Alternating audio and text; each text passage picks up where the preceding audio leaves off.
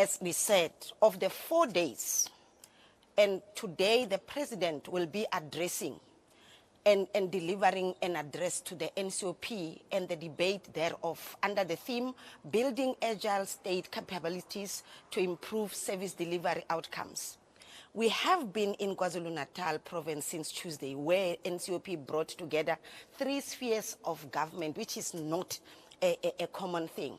National, provincial, and local under one roof to listen to and respond to Ugu District issues raised by the communities here. During the program, delegates consisting of members of parliament, the KwaZulu-Natal provincial legislature and local municipalities visited also several sites and conducted public hearings where members of the public in both areas gave their and raised their issues regarding service delivery. As we are waiting for the President's address with a lot of anticipation and enthusiasm, let us just see what transpired during this week.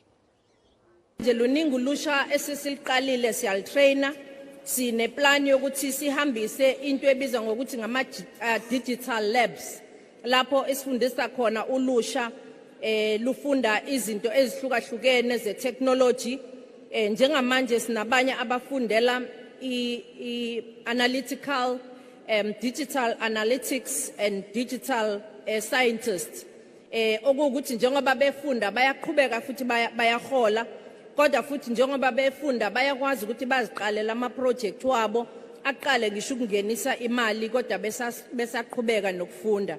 Siyafisa ukuthi sithole ukuxhaseka ngoba uma ngase sigxilise kakhulu lo hlelo sibona sengathi maningi kakhulu amathuba omsebenzi angavela for ulusha lethu ngoba kakhulukazi ukuze ufunde lento zabo IT kwesinye isikhathi awudingi nanokuthi ube no matric izinto ezinjengabo drone pilots into ezinjengabo technology mechatronics lezo zinto nezinto eziningi ezila ku technology asidingi nokuthi uzube no matric siyakwazi ukuthi sithathe ulusha mhlambe olungaqedanga umatric noma olufunda umatric la ngakwazi ukuqhubekela phambili sikwazi kubasiza ukuthi nabo bese bengena kulomkhakha ebese beqala ukuthi bavule awabo amabhizinisi. Sinenkolelo yokuthi uma ngase kusetshenziswe itechnology nakhona la kuhulumeni singakwazi ukuimprove kakhulu iservice delivery. Siyafisa ukusho ukuthi lo hlelo loku esinalo la le District Development Agency lokuthi sikwazi ukusebenzisana singomasipala uhulumeni omkhulu kanye nomasipala siyafisa ukuthi ligxile kakhulu lihlanganisane no operations sukuma sakhe la ogwini nje siyazi ukuthi sinohlelo uhulumeni alethile lokwakha idolobha elishasha sihlangene neAlfred Nzo kanye neHarry Gwala. Siyathemba ukuthi lo hlelo luzohamba ngokusheshsha luphinde futhi lulethe amathuba amaningi einhlobo ezihlukahlukene yemsebenzi kubantu ezinjengalapha ko mining ko agriculture ko tourism kanye nokulethwa kwe-infrastructure eindaweni zethu kulama district esikhuluma ngawo. I-Eastern Seaboard Development siyazi ukuthi nayo ibikwa ukuthi izoba i-smart coastal province ezokwazi ukuthi kuhlomile kakhulu imphakathi yalapho Gwini eHarry Gwala nase-Alfred Nzo. Amadolobha amaningi ke umhlaba wonke sike sibona ukuthi ayathuthuka uma ngabe esebenzisa itechnology nathi la KwaZulu-Natal ukulwa nobugebengu ifakiwe itechnology lapho kuzokwazi ukuthi amakhamera wethu abheke igebengu aphinde axhumane nalapha yakuma call center lapho kubhekakela khona imoto ezintshontshiwe kanye nabantu mhlambe abafunwayo ngenxa yokugebengu abafunelwa bona. Ngiyabona mphathi wohlela ukuthi sewuyangivala kodwa kokugcina mhlambe esifisa ukubeka lapha ekomitini ukuthi siyafuna ukuthi sizakale singomasipala kanye nesifundazwe ukuthi abatshali bezimali bafinyelele eindaweni zethu noma ngabe siyazi ukuthi abasezuba khona abatshali bezimali abakhulu kodwa ithina okuzafanele ukuthi uhulumeni asisize kakhulu ukuvula amabhizinisi wethu amancane azogcina sengamabhizinisi amakhulu ukuze sakhe amathuba omsebenzi ukuze sazi nathi ukuthi sigcine sesiney'mboni zethu esikwaziyo ukuthi sizisebenze njengabantu abamnyama. Siyafisa ukuthi ngalesi sikhathi singena esikhathini samaholidi silwisane nokuhlukumezeka kwabantu besifazane kanye nabantwana bethu. Siyafisa futhi ukuthi umphakathi nabazali sixhase abantwana bethu ababhala umatric njengamanje ngoba siyabona ukuthi baningi abantwana bethu abangaphansi kwengcindezi njengoba bebhala nje umatric wabo ngenxa yey'nhlobo ngey'nhlobo zey'nkinga ababhekana nazo emakhaya nasemphakathini esiphila kuwona. Uma ngabe singakwazi ukuthi sonke njengemphakathi kuthi labantwana ababhala umatric siba understand ukuthi ibridge labo leli ukuthi nabo babe ngabantu kusasa, bayadinga ukuthi baxhaseke ngayo yonke indlela, bayadinga ukuthi baboniswe ukuthi noma ngabe udonsa kanzima kodwa umphakathi wonke, umndeni wonke ubaxhasile ngokuthi baqhubekele phambili. Ngalamazwi ke mphathi wohlelo sifisa ukuyibongela. Ngakosicela ibridge eweza isilungiselwe lona. Sicela sifakelwe itiyela ukuze silungiselwe. Sinamabridge kamabili. Ibridge eliseweza elinye ibridge moya eLukhuzini. Moya eHafleni high school. Kuyinkinga kakhulu kothisha, kunzima ukusebenza. Ngiyabonga. Sithanda ukuthola incazelo ngetiyela ebekumele liqale kaMadlala ngoJune kodwa langaqala asazi ukuthi kubambeni ngoba esisakuzwile ukuthi bese kusela ukuthi kwenziwe iadvertisement ngalo bese ngabo October liyaqala liyakhiwa kodwa akaqali lutho. Okunye engithanda ukudlulisa ngicela ukudlulisa lokhu kaKhonkolo esinawo sike saba nohlelo esiba nale endaweni safakelwa uKhonkolo kodwa inkontrakt ebeyisifakela yavene yawufaka waba uhafu okwenza ukuthi manginethile izimoto singakwazi ukuhamba kahle inkontrakt mayizama ukutholakala ayisaluntuza sisakwazi ukuyithola ukuthi izolungisa. Igama lami ngumlondi wakaNgcobo ewa 34 kwaNyusu ngaphansi kwababa uKhansela uNzama. Thina besicela itiyela elizosuka ku D1084 lize liyophuma lezansi kwisection yesibili yakanyuswa okuyisemahlabathini. Lo mgwaqo lo usebenza kakhulu, uhamba nama tourist lo mgwaqo asuka phesheya besuke bezengale ezansi leKhiland, akhambeki makunetha nhlobo. Amabhasi akunyakazi lutho makunetha. Besicela nje indaba yakanyuswa niyithathele phezulu. Phinde futhi ngicele ipark nento zokujima for youth. Sicela ipark nento zokujima, insimbi zokujima. Sicela amabohole ezikoleni, awekho amanzi ezikoleni. Bese sicele library, sicela ilibrary kwaNyusu. Asinayo ilibrary, kunzima ukuthi senze umsebenzi. Besiphinde futhi sicele kunendawo ekwenza umgidi wezintombi khona kwaNyusu kuthiwa isentabeni kababa uGazi. Besicela ni attend le ndawo leyana, cela lesasakhiwo nisibhekelele, cela nisilungise ngoba izingane mazize khona emgidini wezintombi zigcina sezicela ukulala esikoleni ngenxa ukuthi indawo ayikho ukuthi bakwazi ukulala bonke abantu ozobe khona. Ngiyabonga kakhulu.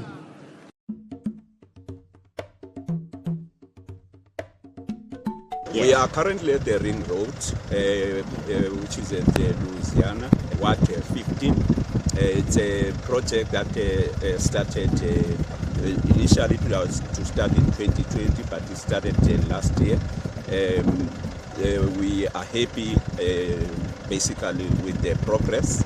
The target for the completion is on the 9th of December. We hope that the contractors have given us assurance that they will be meeting the target. This pipe that you see here is an extension of the pipe that is already existing, which is connecting to make sure that there's no water that flows between the community. So we want to take it outside the community. So that's the purpose of this pipe. It's not that we still have to excavate on the road.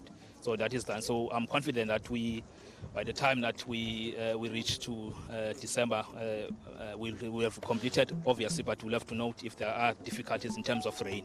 So that's the only fear that we have. But also, as I've cited, that some of us SMMEs, or this is the work that was reserved for SMMEs, some of them have not performed well, but we are trying all our means to assist them to make sure that we finish on time.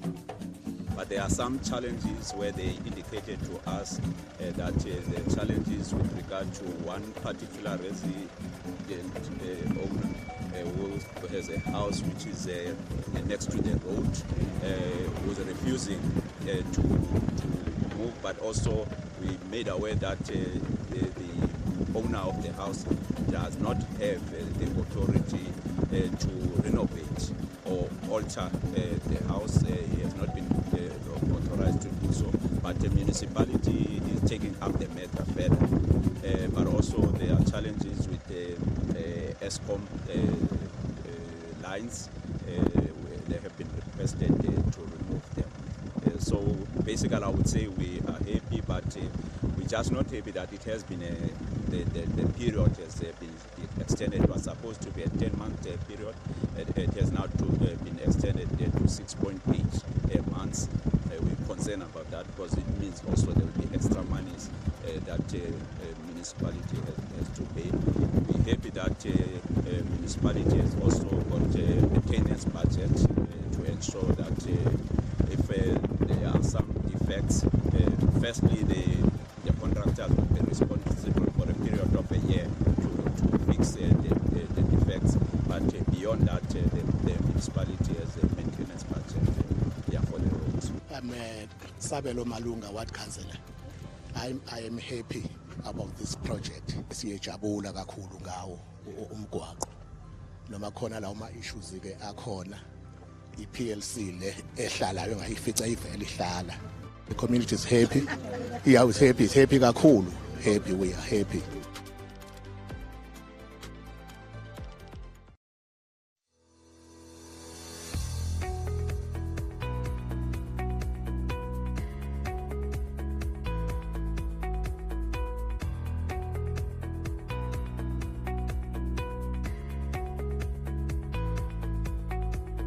We are here as delegates coming from National Council of Provinces because we take Parliament to our people. We are happy up to so far since we are here this morning to do our oversight to this project. The other challenge that we have seen is just to talk to the project manager to make sure that they communicate with other stakeholders like communities and business so that at the end of the day, the project will move swiftly.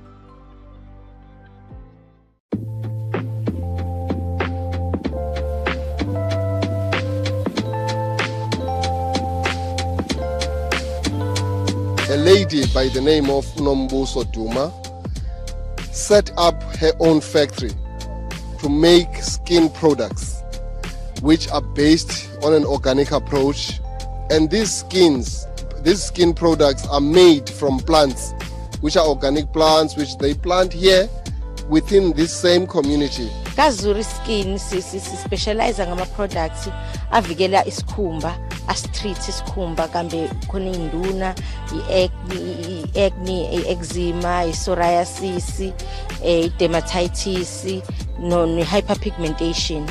Ama products wethu akuve effective ekuthutheni lezo inkinga zesikhumba, a hypoallergenic ama products wethu, akanalo nephunga, a dermatological tested as well. Well, this story actually fits within the strategy of the Parliament, particularly the 6th Parliament, because it talks to the triple challenges that we are facing of inequality, poverty, and unemployment. If this business grows, certainly it is going to ensure that it employs more people.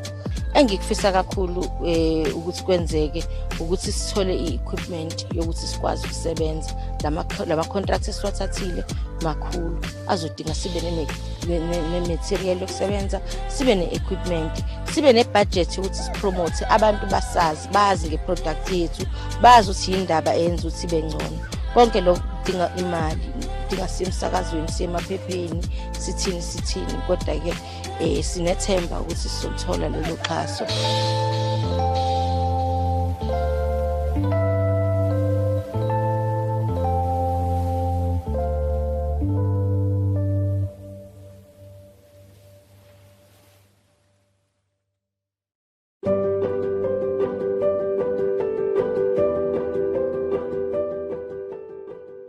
We are in KZN, in the area of Lower South Coast. We visited one of the project rectification plant, a site, Ekamalake, Section A. We received a presentation from the department about this project that they started as early as 2016. It is just, they are about to complete the project. It's almost 4 houses that has been outstanding, and but they had to take us. If this is what they've shown us, is what they regarded as the best, we are very disappointed.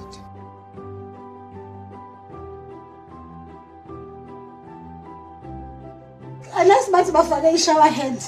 Nifake nje. Hayi bayihead, it's fine. Uyabona ukuthi akho mahluko. Ngodlela likhona. Even napha ayenziwa. Hayi ngibona manje. Ukhonjwa nale shower kufanele bafake amapipe la ehamba khona. Bafake ikhanda. So even the pipes bezikade zikhona. So what they did, bafike bapainter. Khona bafika painter. Bafaka nakakuhle bafaka inhloko bagqiba bathi benzile. In the house, this project is all about removing all the asbestos, the old asbestos that were there. Either they put in tiles or they put in new roof. Even the APR is also recommended, especially in this house. It's called APR. Well, in terms of the project, members, they said they are happy about that, but in terms of the work itself, it's very disgusting. We could say that the toilet were not properly done. You've got the walls that they've painted instead of putting tiles in it. Now the paint is starting to peel it off, and there's a lot of shoddy work that has been done inside. So honestly speaking, the only thing that they've done properly is it might be the roof. The rest of the other part of the project is very weak. I've looked at the door as well in the main entrance. That door is of a very poor quality. Within 3 months to come now, and especially this rainy season, it will be just went off. Because it's exactly the same. If inspector is saying it's not supposed to be like this. This one want to be demolished. Yes. We now in the one of the sites for the house that it need to be demolished. There's nothing that the department have done here. But if you compare this house, this is a house that they've never touched anything. Through plumbing and everything else. Even this one is much better than the one that they said they've just renovated. So I wanted the department to come and see what is happening inside. Definitely I need to engage the minister to come and see one of these 2 houses and compare the 2 houses. You will see by yourself.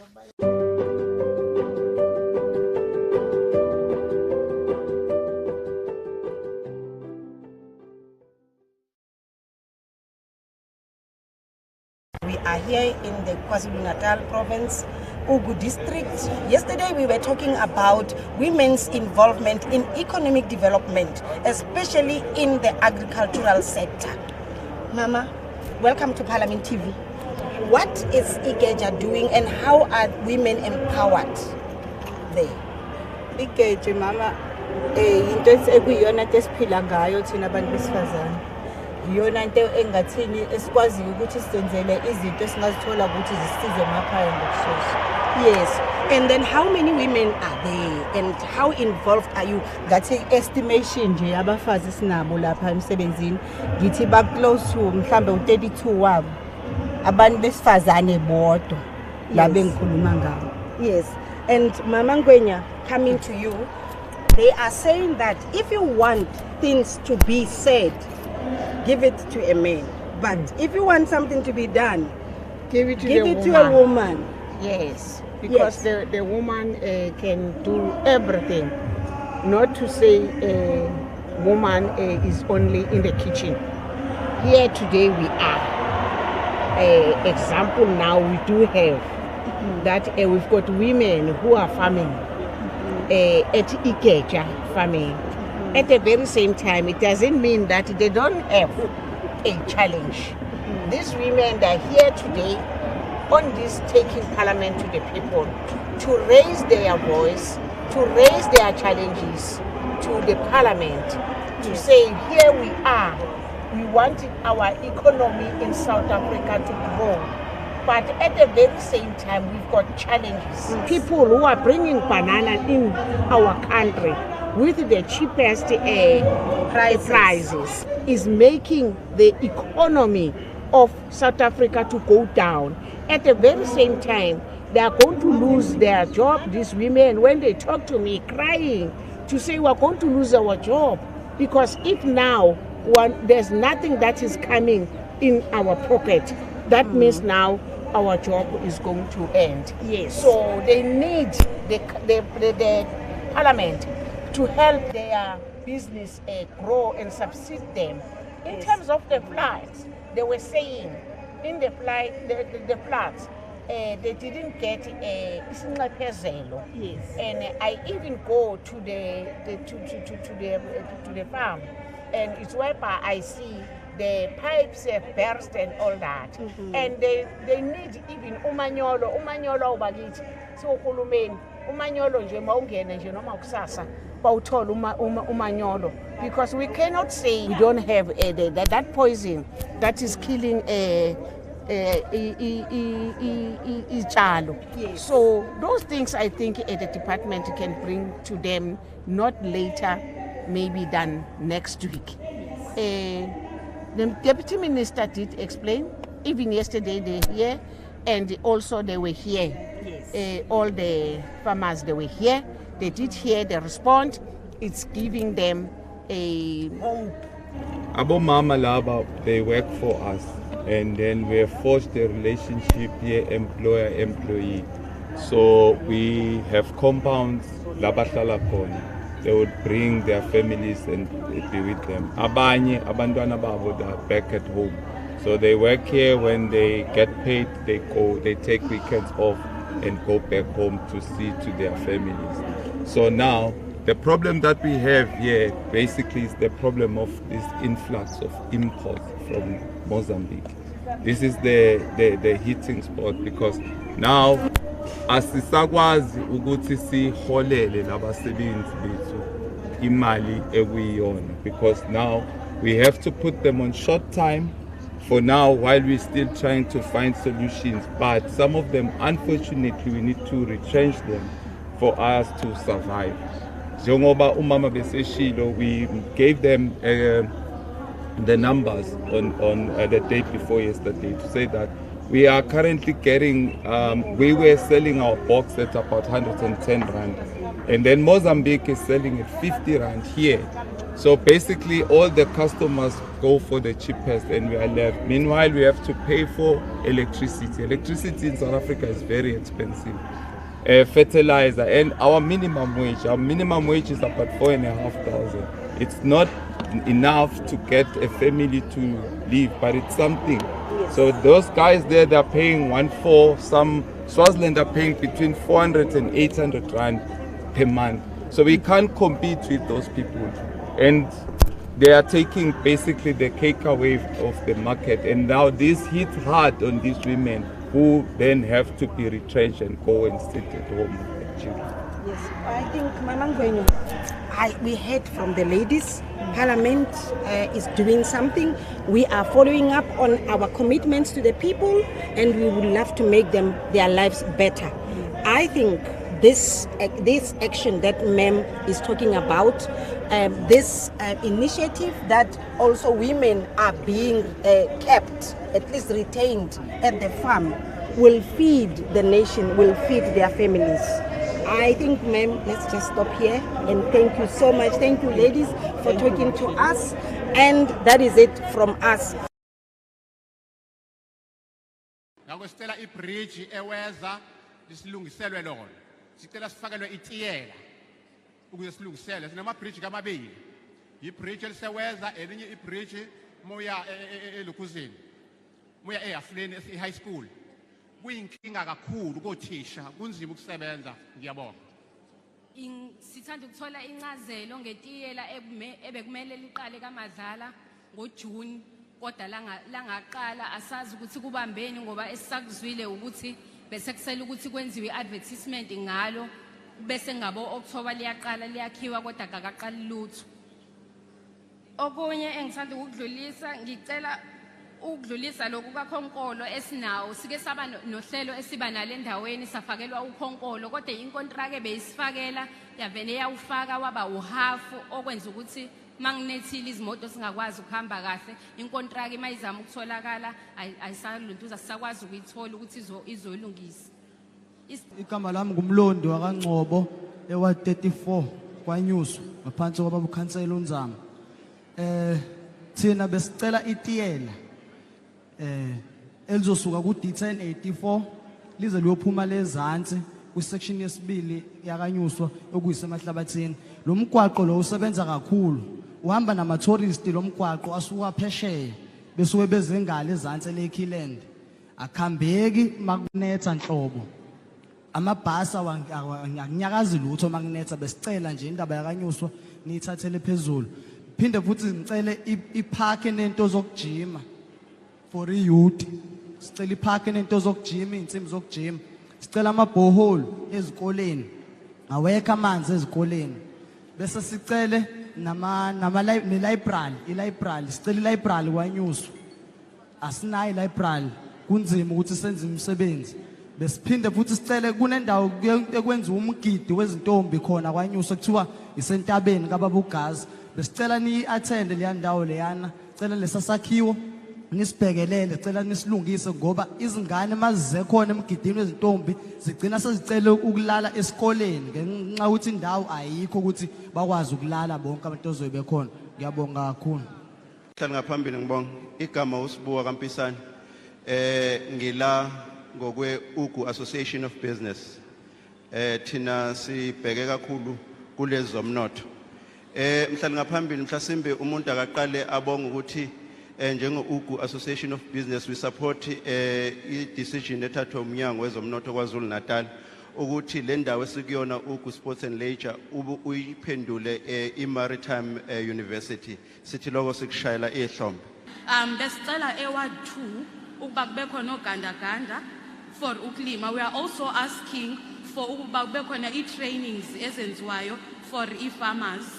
For abantu abatyalayo ba train because we have a lot of people that are staying emakhaya with no training but imihlaba ikhona. We also want to ask ukuba eward 11 sibhekelelwe nathi ngezinto zokutyala sibhekelwe imihlaba and ugovernment to contribute into that sitrainelwe abantu. Thank you so much and ndiyabonga ngokufumana i-opportunity to pass indaba yomntwana utshonileyo that has not even been addressed here nge-pumping station ezishiywe deliberately ezibonwayo endleleni. Tomorrow we are burying a child because of that. Thank you.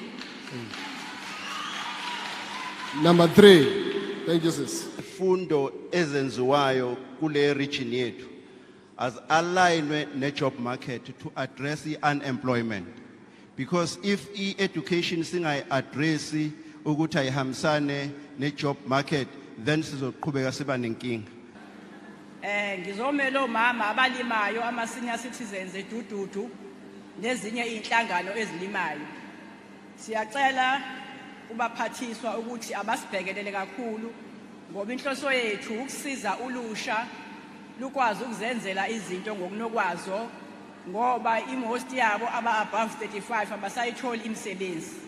So kuyafuneka bazama ukuzenzela izinto. Siyasebenza somama asinakiwe edududu. Nala silima khona kubiyiwe. Uma sesilimile sesivuna sidla nale ngane ezuvazi. Ngiyasaba ukusho ukuthi amaphara kodwa ayiwona. So manje siyacela sinakekeleke somama abadala esizama ukulima ngalendlela.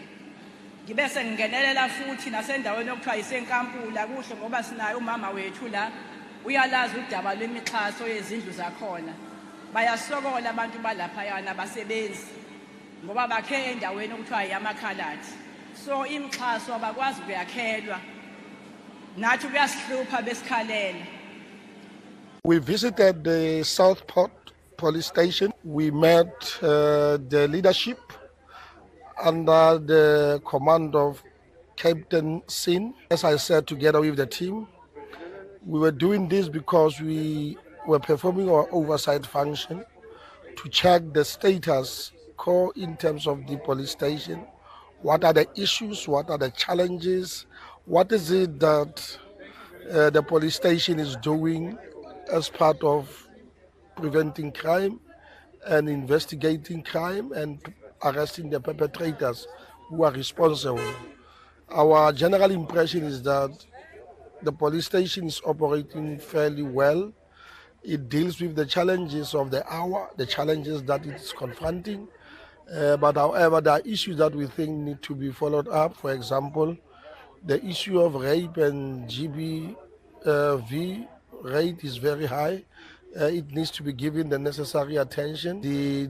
Some policemen have got to log their pocket books and ensure that it is up to date, that we need to ensure accessibility of the roads in respect of conducting crime.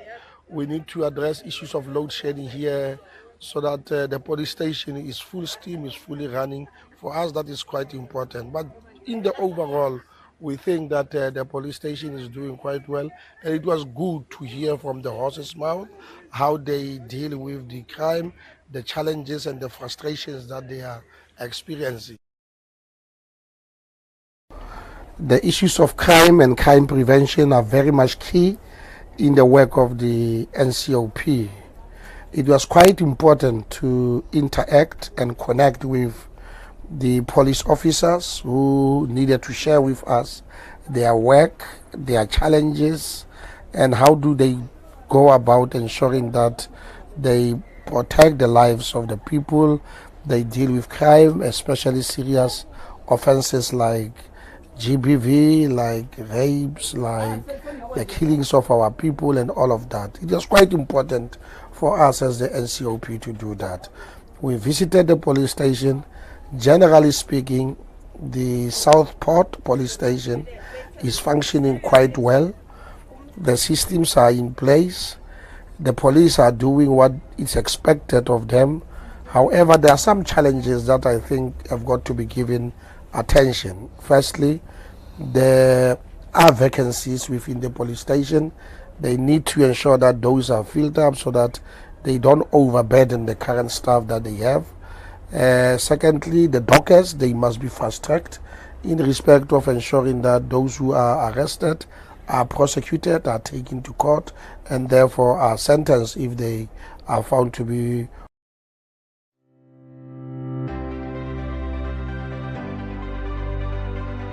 I'm part of the site visit that has gone to Margate Airport as well as the Ring Road. At Margate Airport, we have seen that there's a potential in terms of the growth of the airport. Currently, it has 35,000 passengers. The aim is to move it to about 85. There are discussions between the Margate Airport, the municipality, and the airport company of South Africa, AXA, as well as other stakeholders such as the Department of Transport in the province, as well as the Department of Transport National, to come in and assist the airport.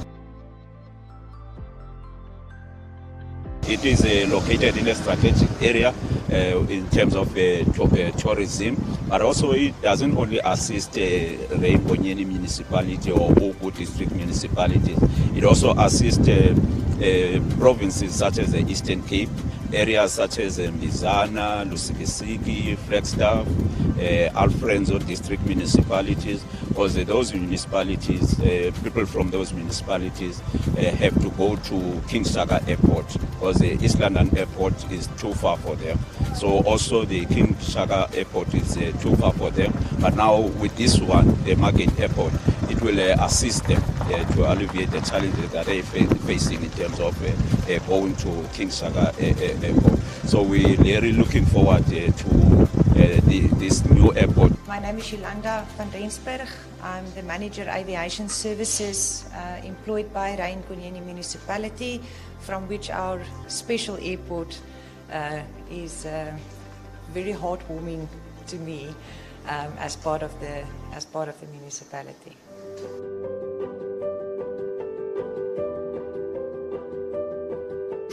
Soon, within 2 months, we realized what big demand there is from our region to fly to our Tambo, and gradually the airline introduced more daily flights, which ended up at twice a week, then 3 times a week for 2 months, and then thereafter I realized, no, we need to have daily flights from our Tambo to Margate due to the booming demand that we experienced at that time. I can, however, also mention Margate Airport is a seasonal airport. Although we are throughout the year constantly busy, during public holidays, school holidays, long weekends, we receive extra flights coming to the airport, people visiting this tourist destination, and then whereby the scheduled flight service provided by CEMET, they would then have 2 flights per day. Also, we have noted some challenges, particularly that relate to non-compliance. Very concerned. It's a matter that will also be taken up. We'll make a recommendation to the chairperson of the committee to invite CAA so that they tell us what is it that how they could assist the airport to comply with these processes that govern the aviation industry.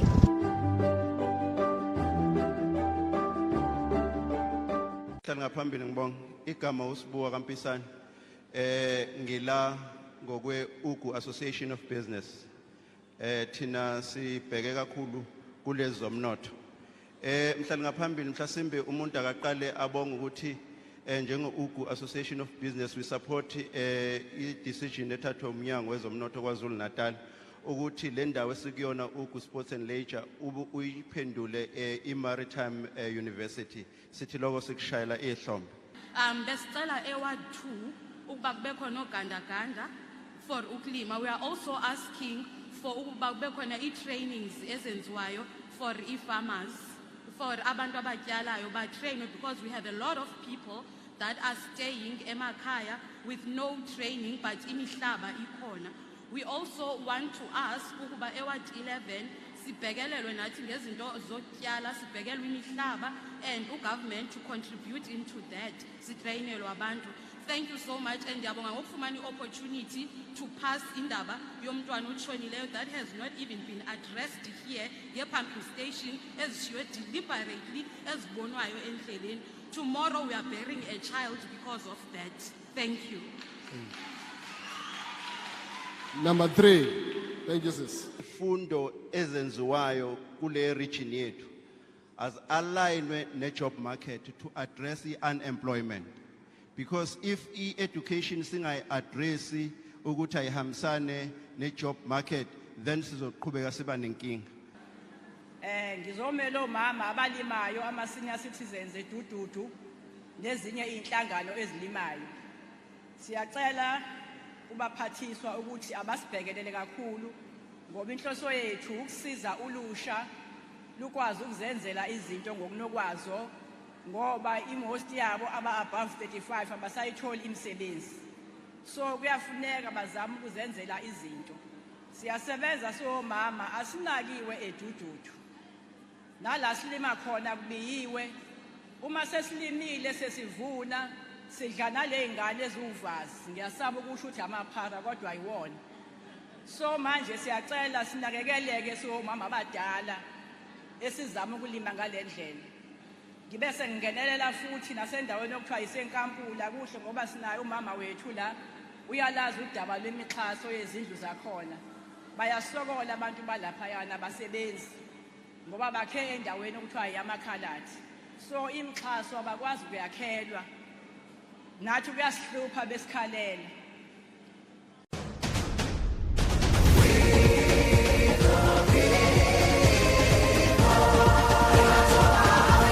Building our great South African nation together. The Parliament of the Republic of South Africa consists of two houses, the National Assembly as well as the National Council of Provinces. The National Council of Provinces, or NCOP for short, is constitutionally mandated to ensure that provincial interests are taken into account in the national sphere of government. The NCOP is uniquely placed to reflect the diversity of our society and to synthesize the experience of those spheres of government charged with the great bulk of the task of implementing the country's national program of fundamental change, close quote. This is done through participation in the national legislative process and by providing a national forum for consideration of issues affecting provinces. The NCOP also ensures that local government concerns are represented at the highest level. The NCOP consists of 9 provincial delegations nominated by the provincial legislatures and a delegation from the South African Local Government Association, or SALGA for short. Each provincial delegation has 10 members made up of 4 special delegates drawn from the provincial legislature, including the Premier of the province or a person designated by the Premier as head of the delegation. These delegates may change from time to time. In addition to that, there are also 6 permanent delegates. This means every province is equally represented in the NCOP. Similar to its counterpart, the NCOP has office bearers who are responsible for overseeing the duties of the House. Chairperson and 2 deputy chairpersons manage the work of the NCOP and preside over debates, making sure that delegates can speak freely while remaining within the rules. Of the 2 deputy chairpersons, one is a permanent deputy chairperson who is elected for 5 years, while provincial premiers take turns being deputy chairpersons for a year. A provincial whip organizes the work of each provincial delegation. Parties with at least 7 permanent delegates and who do not have members functioning as provincial whips are also entitled to a party whip. The NCOP considers, passes, amends, proposes amendments to, or rejects legislation. It must consider all national bills. The NCOP has oversight of the executive within its role as the representative of the provinces.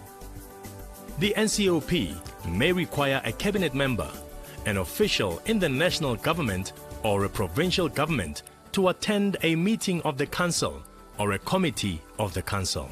The NCOP also conducts oversight visits to the communities in order to ensure that they get direct information on the needs and challenges of the people. All these efforts to make your future work better.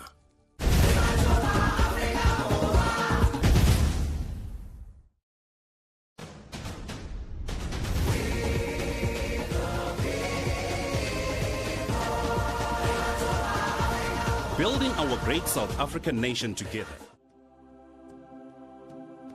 The black rod is the symbol of the authority of the chairperson of the National Council of Provinces. It derives its name from the ebony wood from which the rod is traditionally made. It is carried by the usher of the black rod in the ceremonial processions, such as during a sitting of the house. It is placed upright next to the presiding officer's chair as an indication that the house is formally in session. Similar to the mace, it resembles a nopkiri, an African symbol of defense, authority, and leadership. The black rod stands at a length of 1.1 meter and weighs 8 kilograms. The protea at the head of the black rod is South Africa's national flower. It has 2 rows of 9 handmade 18-karat gold leaves, each representing one of the 9 provinces. The inner core of the protea is made of pure silver and is finished in oxidized silver. The supporting disc below the protea is made of ebony and is connected to the shaft of the rod by 18-karat gold struts. Below the protea is a section of beadwork, which represents South Africa's diverse people and its rich cultural heritage. The shaft of the black rod is made of ebony. The South African coat of arms, made of pure silver and finished in color vitreous enameling, appears twice on the shaft. The shaft is also inlaid with 18-karat gold strips. 2 sets of clasping hands engraved by hand in 18-karat gold also appear on the shaft and symbolize freedom, peace, and cooperation. The national flag appears 3 times on the shaft. The flags are pure silver and are finished in vitreous enameling. 6 gold rings on the shaft of the black rod are made of 18-karat gold. When the National Council of Provinces is in session, the black rod stands in a drum. The drum is a symbol of the African tradition of using drums to call people together for a meeting. It is also symbolic of South Africa's achievement of democracy through dialogue. The drum is made of yellow wood and the top is covered in springbok skin. Encircling the drum is a pure silver band engraved with images of rock paintings. Placed over these images are further images depicting elements of South Africa's 9 provincial coats of arms in colored vitreous enameling. From the northwest is a calabash gold. From the Free State is a cluster of Orange River lily flowers. From the Northern Cape is a thorn tree. From KwaZulu-Natal is the Strelitzia flower.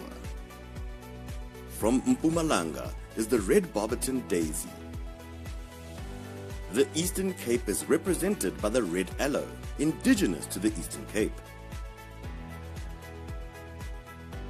The Limpopo province is represented by the baobab tree. From Gauteng is the chemical symbol for iron. Lastly, the Western Cape representation is a bunch of grapes. All these come together to epitomize the unity that this nation represents.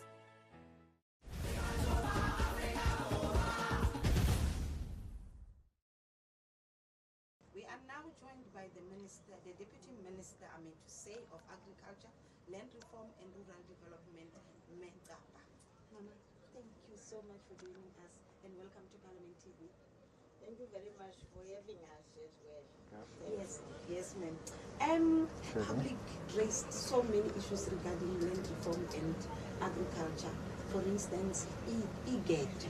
You were there also yesterday.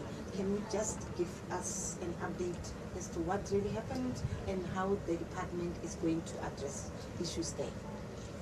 Definitely the problems that the farmers, especially emerging farmers, at Ikeja, where we went to meet them, which is supposed to be a farmer protection support center, but it is in a very bad shape because it has not yet been renovated.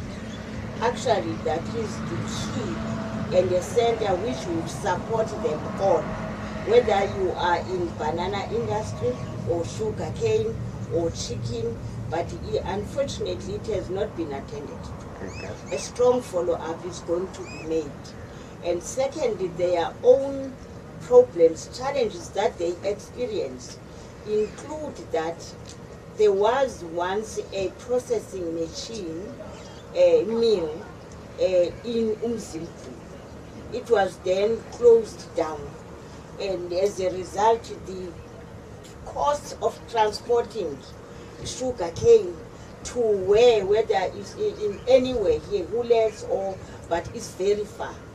And therefore it affects their own production because it sometimes rot without having reached the processing plant. The roads become a key challenge because they have to transport it, particularly post the disasters and the heavy rains. The other one is the fact that they produce banana, and banana does not require too much handling. If you want to reach the market, it needs still good condition, including trucks that are meant to actually preserve whatever moisture or temperature when you transport them. That was transport need, road, surface itself, the place which is the packing house. There are no packing houses there. You can see that this is actually a non-starter for any farmer. Yes, the bigger issues, of course, we are a cluster together with trade and industry, agriculture, and all those departments that has everything to do with economic development through agriculture. But without dwelling much on the challenges they have, the plight and the poverty was actually very glaring on rural women who are actually working there. I remember I've just come from Indonesia. There was a G20 focusing on rural women, how much we should empower them and we should be ensuring they don't get such suffering. But if the very employers in the form of farmers have such challenges, it becomes a bigger challenge for those who expect to be employed and paid and taken care of by the farmers. So they were both joined in that discussion. The plight that they were, the pleas that they were making to us as government was all inclusive. And I admit that some change in programs must be followed to address those cries. Yes, some of them have met here because they told us that they would present their cases here, which is very important. And I appreciate that now you are going to amplify this need, because we have to talk about it, we have to address it in the country and in the world, that we do have such pockets of poverty where even those who must help are helpless. Yes, and ma'am, also the floods affected other areas, including the horseshoe project and others. So is the department doing something? Indeed, we are doing something, and fortunately I did visit horseshoe. And despite the challenges and the degradation of the environment, poverty and all, but I want to say that's a beautiful area geographical and environmental. You can run agri-tourism there, yes, very much. But in any way, I want to make this admission. The first program of addressing small producers, farmers, rural, was in place, which spoke about agri-parks, where you would have equipment, that is mechanization, also water, also pack houses with water, so that you can enter that process of washing them, drying them, and then packing them and ready, and also provision of transport that has got regulated temperatures for them to do well. That was agreed. But look at the horseshoe, Ikeja and other areas, the space is too wide. It wouldn't work, because from where you are in a corner, you would have to travel before you get to the pack house. Yeah. You don't play those games with agricultural production. So where I stand is that they then change together with the stakeholders. given that program and that budget and that year, they then said, let's have what we call a farmer production support center, where you would actually gather all the equipment you would require, whether it's potato planter or harvest seed planters and every other thing that is required. And then have its own management. Because one of the weaknesses where you heard everyone calling for a tractor, others saying they do have that they can't maintain, is the fact that when you talk of asset management, it's not about counting. It's also about ensuring that it went through the gate with farmer number 5. Farmer number 5 brought it back. The engineers inspect it, wash it, clean it, oil it, and test if it's in good order for the next farmer to come and take. Where you support yourself with low beds in order to transport them forward, because you can't have in one farm or one center all the implements that you require. And in fact, if you need a plow, it's once. The next one you need is a disc. The next one you need is a planter. You can't therefore say each farmer must have all this, because during the season, each one will be used once. So our appeal and our approach that we stand for together with the province of KZN, I'm very, very happy with the cooperation that we experience with the leadership, the cabinet, as well as our own colleagues. We will ensure that we integrate. Remember, this department has been rural development under a ministry and a minister, and agriculture and rural development separated under a mini, but we need then to be one ministry.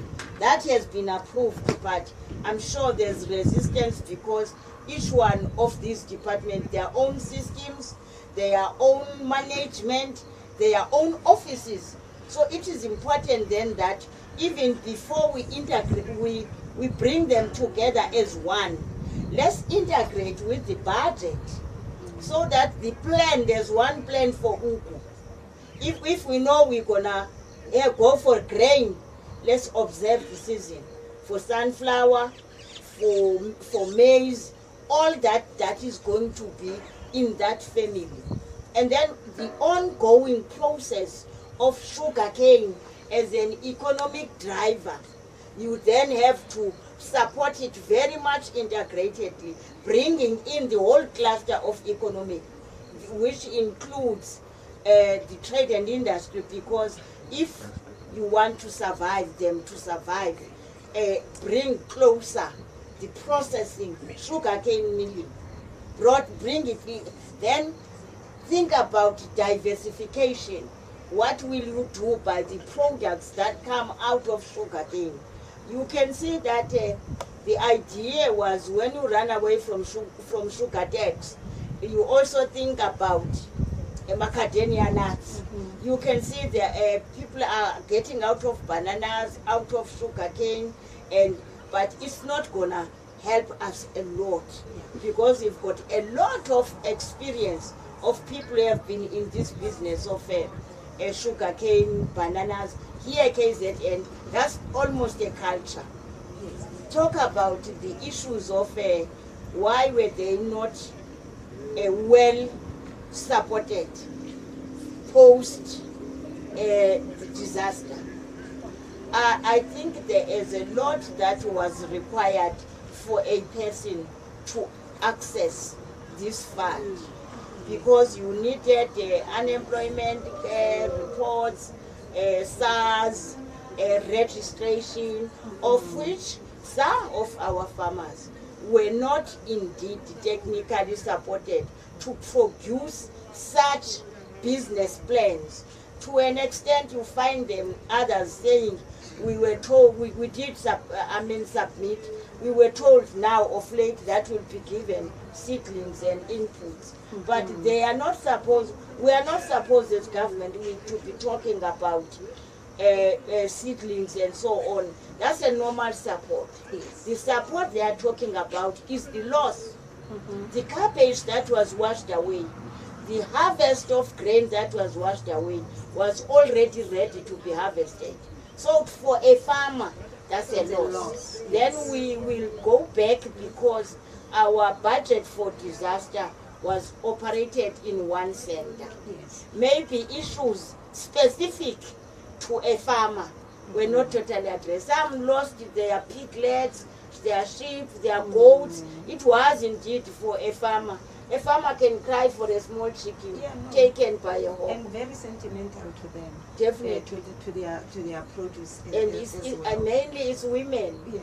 Because rural women engage in agriculture as a way of life and their culture.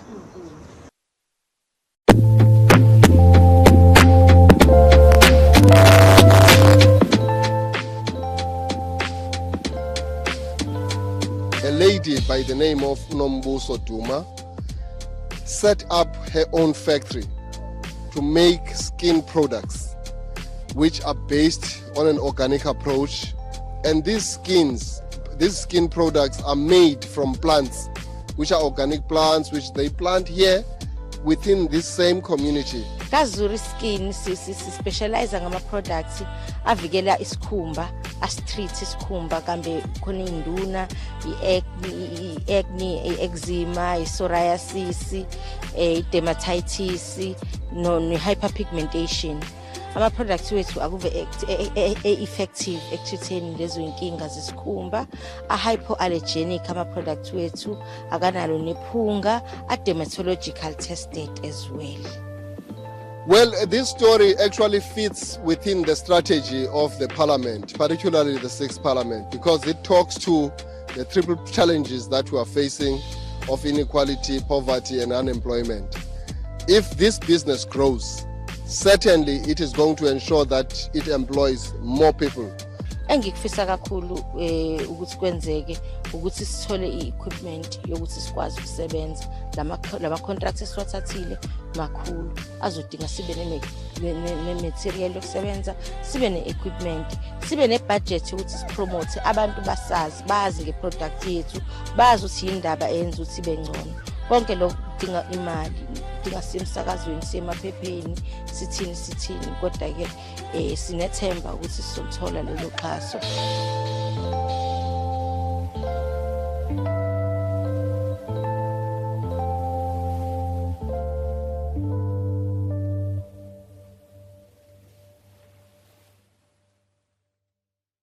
Ngaphambili ngibonga igama uSibuka kaMpisane ngila ngokwe Ugu Association of Business. Thina sibheke kakhulu kulezo zomnotho. Mhlali ngaphambili mhlasimbe umuntu akaqale abonga ukuthi njenge Ugu Association of Business we support I decision ethathwa umnyango wezomnotho KwaZulu-Natal ukuthi le ndawo esikuyona Ugu Sports and Leisure uyiphendule iMaritime University sithi lokho sikushayela ehlombe. Besicela eward 2 ukuba kube khona ogandaganda for ukulima. We are also asking for ukuba kube khona trainings ezenziwayo for farmers, for abantu abatyalayo ba train, because we have a lot of people that are staying emakhaya with no training but imihlaba ikhona. We also want to ask ukuba eward 11 sibhekelelwe nathi ngezinto zokutyala, sibhekelwe imihlaba and ugovernment to contribute into that, sitrainelwe abantu. Thank you so much, and ndiyabonga ngokufumana opportunity to pass indaba yomntwana utshonileyo that has not even been addressed here pumping station ezishiywe deliberately ezibonwayo endleleni. Tomorrow we are burying a child because of that. Thank you. Number 3. Thank you, sis. Fundo ezenziwayo kule region yethu as aligned ne job market to address the unemployment, because if education singayi address ukuthi ayihambisane ne job market, then sizoqhubeka siba nenkinga. Ngizomela omama abalimayo ama senior citizens edududu nezinye inhlangano ezilimayo. Siyacela kubaphathiswa ukuthi abasibhekelele kakhulu ngoba inhloso yethu ukusiza ulusha lukwazi ukuzenzela izinto ngokunokwazo ngoba imost yabo aba above 35 abasayitholi imisebenzi. So kuyafuneka bazama ukuzenzela izinto. Siyasebenza somama asinakiwe edududu. Nala silima khona kubiyiwe. Uma sesilimile sesivuna sidla nale ngane ezuvazi. Ngiyasaba ukusho ukuthi amaphara kodwa ayiwona.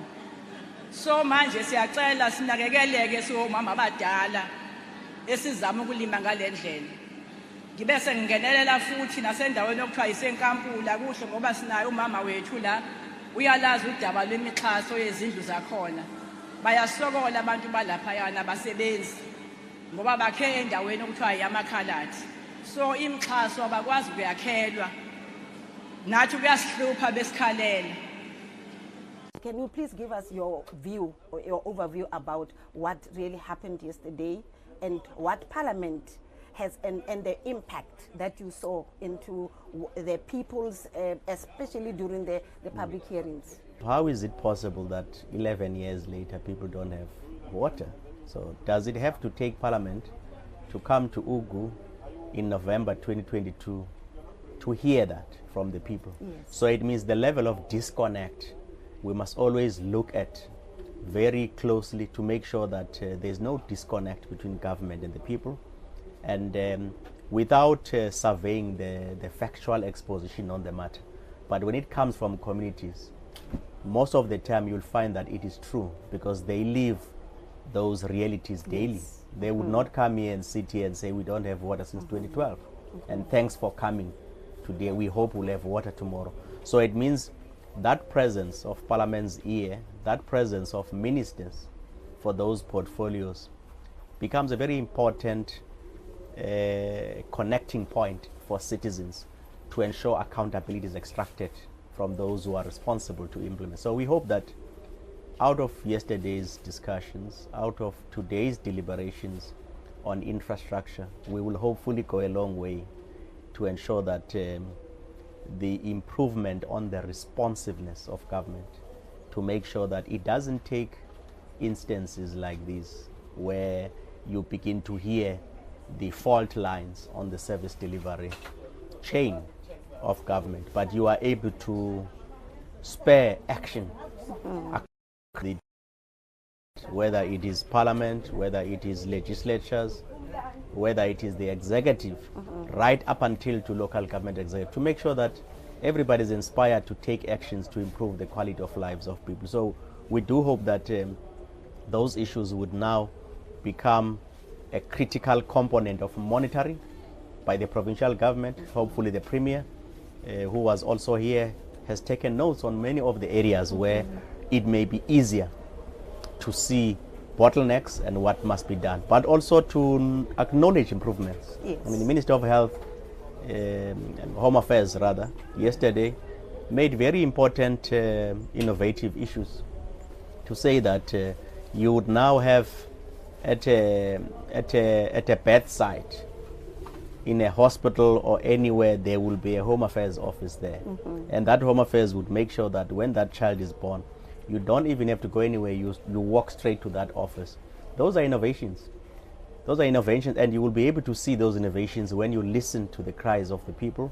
And I think those are important acknowledgements of progress that our government is doing, and they need to be commended around that. So our Parliament's role remains vigilant to make sure that those undertakings are met and brings back regular interface in different areas with the intention that it mustn't take Parliament to drive innovation. It must not take Parliament to spare actions. It must be because when Parliament comes, the executive in all its level must showcase successes. Successes. There will always be complaints, of course, but the predominant overwhelming weight must be about showcasing successes. And that's what Parliament would be excited to see. Do you think we are doing much to make sure that when we come, we reduce complaints from the people, rather people come and praise the executive and everyone? Well, it's a matter of approach than anything else, because Parliament's administration exists for one purpose only: to assist members to discharge their responsibilities as outlined in the Constitution And ours is to make sure that they are armed as much as possible with the right information. And that entails investing significantly on research. Yes. Our ability to do research, and research not for the abstract purposes, academic research, but to be able to say, when we say there's parliamentary offices in Northern Cape, Northwest, or anywhere, what are the issues that we pick up on the ground? Are we sitting to wait for people to walk through our offices? Or are we able to go when there's a payment of social grants in Kuruman and be there when that truck of SASA comes? Yes. Observe how people are treated in those areas. Hear their complaints, silently record. That's research. When the Portfolio Committee on Social Services meets, you must be able to say, we have sampled 4 or 5 sites of delivery, just quietly, and there was no parliament with the people. It's us as an office. Are we able to do that? The same thing to happen for researchers for health.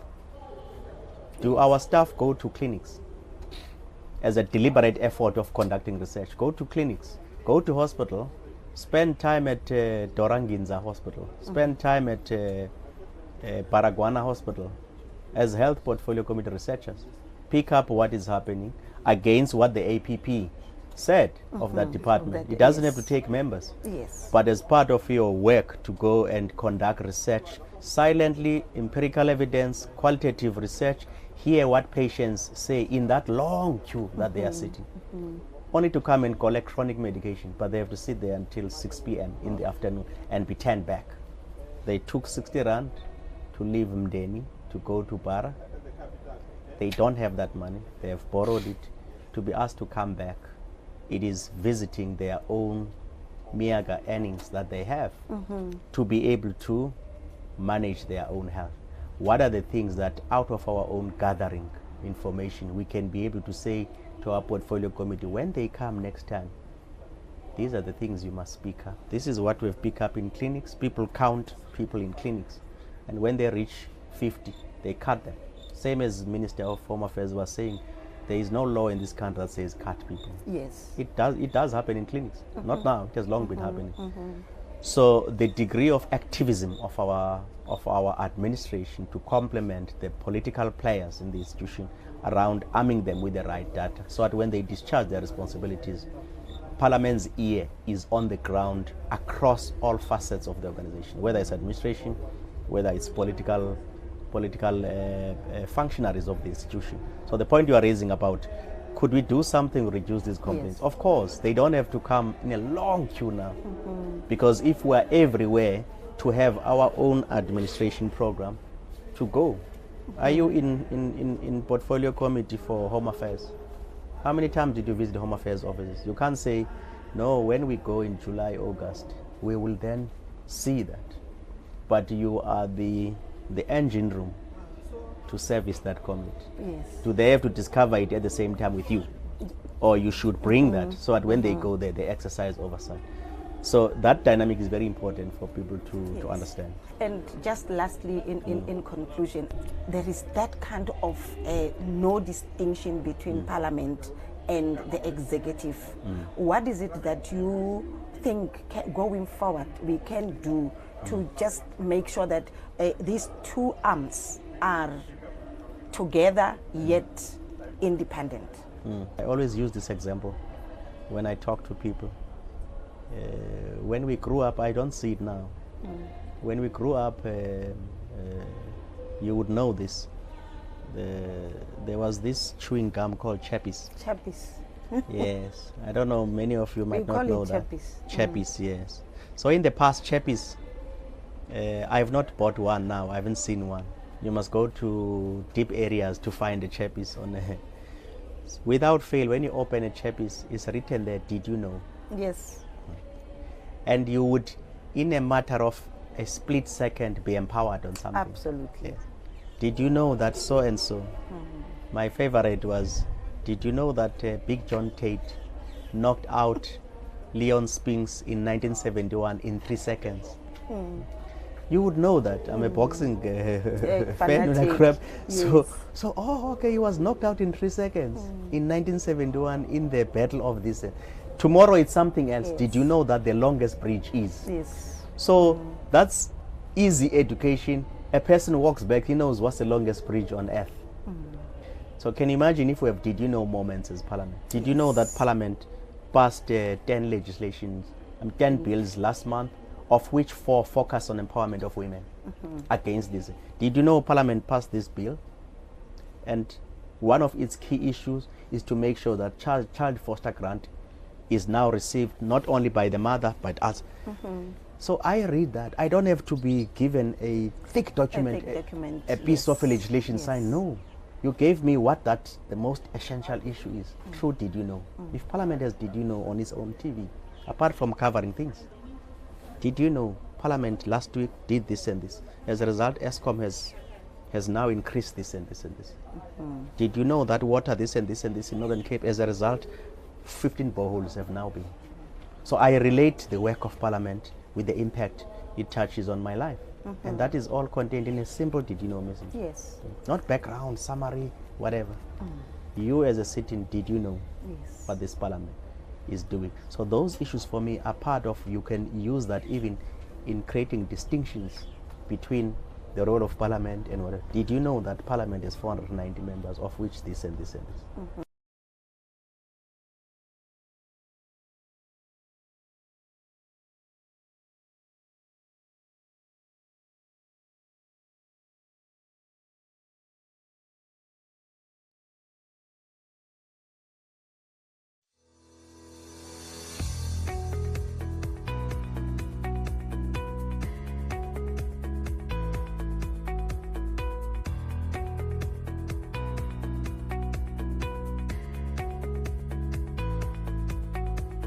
We are here as delegates coming from National Council of Provinces because we take Parliament to our people.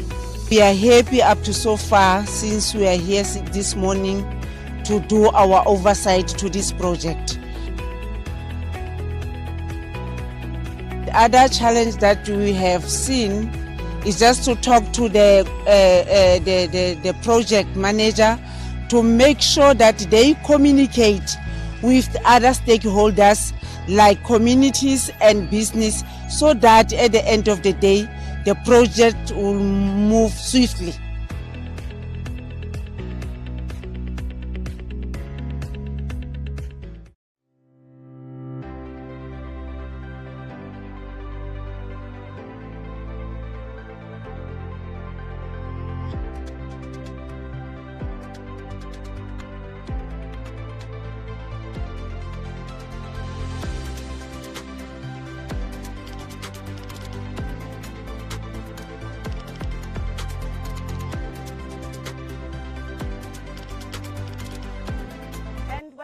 Again,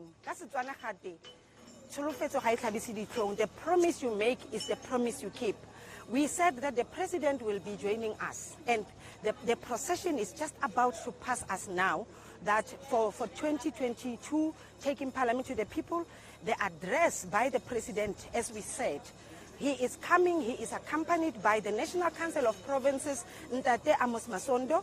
He is accompanied also by the Deputy Chairperson of the National Council of Provinces, Ms. Sylvia Lucas.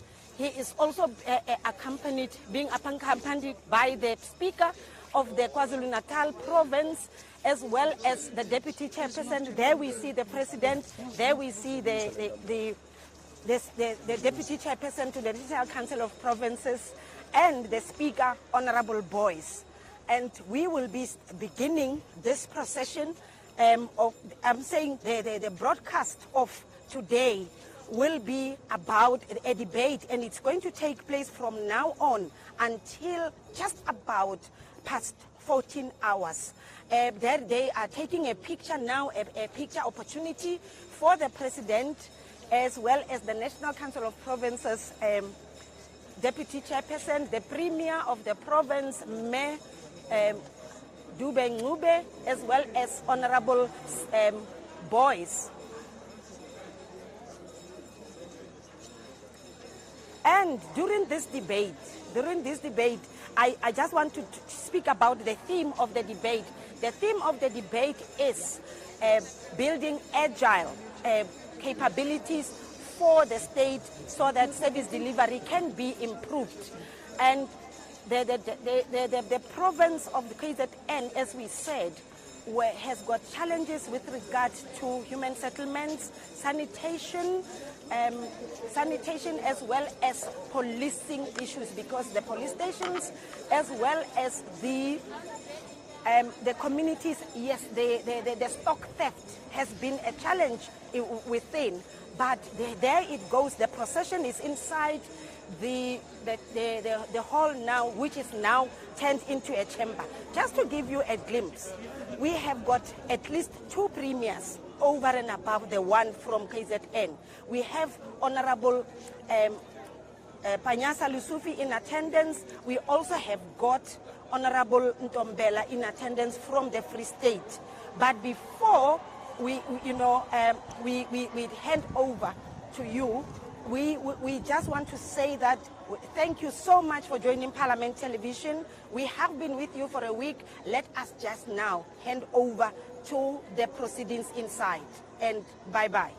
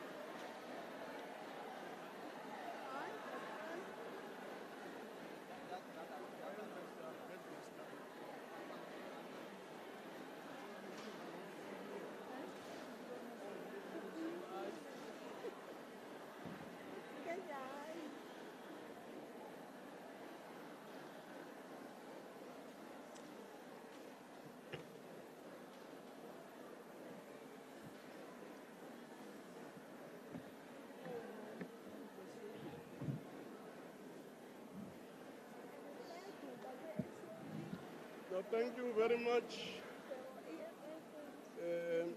In keeping with our tradition, I now bow to my right and bow to my left. And having done so, I request all delegates to observe a moment of silence for prayer or meditation.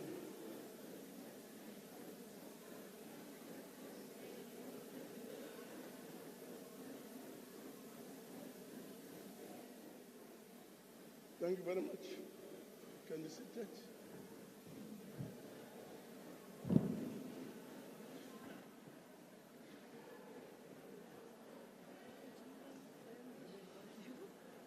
Please allow me at this point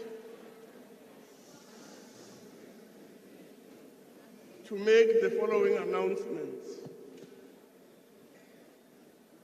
Firstly, that the hybrid sitting constitutes a sitting of the National Council of Provinces, that delegates in the hybrid sitting enjoy the same powers and privileges that apply in a sitting of the National Council of Provinces.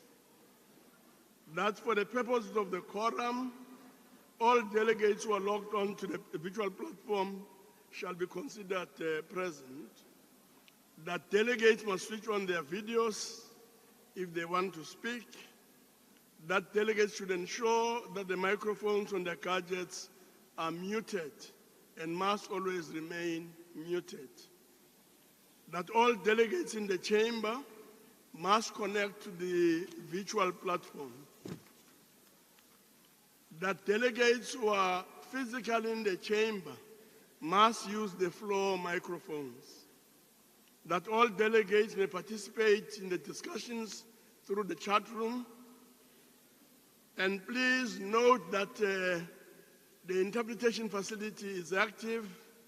Permanent delegates, members of the executive, special delegates, and SALGA representatives on the virtual platform are requested to ensure that the interpretation facility on their gadgets are properly activated to facilitate access to the interpretation services. Permanent delegates, special delegates, SALGA representatives, and members of the executive in the chamber should use the interpretation gadgets on their desk to access the interpretation facilities. I've also been informed that there'll be no notices of motions or motions without notice. So, honorable delegates, no notice of motions or motions without notice. Before we proceed, I would like to take this opportunity to welcome the President of the Republic, the premiers present, MECs, SALGA representatives, and all permanent and special delegates to the sitting. So without further ado, we shall now proceed to the address by the President of the Republic of South Africa as reflected on the order paper. I now call upon His Excellency, Honorable Cyril Ramaphosa, President, to address the House. Honorable President.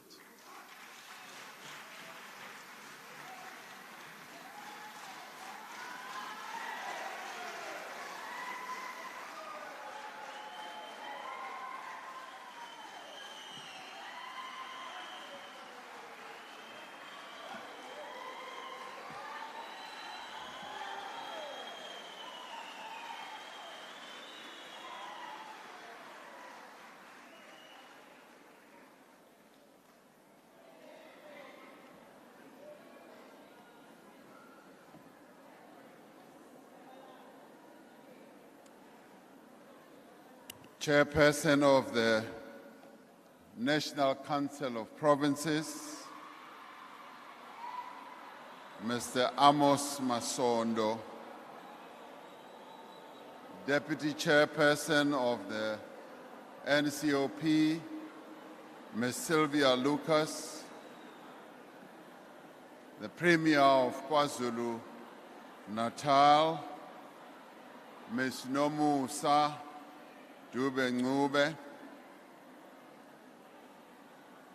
honorable members of this honorable House, ministers and deputy ministers, premiers, MECs, executive mayor of Ugu District Municipality, other mayors who are also here, representatives of SALGA, Honorable President, just for a minute. Representatives of various political parties. I would ask the President, Honorable President, just to take a seat for a second.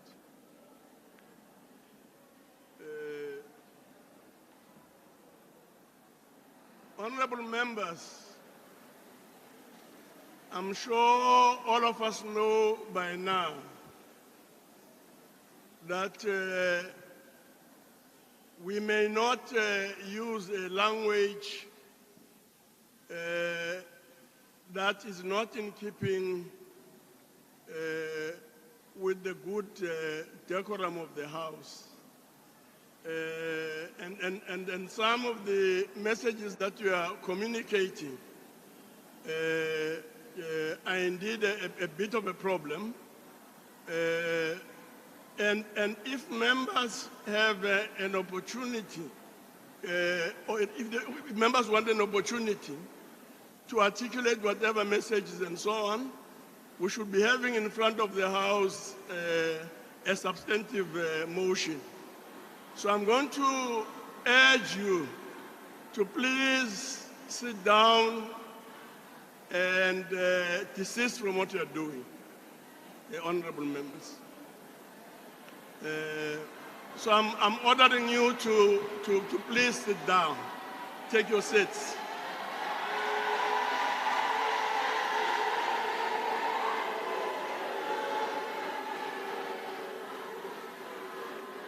Honorable members of the EFF,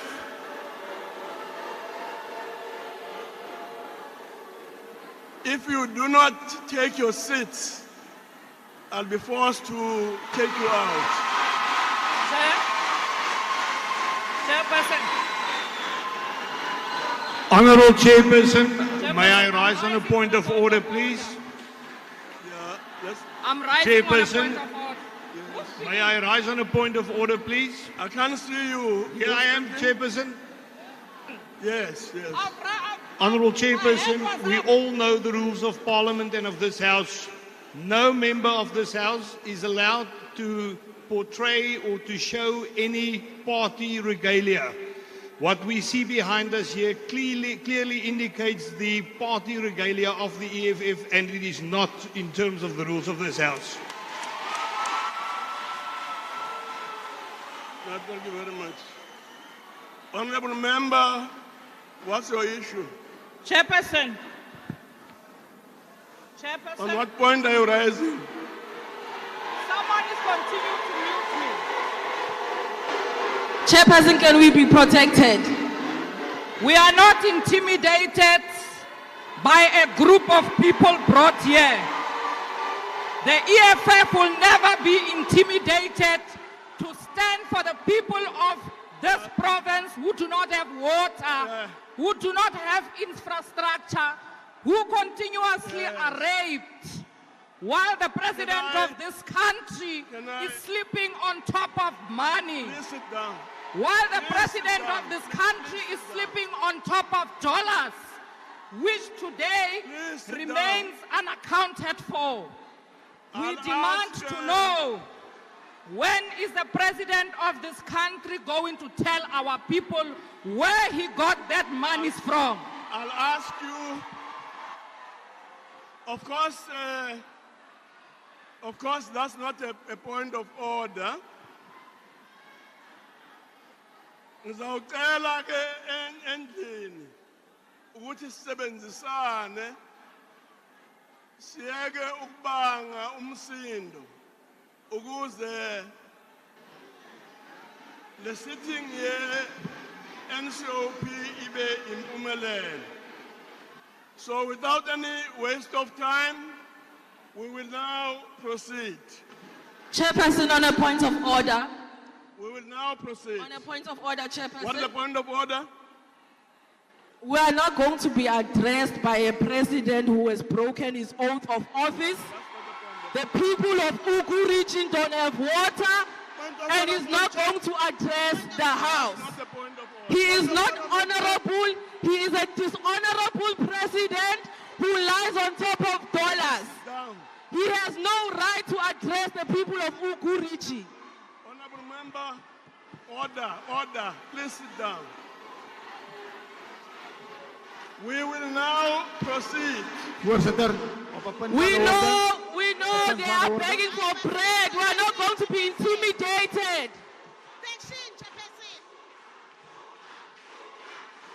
We have the right to freedom of speech. We have the right to express ourselves in this house. We have the right to express ourselves in this house. Akekho umuntu onelungelo lokuthi asukume akhulume ngingazange ngisho njalo njengosihlalo we-NCOP njenge-presiding officer. So I'm not allowing you to speak. I'm not allowing you. So you are going to suppress us? I'm not allowing you to speak. So you are going to be suppressed? I'm not allowing you to speak. Thank you very much. Let's proceed, President. Voorzitter, op een punt van orde.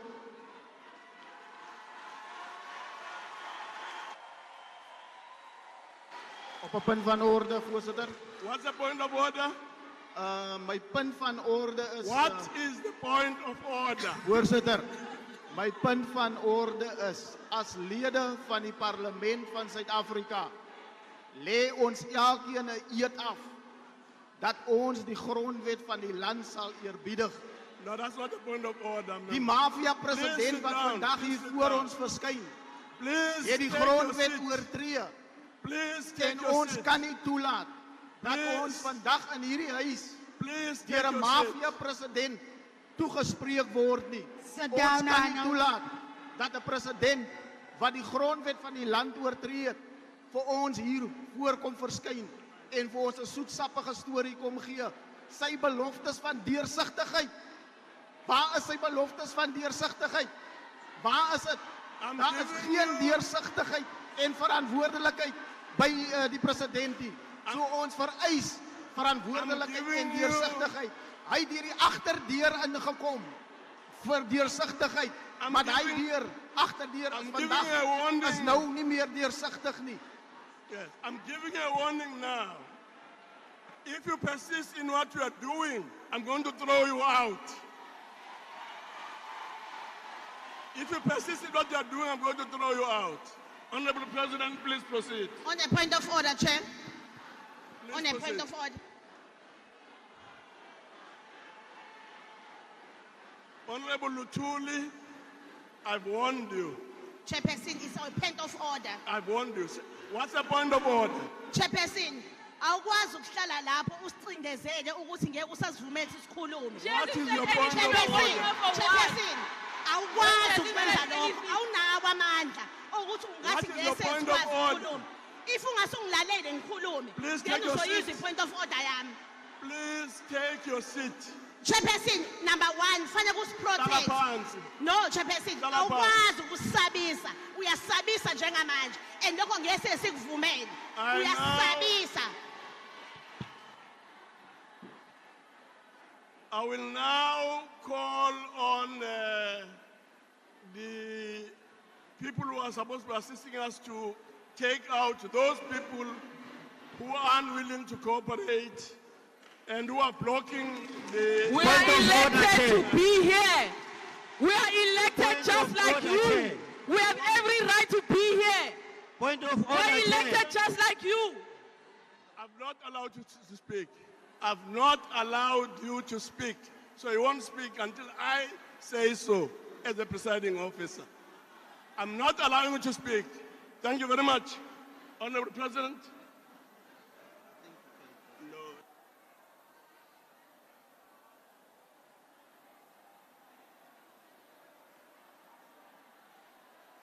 No, thank you very much. We'll now proceed. Sawucela umongameli aqhube nenkulumo yakhe. Kuwa umongameli, yes.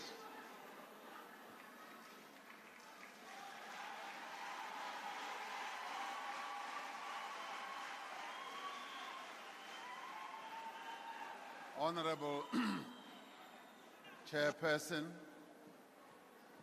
ngiyajabula kakhulu ukuba la KwaZulu-Natal.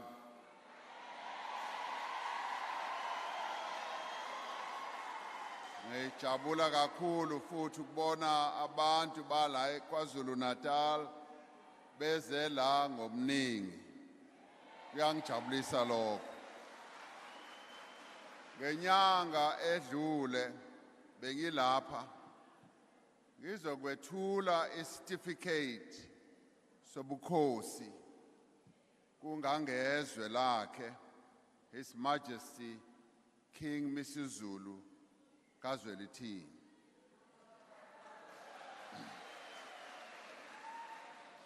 Izolo bekusuku lami lokuzalwa.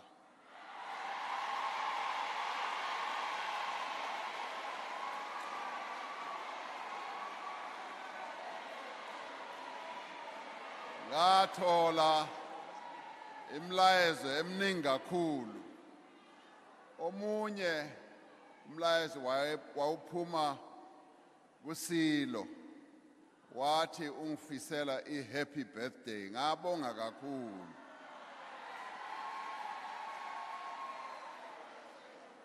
Savumelana noBayede ukuthi sizosebenzisana ukuletha intuthuko esifundazweni sala KwaZulu-Natal.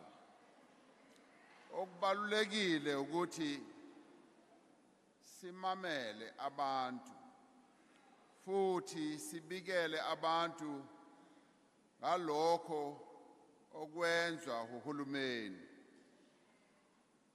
ukwenzela ukuthi sikwazi ukuthuthukisa impilo zabantu. Ngijabula kakhulu ukuthi iParliamente ize la eUgu ukuthi sizomamela kahle ukuthi abantu baphila njani, bakhala ngani, izidingo zabo yini na. One of the most important ways in which we are doing this is through the program of taking Parliament to the people of our country. This is the key outreach program of the National Council of Provinces.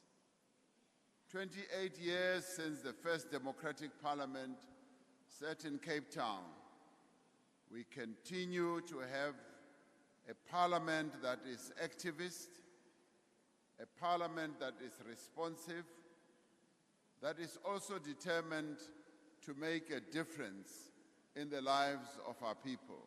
This week, taking Parliament to the people has come here in this Ugu District for the first time.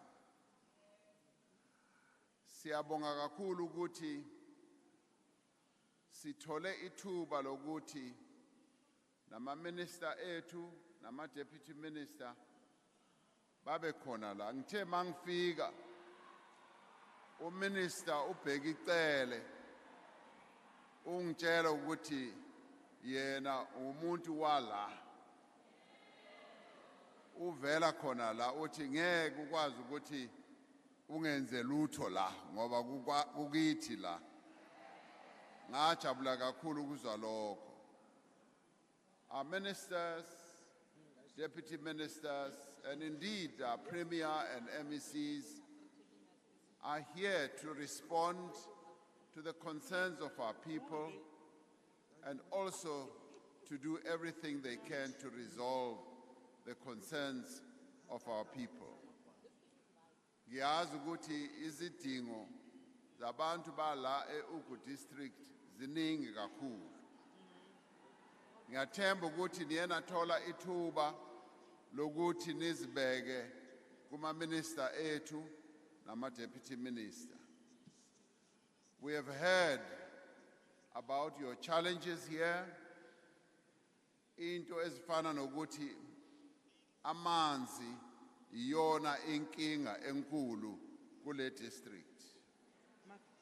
And that also there are shortages and interruptions that are making life difficult for the people in this district. We have also heard from our citizens that the poor state of the roads in this district is making it more difficult even for learners to get to schools and for our people to go to clinics. The state of roads is making it difficult for workers also to go to work and for businesses to transport their products to markets. Good roads are not just important to people's everyday lives, they also open up economic opportunities and strengthen local economic development. We have heard during the public hearings that the people of this district need housing, particularly after the floods earlier this year destroyed many homes and businesses. Kubantu abaningi lapha kunzima ukuphila ngaphandle kwe-grant. To support poor and vulnerable people, the government continues to provide social grants to millions of South Africans. Before COVID, we had up to 18 million people who received grants every month. And during COVID, we realized that there were many more millions of our people who are unemployed and who continue to live in poverty. And it is what led us to introduce the COVID-19 Special Relief of Disaster or Distress Grant, which now covers 11 million people. Siyazi ukuthi abanye banezinkinga zokuthola nale mali ye-350. Siyakwazi lokho. We have heard this during the public hearings over the past few days. Siyazi futhi ukuthi kwabaningi le mali ayinele futhi. Abantu bafuna ukuthi ikhuphuke le mali. Kodwa ke uhulumeni akanayo imali eningi kangako. Sithe sizawuqhubeka nayo le grant na kulonyaka ozayo. Challenges with agricultural production are also having a direct impact on people's lives in this community. Ugu is an agricultural district, and the majority of people who live here rely on the land to feed themselves and their families, to grow crops for their livelihoods, and grow crops such as bananas, sugarcane, pineapple, mangoes, and many other crops. There are also long-standing issues with land tenure in areas under traditional administration. Honorable members, in many ways, the challenges facing the residents of Ugu District Municipality are similar to those that are facing many of our people in other parts of South Africa. Since democracy in 1994, this government has made significant strides in improving the lives of South Africans, particularly those who were most disadvantaged by apartheid misrule. We have expanded basic services like water, much as the people in this district are experiencing challenges in relation to water. We've also expanded electricity distribution and built homes, much as we are currently going through load shedding. We have provided access to free primary health care, quality basic education, and free tertiary education. Since 1994, the progressive and pro-poor policies of successive democratic administrations have lifted millions of people out of extreme poverty and improved their lives. And yet we know that We can no longer rely on these past achievements as we witness severe challenges at local government, which is where service delivery happens.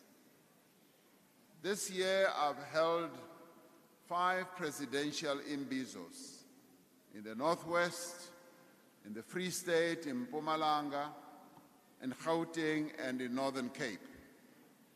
At these imbizos, challenges at local government level were articulated by our people in those areas, and they were foremost in the minds of our people. Reports from the Auditor General and the National Treasury and the State of Local Government reports point to inefficiency, maladministration, lack of financial controls, corruption, poor governance in many municipalities. Kwangathi igebengu zonke zihlangane la komasipala ngoba kulapho imali itshontshwa khona.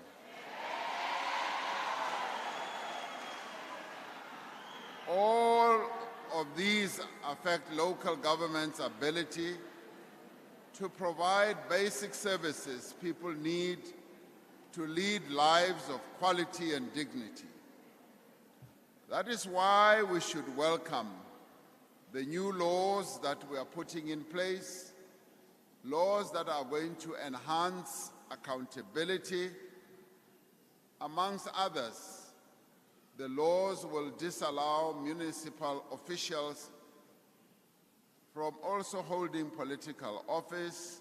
It defines competency criteria for appointments of municipal managers and strengthens the performance evaluation process. This should be viewed alongside the process that we are embarking upon of professionalizing the public sector, which was adopted by Cabinet last month. Sifuna ukuthi abantu abazosebenzela umphakathi komasipala babe ngabantu abanolwazi, abantu abaqeqeshwe kahle, hayi nje umuntu nje ongazi lutho, angazi nokuthi izinto zibekwa njani, aze nje azosebenza, angazi nokuthi abantu bafanele ukuthi basetshenzelwe kanjani. Le mthetho esibanayo manje ukwenzela ukuthi omasipala bethu basebenze ngendlela eqonde kahle. This will make specific proposals to ensure merit-based recruitment and promotion and more effective consequence management for public servants. This is going to have a big impact on how government works at all levels. The task of this year's Taking Parliament to the people is to deliberate on what is being done and what must be done to strengthen local government. The interaction with people here in Ugu District has no doubt done much to enrich the NCOP's deliberations. The chairperson, as I arrived, was telling me that the NCOP will compile a report that will properly articulate and put forward the views of our people here.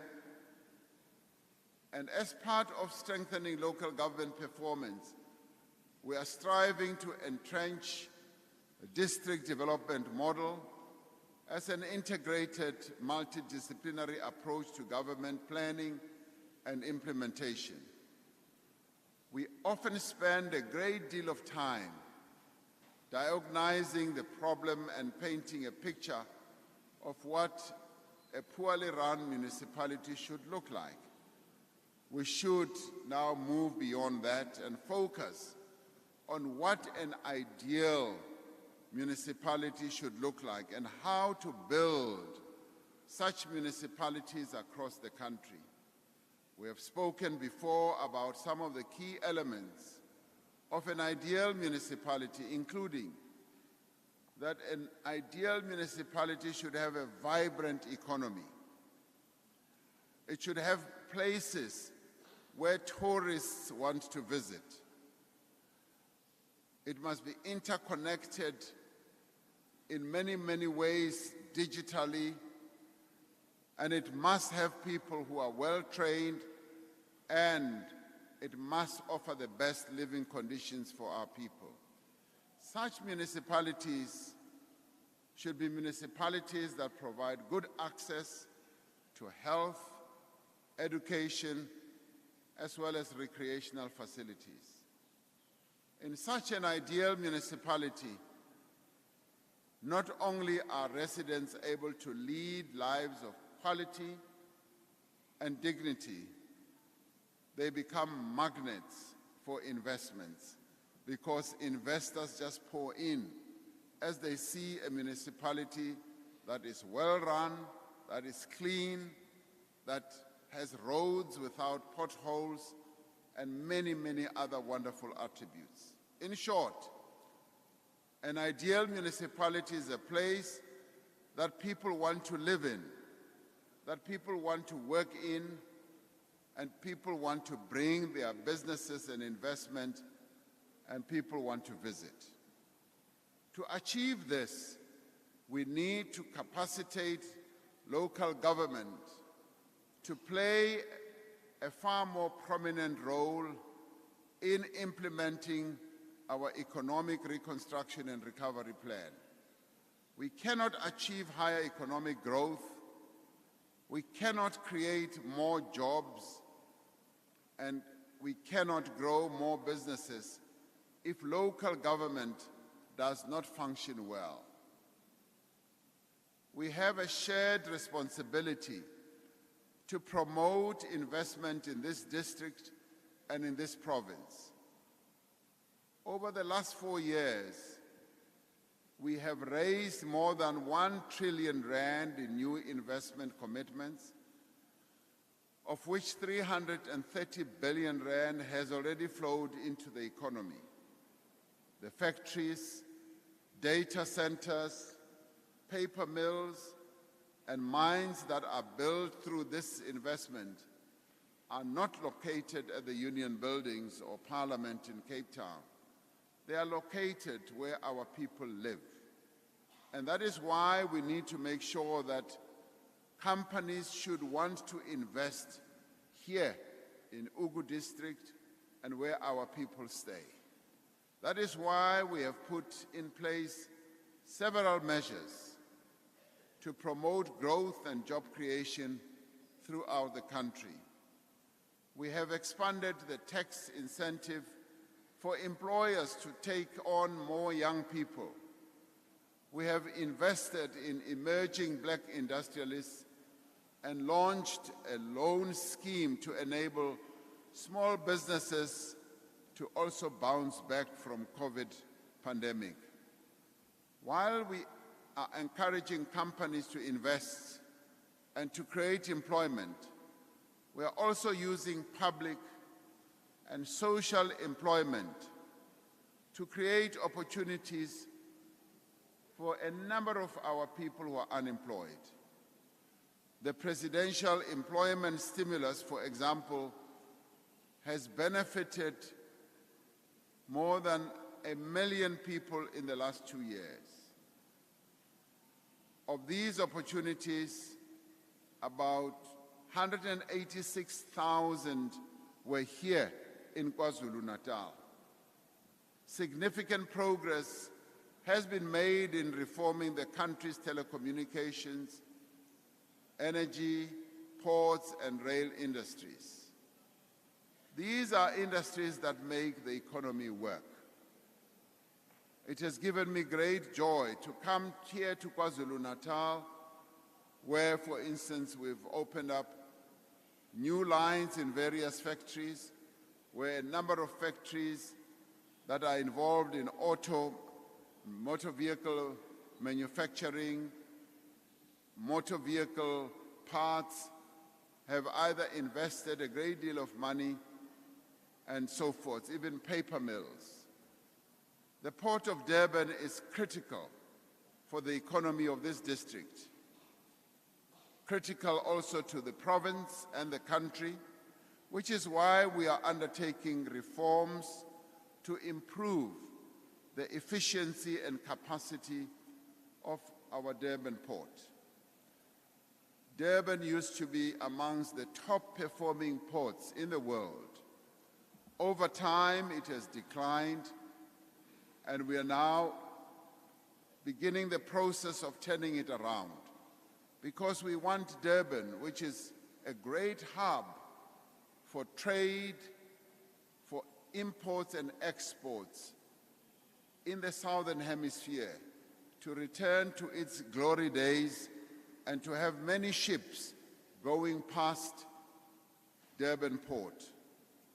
This is work that involves all spheres of government, Transnet as well as other stakeholders. It is a great example of cooperative economic development.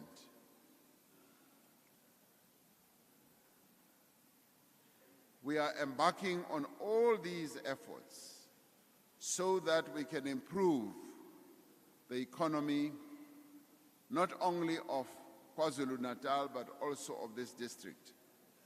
Since 1994, the democratic government has been hard at work to bring about a better life for all. But we know there is so much further and so much more that we need to do if the promise of our Constitution is to be fulfilled for all. As parliamentarians who are gathered here, yours is a critical role. As parliamentarians, you hold government to account for the promises that have been made and ensure that those promises are met.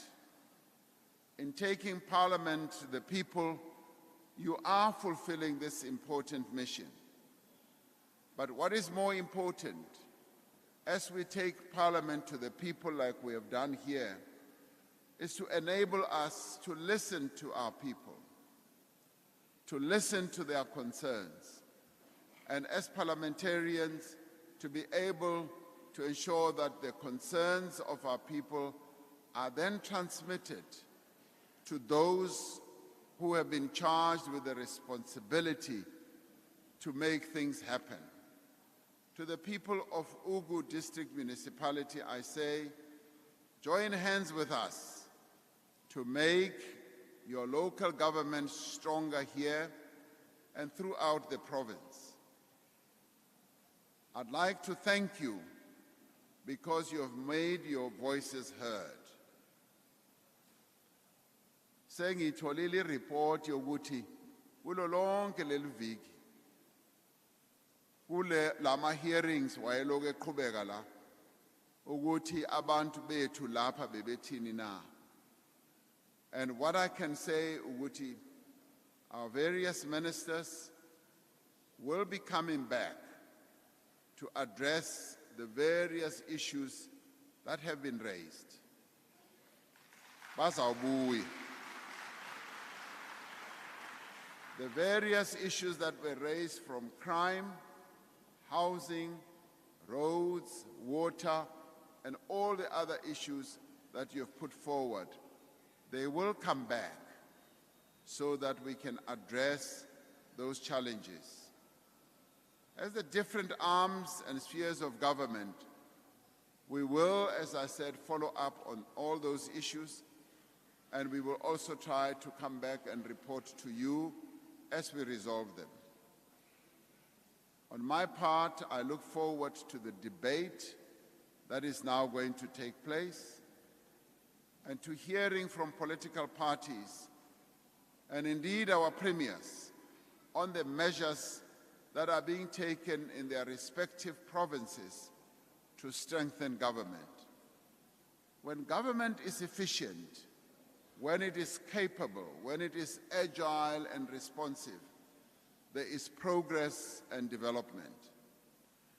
People's quality of life improves, the living standards of our people will go up, and incomes will also rise. As a result, the nation's economy will grow.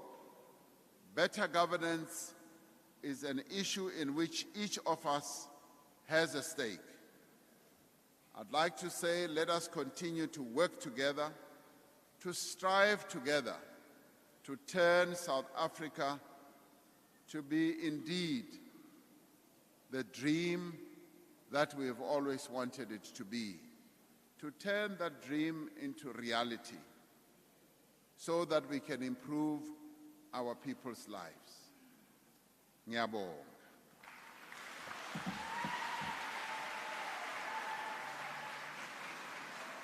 Thank you very much.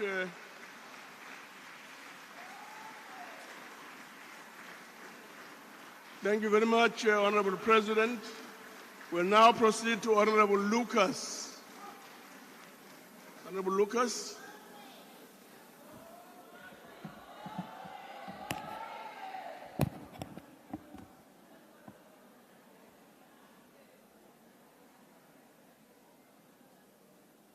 Thank you very much, Honorable Chairperson.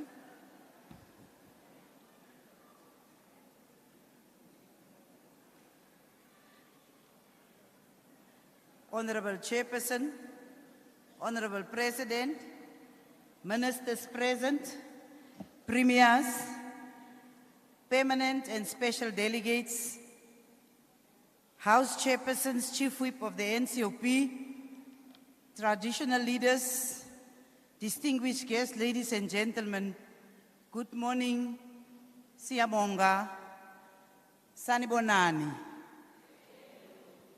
Chairperson, Antonio Gramsci reminds us, and I quote, that the point of modernity is to live a life without illusions while not becoming delusional, close quote.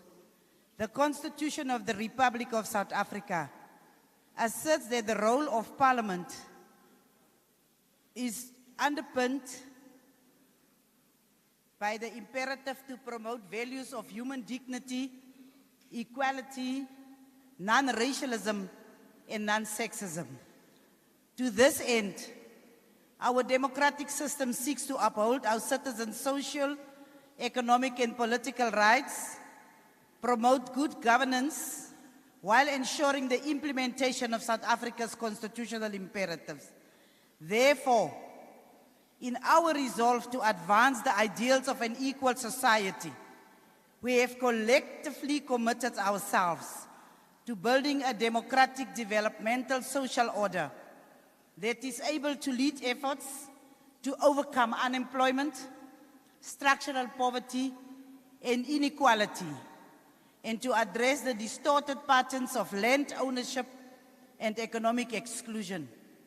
These efforts must be given expression through the auspices of our developmental state as the enabling nucleus of transformation in South Africa. As we discharge our respective constitutional and democratic duties, we must continue to play a strategic guiding role in social, political, and economic life, thereby decisively intervening to advance the interests of the people, particularly the interests of women, youth, workers, also including all the vulnerable groups of our society.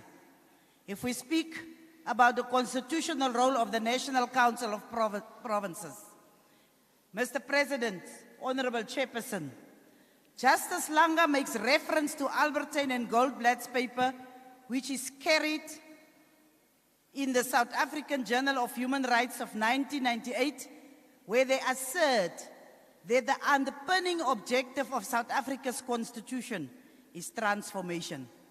This process, they further assert, must be understood as involving the critical process of moving the South African society from inequality to equality.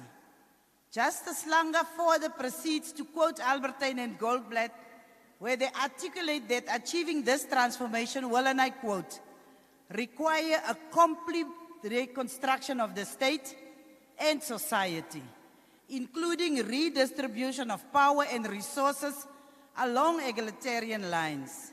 The challenge of achieving equality within this transformation project involves the eradication of systemic forms of domination and material disadvantage based on race, gender, class, and other grounds of inequality.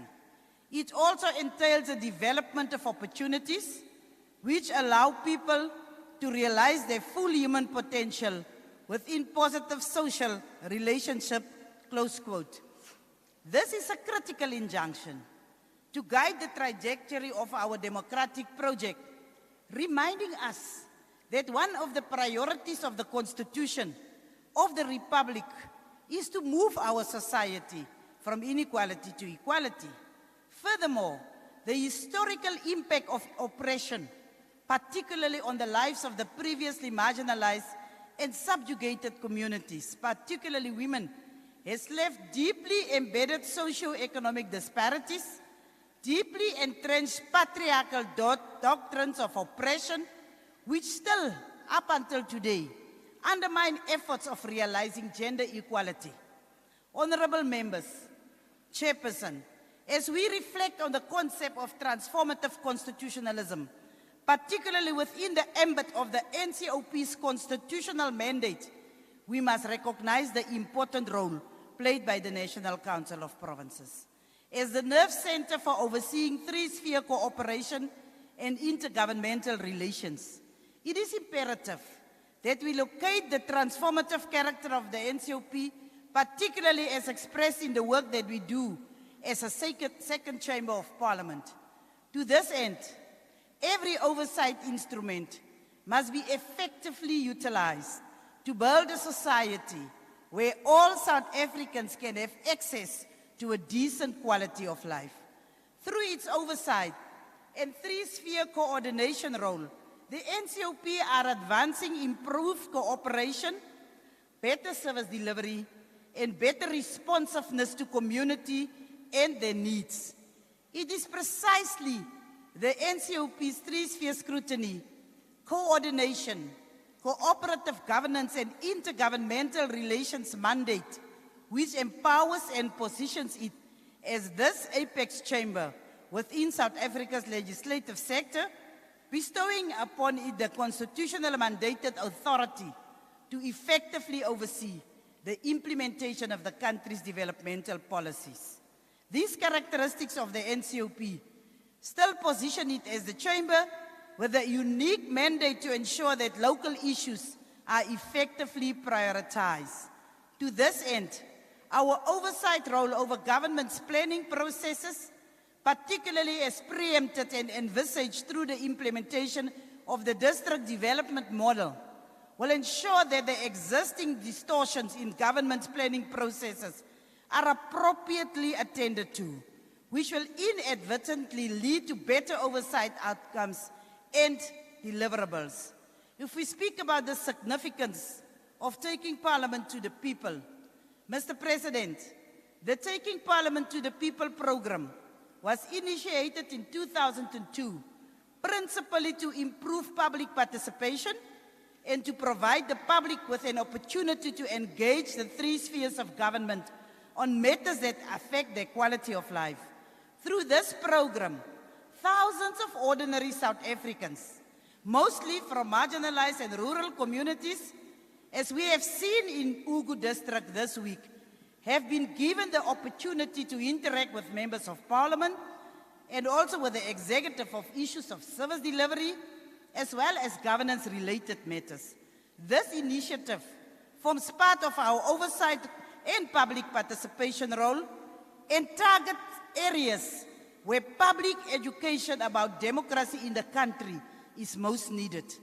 This program also prioritizes areas where people feel that governance responses to their social and economic needs have been ineffective and require intervention.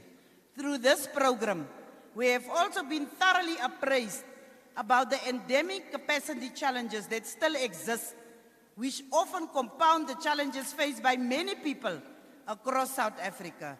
To this end, the issue of state capability must be recognized as a crucial component of South Africa's transformation trajectory. We as the NCOP will continue to improve our oversight and accountability mechanisms to ensure that it gives better expression to its constitutional mandate, particularly within the ambit of transformative constitutionalism, in order to achieve a better life for all. Honorable members, Chairperson, South Africa has been at the crossroads over the last decade as it seeks to edge forward towards achieving a better life for all. Socio-economic progress has been weaker than expected, with the poor bearing the brunt and remaining at the receiving end of our slow transformation. The National Development Plan anchors state capability as a critical enabling mechanism towards the achievement of South Africa's developmental objectives. It is therefore imperative that we reposition the importance of state capability within the broader transformation discourse as we begin to methodically address the developmental challenges before us. In order to achieve effective governance, as well as the necessary capabilities for agility, we must ensure that we strengthen the capacity of the state to implement its development catalyzing priorities. We must ensure that the skills, capabilities, and resources necessary to perform policy functions are effectively improved upon. The characteristics of a developmental state requires us to ensure that we formulate a cohesive and focused set of goals and objectives for national growth and development, and a set of policies to achieve these goals. These goals, objectives, and priorities for national growth must be effectively operationalized through a functional and responsive medium-term strategic framework which takes into consideration the developmental needs and the landscape across provinces, districts, and localities. A developmental state must be able to coordinate the mobilization and allocation of financial and human resources in line with the policies identified and agreed to by the vast majority of our people when they endorse the leadership of their choice. This must be done by ensuring the alignment of the budget to development catalyzing priorities in order to ensure that a critical mass of our resources, expertise, and skills are committed to policies that have the potential to change the material conditions of the poor people. A developmental state must be able to monitor and evaluate progress towards the objectives as guided by the policies articulated in the electoral mandate. This monitoring and evaluation must be carried out by an active People's Parliament and a robust National Council of Provinces, which must effectively track the implementation pace of each key policy, legislation, and program across the three spheres of government. The developmental state that we envisage must strategically adjust the mobilization and allocation of resources in response to progress made towards existing objectives while implementing course correction measures when necessary. The capable state we are calling for requires effectively coordinated state institutions with skilled public servants who are committed to the public good. It is therefore absolutely critical that we undertake an in-depth skills and capacity audit across the public sector machinery, particularly across the implementing spheres that are tasked with the responsibility of implementing our policy mandates. Parliament must be regularly appraised on the capacity levels of each sphere, as well as the systemic and institutional design challenges that exist. It is imperative that we define the nature of capacity challenges across the various levels and strata of our state machinery and develop targeted response plans that will ensure that we direct a critical mass of energy to the areas that require urgent prioritization. Honorable Chairperson, we have been requested to speak a little bit about climate change and its impacts. It has been the subject of decades of global scientific study. It was set up in 1988. The Intergovernmental Panel on Climate Change its 2007 report reflected firm consensus that human-induced climate change is now unequivocal, is already well underway, and is occurring faster than expected. An estimate by the World Bank of the possible impact of climate change state that floods will destroy 10% of the world population homes, inundating major cities and prompting massive refugee crises. The report further states that within this century, hundreds of millions of people are likely to be displaced by sea level rise. Accompanying economic and ecological damage will be severe for many.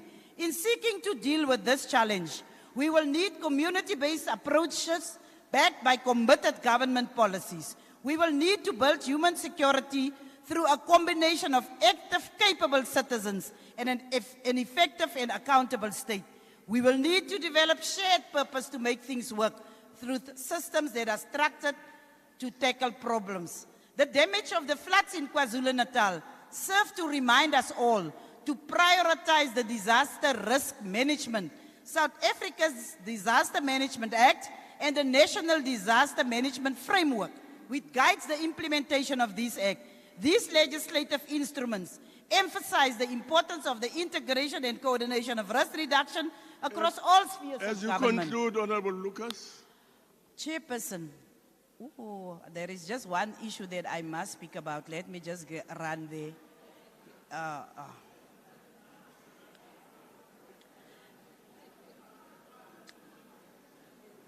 Let me just, in terms of disaster and risk management, impoverished people are more likely to live in hazard-exposed areas and are more able to invest in risk-reducing measures. The lack of access to insurance and social protection means that people in poverty are often forced to use their already limited assets to buffer disaster losses, which drive them further into poverty. So poverty is therefore both a cause and a consequence of disaster risk. Mr. President, it is imperative that we employ every effort to ensure that we address the underlying conditions that determine women's structural location in society. Historically, black women in South Africa were deprived of resources required to develop and maintain human capabilities. The distribution of wealth, assets and incomes was based on race, geographical location, language, gender and access to healthcare, education, social protection and productive employment. Let us accelerate gender transformation in South Africa to make sure that women take their rightful place within our community. Ngiyabonga, Chairperson. Thank you very much. Chairperson. Yes, Chairperson, I'm rising on a point of order. There's live ammunition in this house. There's a person sitting with a gun inside the sitting. Yes, okay. I'm rising on a point of order, Chair. And you know very well it's not allowed. No, the point is noted. There's a gentleman here sitting with a live ammunition. Why? Okay, now the point is noted. We'll look at it. No! A gun is in the house. Thank you very much. A gun is in the house, Chair. You need to rule on that. Yes. No, we'll look at it. No, I'm looking at the gun now. I'm looking at the gun now. It's here. Thank you very much. Yeah. Thank you very much. We'll proceed to the next speaker. Chairperson, I'm looking at the gun. Honorable You can Malusi. look at it at some point, but now I'm looking. This guy is holding a gun here. We'll proceed to Honorable Malusi. He's holding a gun. From the Eastern Cape. Yeah. Right behind you. No, there's a gun here. Please proceed, ma'am. Chairperson, we can't proceed with a gun. Yes, a gun. No, Chairperson, we can't proceed with someone sitting in a gun inside. It's not like this, Chair. To the chairperson of the NCOP. No, we are not safe here. A gun. His Excellency President Cyril Ramaphosa. He's in the house. Inside the house, we are We not are not safe. allowed in the house. This is a house sitting. Order. Please proceed. Honorable Premiers and MECs. On a point of order, Chair. Honorable Mayors with us today. Chairperson, on a Ladies and point of gentlemen, order. Good morning. As the Eastern Cape, we must say we What's the are point of humbled. order? Chairperson, we feel unsafe because of the gun in the house. Can we please fix that matter before we proceed? Thank you, Chair. I've made a ruling on the matter, and the ruling is that the table will look at the situation and see how to resolve the matter. We are unsafe right now, Chair. We can't postpone. Let's proceed. As the Eastern Cape, we are humbled to take part in this important debate of the NCOP. The theme of this debate is very important for our country, particularly if we want to achieve the goals we have set ourselves in the National Development Plan Vision 2030. We believe that this is an opportune time to have this debate in the country, as in 2 years, we would be celebrating 30 years of our democracy. It is also a necessary debate in the period of renewing our country, as we should be able to respond to a critical question of what becomes the role of a renewed government, its Honorable entities. Lucas, please take your seat. Honorable Lucas, please take your seat. The matter is being looked at. Thank you very much. Please proceed. Oh, we are not safe here, Chair President. Point of order. Thank you, We Chair. are not safe here, Chair. What becomes the role of government and its entities in delivering on the needs and the aspirations of our people? It is important that we remind ourselves that the South African state is divided in 3 parts, and therefore we are mentioning this on purpose because we must avoid a debate that singles out one component of the state to center our debate. We must ask ourselves if all the components of the state are agile enough to deliver services to our people. Honorable Tebula, please sit down. It is important to remind the House that our Constitution envisages a state that is founded on values of human dignity, the achievement of equality, and the advancement of human rights and freedom, non-racialism, non-sexism, as espoused in the National Democratic Revolution. As we start this debate, honorable members, to us in the Eastern Cape, an agile state means a state that can make commitments and adequately deliver on those commitments timelessly. We also view an agile state as a vehicle to serve the needs of our people. A lot has been done since the advent of democracy in relation to transforming a state that was meant to serve the tiny minority to building a state that serves all its people. Even though the ANC-led government has been able to deliver on so many fronts, there is still more that needs to be done in building a capable, ethical, and agile developmental state. What should be critical for this debate is for us to identify what should constitute the key tenets of an agile state. As highlighted, an agile state should be positioned to effectively find a healthy balance between economic growth and social upliftment. For the state to be able to fashion that out, it must have functional government and its entities. One of the key tenets of an agile state should be the well-run, efficient, and agile state-owned enterprises. Gradually, over time, the capabilities of our state entities was overhauled when the management started outsourcing work to private companies. We even went to a deeper into dungeons of tendering system, which is really not delivering the results we desire in terms of developing our country. Our problems are not only in procurement, but they are also in planning. Our state has good plans, but the execution of the plan is a challenge. Think of projects that are not delivered on time, within the budget, or projects that do not get off the ground, leading to the return of monies to the National Treasury. The ANC-led government has delivered in the delivery of electricity to our people. In 1990, access to electricity in South Africa was a privilege of few races, while the African majority was languishing in darkness. But today, access to electricity is at 84.7% in the country, and that outstanding work was led by Eskom as the SOE. The provisioning of energy is also one of the critical enablers of economic growth. It is in this context that the functionality of Eskom should be prioritized as part of solidifying an agile state. The state will not be able to save lives of the people in the public healthcare system without electricity. Now, our proposal as the Eastern Cape is that we must review how our state functions so that we can achieve an agile state. The 2010 Soccer World Cup tested the agility of our state to deliver on time. And to the surprise of many, South Africa came on top in preparing for the Soccer World Cup. Honorable members would remember that we even set up specialized courts during the 2010 Soccer World Cup that opened even on weekends. We are of the firm view that we should reactivate the specialized courts as part of our comprehensive response to the crisis of gender-based violence and femicide. We need to effect swift justice, particularly to perpetrators of GBVF. We must proactively build capabilities in the state and not wait for disasters such as floods and the COVID-19 pandemic. However, when such unfortunate disasters occur, we should respond with agility as the state to cushion our people against those. Talking about disasters, the slow response to provide aid to victims of the recent disasters that hit KZN, Eastern Cape and other provinces is another prime example of a state that is not agile. The recent disasters have misplaced many people of our province with homes destroyed, lives lost, our public properties severely damaged, our road infrastructure left dilapidated, and many other things. This led to the Eastern Cape Provincial Government declaring disaster.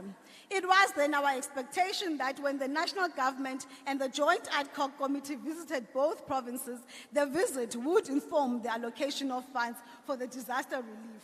We are particularly concerned as a province when the Minister of Finance announced the allocation of disaster relief fund, there was no allocation to our province. Building an agile and capable developmental state will not happen on its own. It will require bold and strategic efforts. To build an agile, ethical, capable developmental state, we need innovative people. We need people who can think beyond the normal. To build state capabilities also means we must develop scarce skills. We must support the deliberate and the bold action by the Department of Higher Education and Training to strategically rebrand, destigmatize the TVET colleges and focus them on producing artisan skills. Part of what should be one of the key tenets of an agile state should be the state capacity to make use of state resources and state influence to attack poverty and expand economic opportunities. In many countries, the state plays a key, clearly defined role in shaping the structure and output of the economy for the benefit of its people. To us, the state must be adequately capacitated with resources to play this role effectively. It is in this context that we believe that the austerity measures, which leads to, amongst others, the shrinking fiscal allocation, lessens the state capacity to deliver to its people. There is no country that can recover from the crisis of COVID-19 magnitude with austerity. The response to the crisis and being deliberate in using state resources towards poverty alleviation needs a bold state-led intervention. We must harness partnerships with the private sector because most of the skills that left the state are in the private sector. Partnerships with the private sector are what made our country to manage COVID-19. The private sector responded positively to the clarion calls by the President to save lives and livelihoods during the pandemic. We must use the same partnerships to improve everyday service delivery challenges and accelerate the socio-economic development in our country. This is the approach we have adopted as the province, and it is working wonders. We just came out of a very successful provincial investment conference where our private sector partners pledged 46.5 billion for our economy. In that conference, the private sector partners were unanimous in urging government to cut the red tape on issuing of licenses, land, and making approvals for development. We have also tied ourselves with too much bureaucratic red tape, which hampers our progress to develop our communities faster. We form too many structures and policies that prolong decision-making. Lastly, Honorable Chair, mayors must be champions of economic development. They must have a customer relations orientated approach because service delivery, development and investments are implemented in their space. This is our input as the Eastern Cape, and we hope this debate is a step towards a national effort to creating an agile, capable and developmental state. Thank you very much. Thank you very much. Thank you very much. Tim Rogerset is our next speaker. Honorable Tim.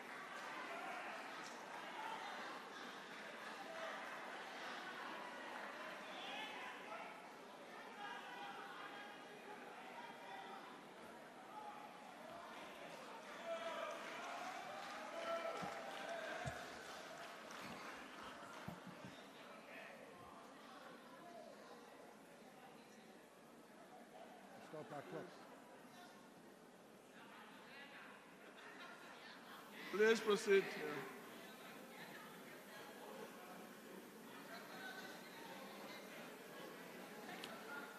Thank you.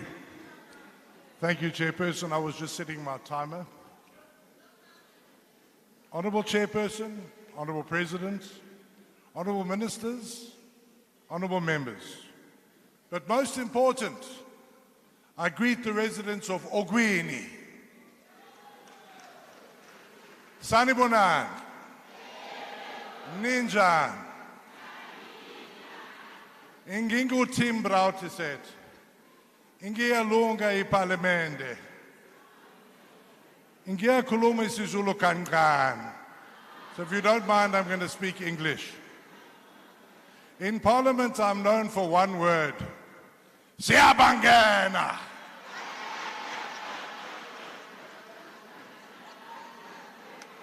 Residents of Ogwini, today I'm confused.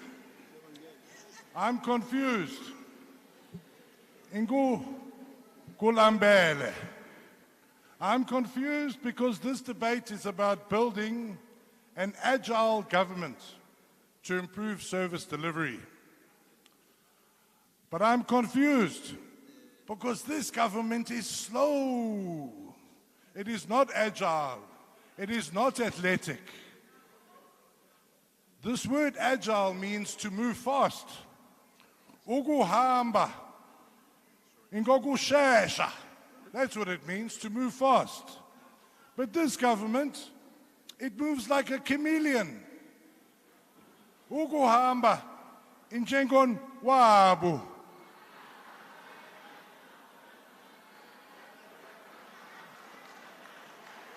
Even the Honourable President has acknowledged this, that there is much more improvement to be done.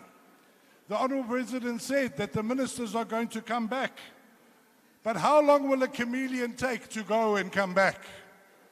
I get worried. Since Tuesday, residents, and I'm speaking to you today, not the honourable members, we have been listening to you.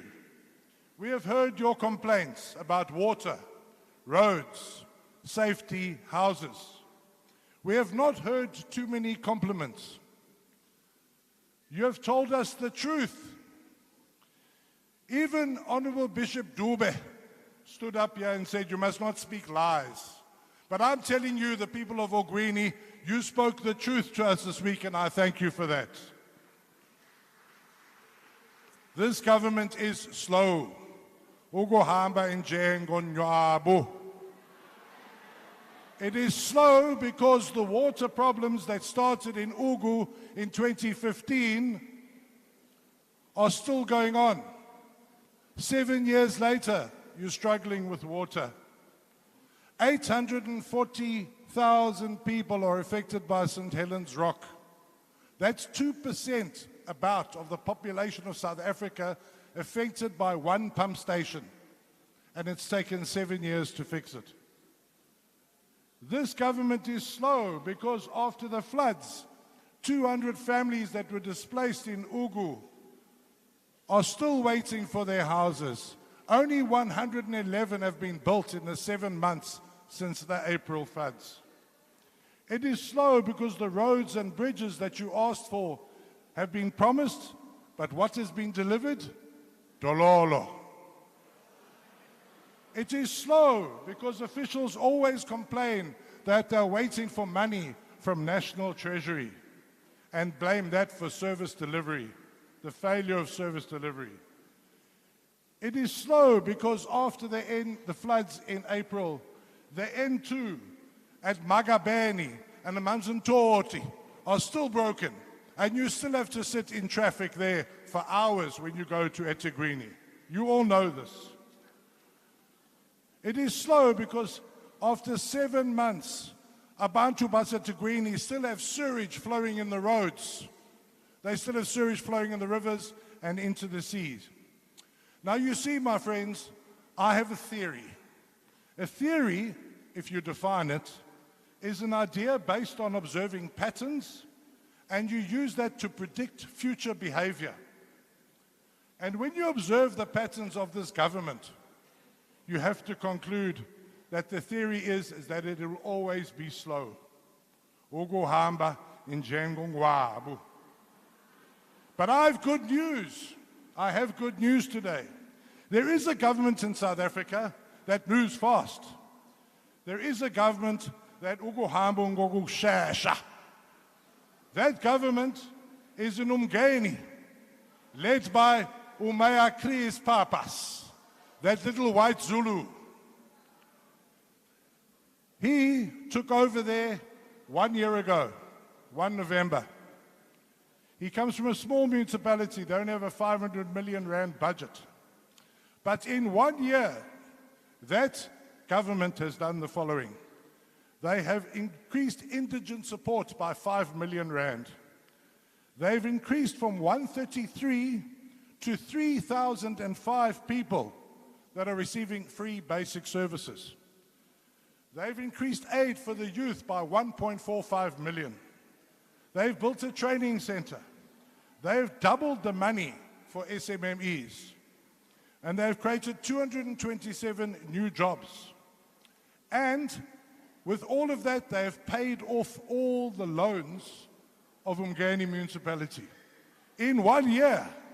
Aye, that's an achievement. That is fast. Ukuhamba ngokushesha. That's what we're talking about.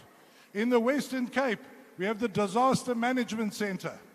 They are so organized that they got hold of eThekwini the week before the floods in April, and they said, you've got a big flood coming. We will send search and rescue people to you, and they'll be there on the Friday before the flood. This is on paper. eThekwini ignored it. They ignored it. No warnings were sent by eThekwini.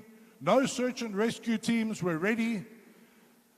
And 448 people died.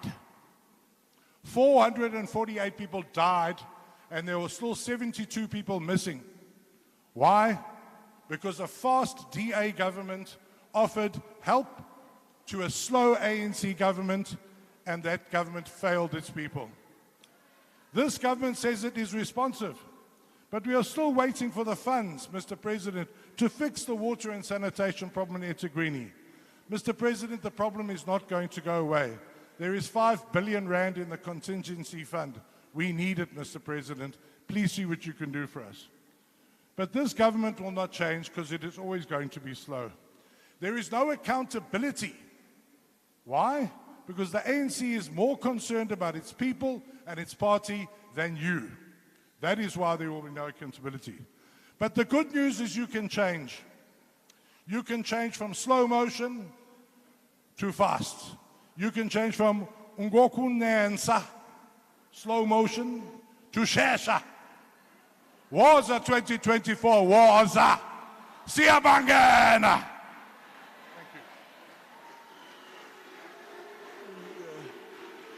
Thank you very much. We will now proceed to Honorable Ntombela.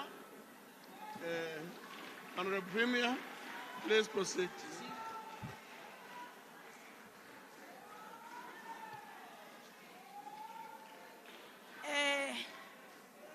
Your Excellency, President Cyril Ramaphosa, Your Excellency, Deputy President, the Honorable Chairperson of NCOP, Honorable Amos Masondo, honorable ministers that are here, deputy ministers that are here, your honorable deputy NCOP chairperson, premiers that are here, ladies and gentlemen, sanibonani, abantu base KZN.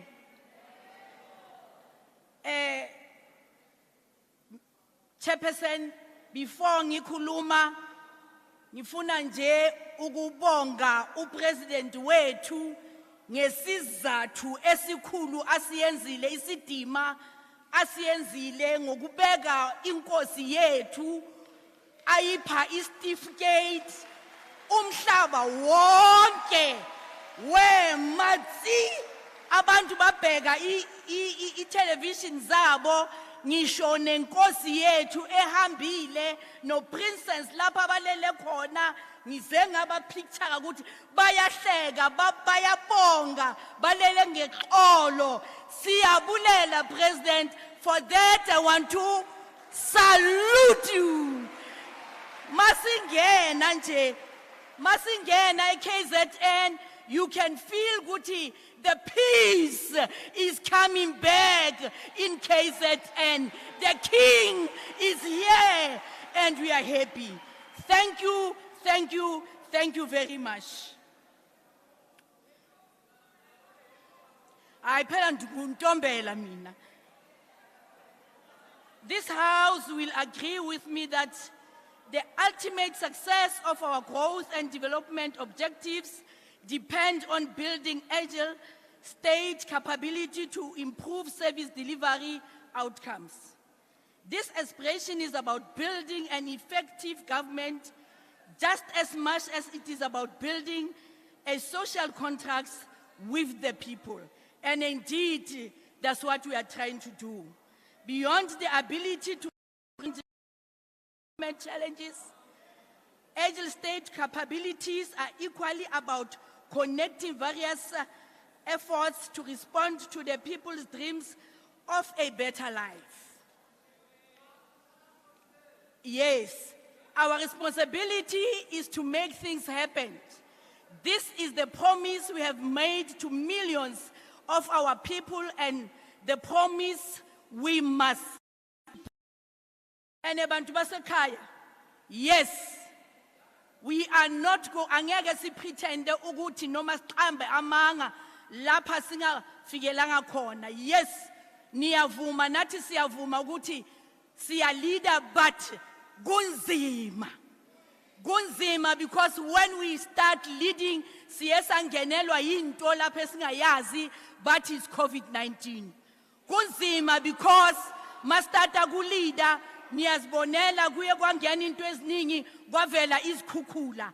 Yes, siya leader mara nibonile ukuthi masingena siqala ku leader kungena into eziningi ngisho namadamu wamamayini kwangena awa lapha ngiqhamuka khona eJakhasfontein. Yes, kunzima because most of our people are still unemployed. That's why the government is trying to come ngabo 315. Yes, kunzima because sihlaselwe nangabo GBV, where even our own children are raping us. Yes, kunzima because nathi isizwe esimnyama siyahlaselana siyakritisizana while our people are still in the dark, when we are supposed to support each other and to build each other. We are busy destroying each other.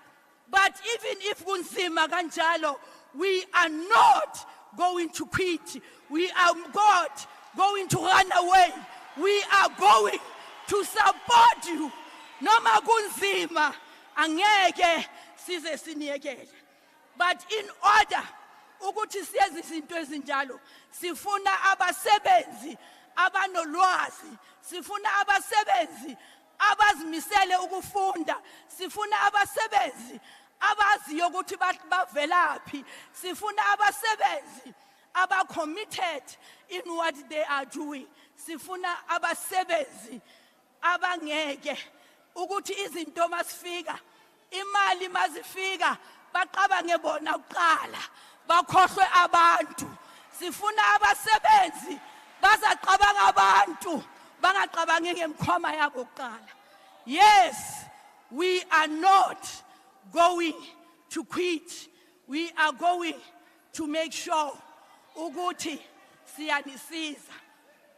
Never, never, never ningakhohlwi ukuthi kunzima. Honorable Chairman, for years now, the Free State has been in a path of building agile state capabilities to improve service delivery. Nginitshelile ngithi kunzima, but we are planning. There is no doubt that a skilled and capable workforce is necessary for building agile state capabilities. Knowing this, we continue to provide training and development to improve performance. Working in partnership with the National School of Government, the Free State Training and Development Institute presented some of the following training courses to the senior managers: citizen-centered service delivered, supply chain management, program and project management. Yes, because we don't have workers that are committed, sometimes our people are suffering to get water because we have people that are not prepared to work for our people. That's why this program. Investment in training and skills development is also in our bursary program, meant to help the youth to reach their dreams and contribute to the growth and development of the Free State.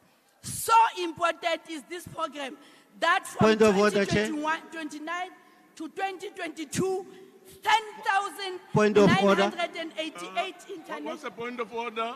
No. Just a minute, Honorable. Okay. Yes. What's the point of order? I just want to ask. What is the point of order?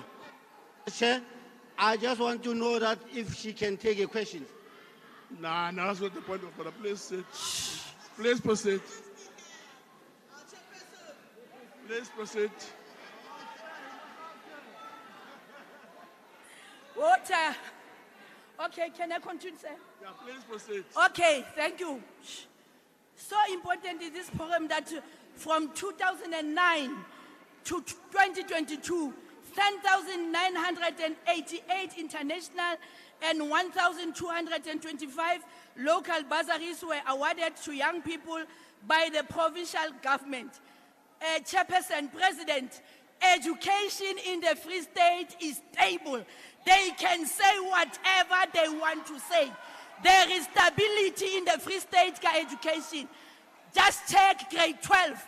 2019, Free State number 1. 2020, Free State number 1. 2021, Free State number 1. And believe me, 2021, wait and see. We are getting there, no matter how difficult it is. Education is stable in the Free State because we are also sponsoring Ngama Bazari except NSFAS. NSFAS is doing a lot for us, but we are also assisting. We have partnered with CITAS to provide various programs such as internships, learnerships, work integrated learning, and artisans development. So far, over 30,000 young people have benefited out of these programs. We are working with our TVET colleges. You were there, deputy ministers were there. You have seen for yourselves. Bagabua Baring, they can just go there.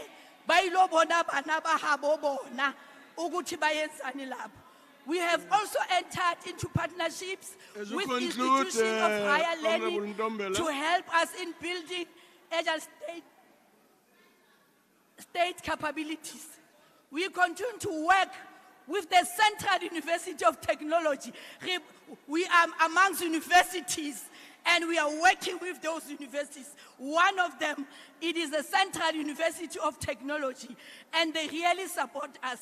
And now they have also promote innovation through the Innovation Hub. It is there assisting us with agriculture, making sure that agriculture is becoming fashionable in the Free State. Watch the space.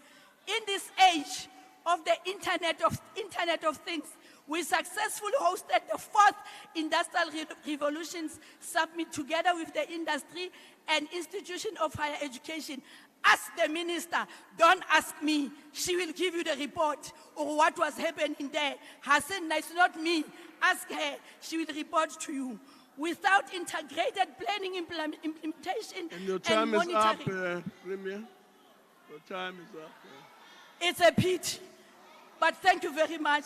And everybody is prepared to come and support EFF, DA, everybody, as long We don't as need you to tell us. We don't need you to tell us that. Amandla. Chairperson. Thank you very much.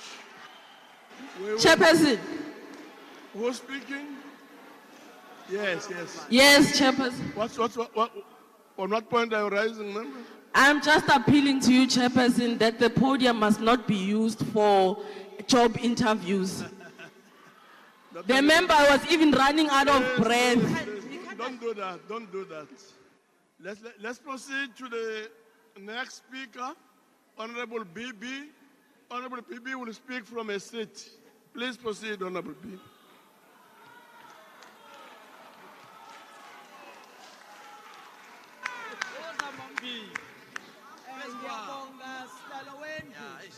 Very nicely, ma'am. Ngiyabonga unginikeza leli thuba lokuba yingxenye yale nkulumo mpikiswano namhlanje. Ngibingelela umongameli wezwe Mhlonishwa Ramaphosa ubaba. Ngiphinde futhi nongqongqoshe bonke na uDeputy babo. Ngiphinde ngibingelela undunankulu waKwaZulu-Natal. Unomsedube Ncubu umama. No MEC bakhe. Ngiphinde futhi ngibingelele leader of government business. Umhlonishwe uSiboniso Duma ubaba. Nosomlomo mama, uNotembeko boys waKwaZulu-Natal. Nosotswebwe Shamthathu saKwaZulu-Natal. Umhlonishwe uSupha Zulu baba. Ngibingelela bonke undunankulu abaphuma kwisifundazwe ezihlukene abakhona phakathi kwethu nondaba ezitha abakhona phakathi kwethu nabefundisi kanye nezimeya zonke ezikhona phakathi kwethu namakhansela nozakwethu we-NCOP ngokukhethekile umphakathi wonke okhona namaholi bonke bezindawo ezihlukene. Ngiyanibingelela nonke.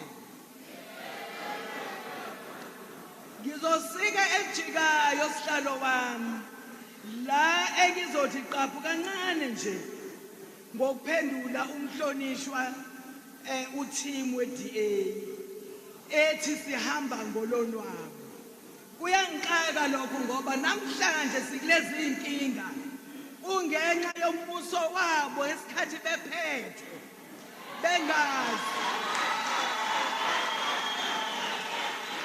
Bengazi ukuthi namhlanje bazophathwa umuntu omnyama owenza zonke lezi zinto zabo ababeyitshela ukuthi ngeke senzeke. Ngakho ke isiqubulo sakho ke Mhlonishwa team esithi siyobangena. Hayibo in your dreams. Hayi la.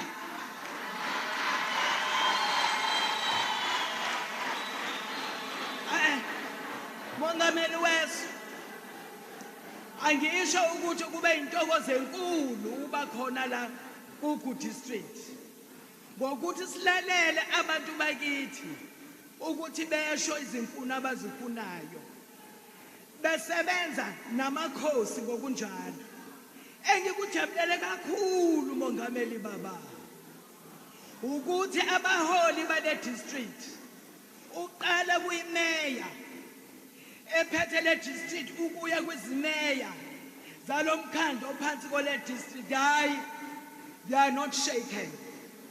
bayasazi isitori sabo ngoba bekuthi uma ngabe sifika kwezinye indawo kodwa sithe masifika la kuku ayabazange batatazele mongameli bavele nje bafika benza sure ukuthi abantu abakushoyo nabafuna kwenzeke nezinqoma abazenzile ukuthi kwenzeke bebethi mabesukuma mongameli baba kusho ihlombe usukuma umeya kwenye indawo kusho ihlombe okubonisa ukuthi ngempela basebantwini okunye esikujabulele ukuthi bahlangene bayimbumba labo meya benza yonke into ibe uniform bahamba ngolayini benza sure ukuthi zonke izinto ziququnjelwa zonke kwimbizo imbizo lezi ezikwazi ukuthi abantu bakithi basho ikhalo zabo bakwazi ukuthi basenze ngakho ke sihlalo wami ohloniphekile baba engakusho nje kuphela la KwaZulu-Natal inhlaka ziningi ezikhona unosuku masakhe wasemawadini una yonke into ongayisho esebenzela nomphakathi ukuthandile futhi nalezi zinto zokuthi ukusukela kupremier wethu umama noMsadube wehle uze kwicabinet yakhe wehle uze kuba mayor beyifunda wehle uzuye phansi kumakhansela bekubambisene ngokunjalo izinto zihamba bononina bazo ngikhuluma nje seziqalile izimbizo la ogwini mongameli baba thina ukufika kwethu impela siphazamise ukuya kwabe abantwini kodwa bakwazi ukusinikeza ithuba lokuthi size silalele bayaqhuba nazimbizo sothi sibhekise amabombo sibheke eKapa mongameli baba bobe sebeqhubeka nalezi imbizo engisho ke omeya balana abantu bakhalile sihlalo womhlangano ubakhaleke emigwaqo ubhuqu ngoba befuna itiyela phecelezi honorable team itha nokunjalo nezindlu noma police station nako konke okuhle ukuthi bonke unational province ukuyosho ezantsi kumasipala bebekhona begcole indlu bekwazi ukuthi bakhombise umkhombandlela oqinisekile kubantu bakithi mongameli baba kuyasetshenzwa la ogwini akudlalwa ukubaluleka sihlalo wami nokuthuthukisa kwezingqalasizinda kuhulumeni besifundazwe izwe belibhekene nengwadla yokuza kancane okwaphazanyiswa ukudlanga kweCovid ukuvetheke lolo nokwabangela futhi umnotho wehle nokwabangela futhi ukuthi izinga lokuqasha kwabantu kwehle nobubha kube ngaphezulu lokhu futhi kwaphinda kwabhebhethekiswa izikhukhula ezahlasela KwaZulu-Natal Eastern Cape nengxenye yasemntla-ntshona uhulumeni wethu kakhongolose ubeke eqaleni isamba semali esizosiza kulabo abakhahlanyezwe izikhukhula kananjalo uyanakekela ekwenzeni ngcono izimpilo zalabo abahlukumezekile hayi ukuthi sihamba ngonyawo lonwabo njalo silungisa ingqilazizinda enasishiya nazo honorable team we-DA ngalo minyaka ngakho ke uhulumeni kekhongolose ukwazile ukubhekana ngqo nezinselelo ezibhekene nezingqalasizinda zomnotho hlalo wendlu ingxenye enkulu ebucayi ukuthi ezomnotho vuselelwa kabusha izingqalasizinda nokuthutha izimboni nokuthutha kwaloliwe umgwaqo kanye namachweba phecelezi ports seqalile uhulumeni wethu kwenza izinzame zokuthola lezo ndawo ezakhahlanyezwa uzikhukhula ingxenye zokuthuthukisa umnotho kwaZulu-Natal imgogodla womnotho njengechweba laseThekwini njengechweba laseRichards Bay izona zingxenye zokuthumela umnotho kwezwe ziphinde zixhase ekwakhiweni kwezimoto kanye nezolimo. Lesi sifundazwe sihlalo ongaphambili siyakwazi ukuzenzela uhwebo namazwe angaphandle. Umsuka wezimpahla eziqhamuka ngaphandle njengezibaseli phecelezi fuel. Lokho kukhombisa ukusobala ukuthi iKwaZulu-Natal ibaluleke kangakanani ekuzithuthukiseni komnotho nezingqalasizinda. Uhulumeni kaKhongolose usuchibele umthetho sivivinyo wokwakhiwa izingqalasizinda ekufaka phakathi ukubeka bucala indawo yokwakhela abantu abahlukunyezwe izikhukhula. Njengoba nazi ukuthi esikhathini esiningi hayi ukuthi imali asinayo cha ukuthi nje siyayifuna ngempela imhlaba ize ebantwini. Ikhona imali esibekwe ecaleni sihlalo omkhulu ukubhekana nezindleko zokwakhiwa zale gwaqo owalemalayo kwaZulu-Natal nase-Eastern Cape. Ikhona futhi imali ebekwe eceleni yokulungisa izikole ezadilikayo nezindlu.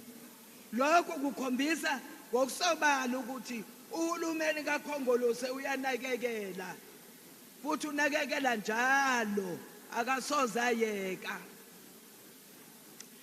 Kananjalo kukhona uhlelo kuzo zonke izifundazwe elwenzekayo oluthiwa welisizwe ekwakheni amabhuloho Eastern Cape seqaliwe naseLimpopo futhi uzodlulisela kuwa wonke izifundazwe esinazo. Lokhu kwenzeka ukuthi izifundazwe zikwazi ukuxhumana nokuthi zikwazi ukwenza amathuba emisebenzi. Lokhu kuzokwenza uhulumeni basekhaya bathuthuke bavule namathuba emisebenzi kuyo wonke leyo ndawo. Sihlalo wami baba lawa mongaweli wami baba ngijabulile uma uthinta uhlelo lwe-DDM okusho ukuthi i-District Development Model. Yinto loyo honorable team be-DA abangakaze bayicabange ukuthi uhulumeni wompisholo akalwenza lolu hlelo ngoba babehleli emahhovisi bekhomba besitshela ukuthi senzeni bengathintani nathi. Kodwa lolu hlelo oluze nalo uhulumeni kaKhongolose ubona kudili kumongameli eze necabinet yakhe ese kwiprovince agijime uprime weprovince necabinet yakhe ehle useyimeyeni zigijima imeya namakhanselazo awubethe nabomdabu hlangano kube imbokodo kube into eyodwa yokuthi senze abantu bala eNingizimu Afrika bakhululeke. Njengoba ngisho nje ngizokunenzela umzekelo ngoba ngiyazi ukuthi honorable Slake we-DA akazukwazi ukuthi yini i-DDM. I-DDM on a point of order, Chair. On a point of order, Chair. Can the Speaker take a question? Can the Speaker take a question? Sihlalo wami baba ngokuthola ukuyithoba akukho question engizoyithatha la sothola nemnyango manje. Dekho sihlalo wami baba bengisamenzela umzekeliso wale district development plan ukuthi sebenza kanjani. Ngikwenzele nje umzekeliso wodwa kwezomnotho kudilike umongameli ubaba uRamaphosa president wehla nethimba lakhe elidila ngosomnotho weza kwisifundazwe esiphethwe upremier wethu umama uNomsadube wafika upremier wethu uNomsadube wasethatha ubaba usiboniso Duma odila ngezomnotho uthe mayiqeda lapho wathatha umeya uba uqawunde wetheku naye wenza nabakhansela akhe adila nje nomnotho okubonisa ukuthi ke uyalibona uholoko uline la uhamba ngakhona ukusuka phezulu ukuze ezantsi okubonisa ukuthi okwangempela silo ohulumeni bakwethu sibhizi siyanamathela kuzo zonke izinto ezayibhidliziwe singasolwa ukuthi sihamba ngonyawo lonwabo awukodwa siqhake iphapha logwalagwala mongameli baba hayi usiphethe uyasilida nabo bonke lama leaders ethu esinawo sithi siyabonga kakhulu ngalolu hlelo ngakho imisebenzi iyabonakala usilethele iSuzu Corporate wasilethela uToyota into abengeke baze bayenze honorable team leyo ukuthi sikwazi ukuthi sibe namakhono okwakha imoto sikwazi ukudrive amabhanoni into esingayazi ngoba sasijwayele ukuthi amabhunu kuphela kodwa ukwazile lo hulumeni wethu athi nje siyaqhubha intsha yethu namhlanje kuhle kudelile siyatanasa qhuba khongolose qhuba ngiyabonga sibaba. No, thank you very much. Siyabonga. The next speaker is going to be Premier waseGauteng, Honorable Banyaza de Sufi. Thank you so much.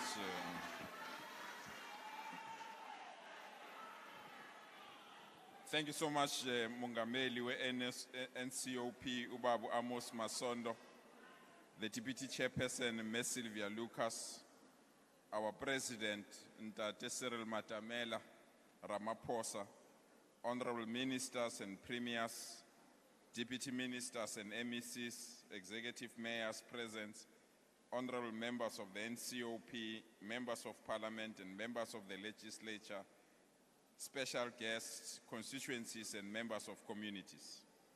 It is absolute an honor for me to address the NCOP in our sister province of KwaZulu-Natal, the province of Herikwala.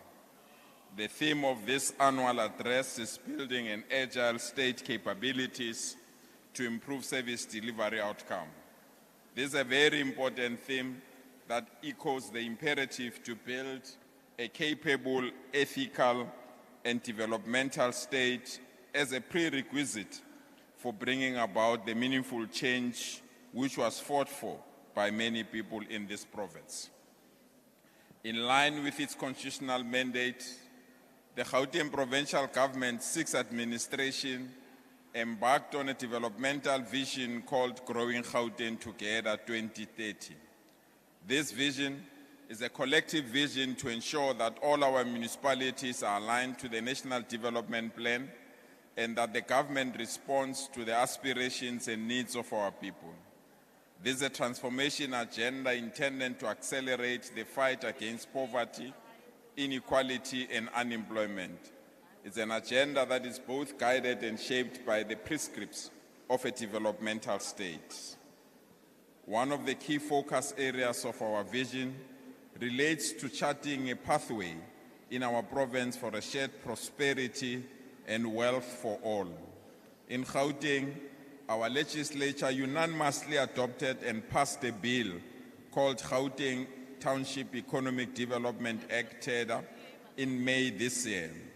Honorable Chair and President, we are proud that this bill was unanimously adopted by all political parties in our legislature, and this bill directs government and its agencies that from now on we are only buying major goods and services in our townships informal settlement, and hostels so that we can empower our people to buy goods.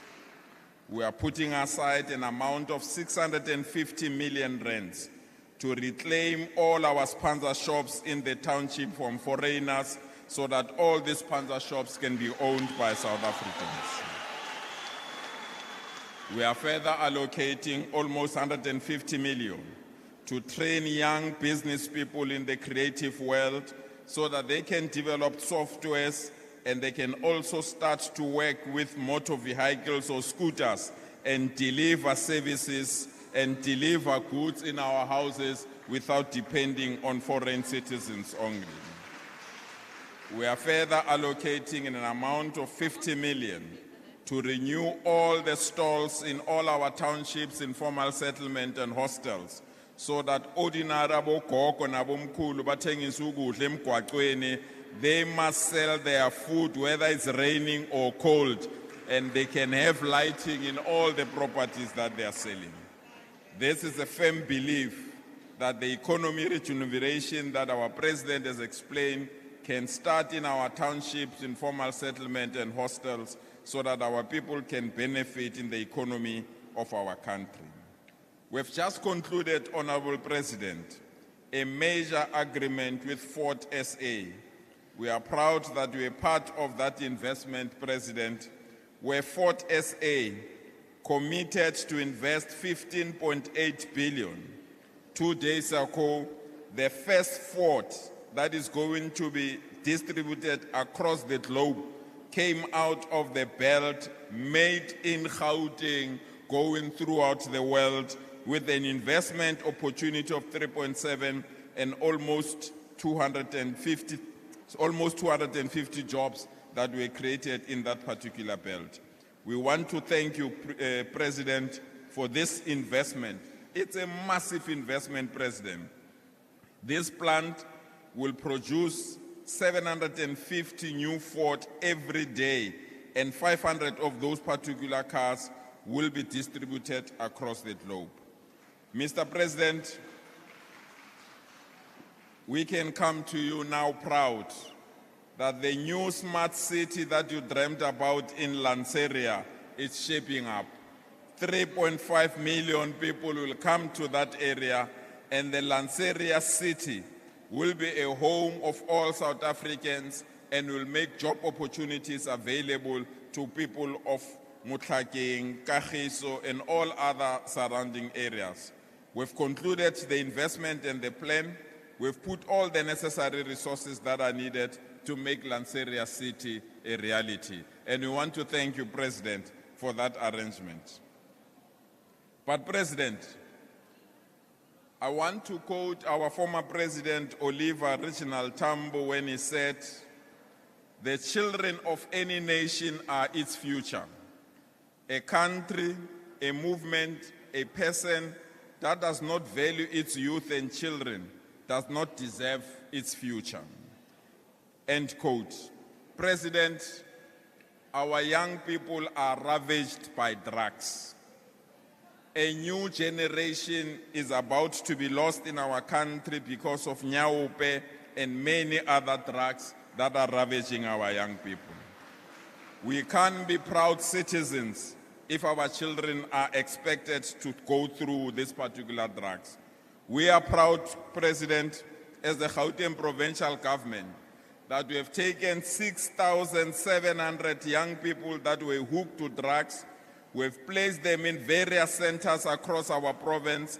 They are going through medical, mental, and psychosocial rehabilitation. And those that will go through this rehabilitation and succeed, we are prepared to take them back to school and universities free of charge from the government of Gauteng so that we can release our children from the scourge of drugs. We are also proud, President, that we've introduced what we call schools of specialization in Gauteng. These particular schools are linking our children to the sectors that need jobs and that need expectations. We've signed an agreement with various international organizations, and we are ready now to release our children to have skills that will be relevant to the economy. We've just concluded agreement with various automobile industries. There is a school of BMW, President, in Shoshanguve, where our children are taught how to build the engine of a BMW, how to fix it, and how to ensure that that BMW moves while they're still within the classroom. We have already taught them how to build a solar train, and these particular children have won an international award for building a solar train so that they can have those necessary skills in our schools. So we are proud of these particular schools, Mentombela. Ukaba number 1, marabari direto editswa mukatong for 2022. As we conclude, President, as Gauteng, we are proud to position ourselves to ensure that our people can get jobs. We are proud to position ourselves that young people must survive in the economy of their own. We are also proud that the elderly, the weak, and the vulnerable will continue to get support and guidance from this government, because in the absence of support from government, the people will suffer. We want to thank your leadership through COVID, thank your leadership through all the economic challenges that we have gone through that need our immediate attention. But there is one thing and one thing only, President, that we are asking you, begging you, as the citizens of Gauteng, let load shedding fall and let ESCOM fix its all problems. Thank you so much, President. Thank you very much. As we call on Honorable Mkausa to come forward, Honorable Uningwenya will take over the chairing.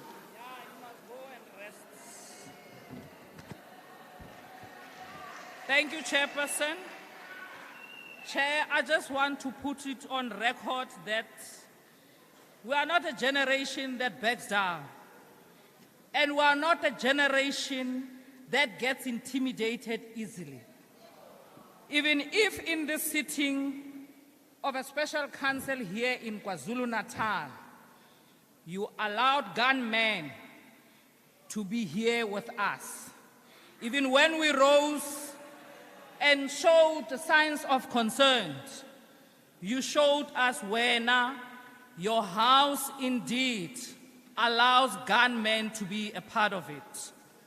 Chair, as we come to a conclusion of taking Parliament to the people of KZN, we come to realization that we visited an extremely neglected part of South Africa where locals still are without water, sanitation and proper infrastructure, proper roads, a collapsed justice system, Chair, where our women are still raped here in KZN endlessly.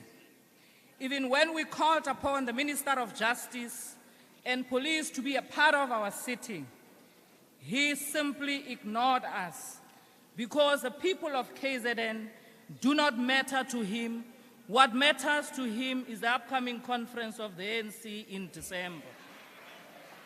Chairperson, what we have visited is a collapsed project funded by the both provincial and national government. A perfect example of the poultry site we visited, where we were told that a 1.7 million rand was spent in this project, but when you enter, Chair, you can't even see a 20,000 rand. That is a disgrace, and we're not going to fold our arms and let that continue happening in this province, because these people of this province needs basic services. Chair, the arrogance of government in KwaZulu-Natal, the arrogance of local government is very much disheartening. The government here, even when they responded to our people during the process of taking Parliament to the people, it is not that of a committed government, but they displayed pure arrogance and self-serving. Chairperson, the provision of services such as water, sanitation, electricity, road, stormwater drainage, and solid waste removal is necessary requirement of economic growth and improved quality of life for our people. Yet delivery remains a big challenge in this province and in this district, as the ruling party has created a service backlog in this province of KwaZulu-Natal. As early as the year of 1998, the white paper on local government detailed how provincial and local government can meet its constitutional obligations so that it be developmental in nature. The white paper also maintains that the central contribution of local government to social and economic development is the provision of basic household infrastructure, and that is not what we are seeing currently in this province and in South Africa. Yet today we are struck in a capability trap where the ANC government cannot perform basic tasks which are before them, which is provision of basic services. Year in and year out, Chair, the ruling party keeps doing the same thing without improving the critical state of service delivery. For there exists within their ranks an inability to actually implement strategies.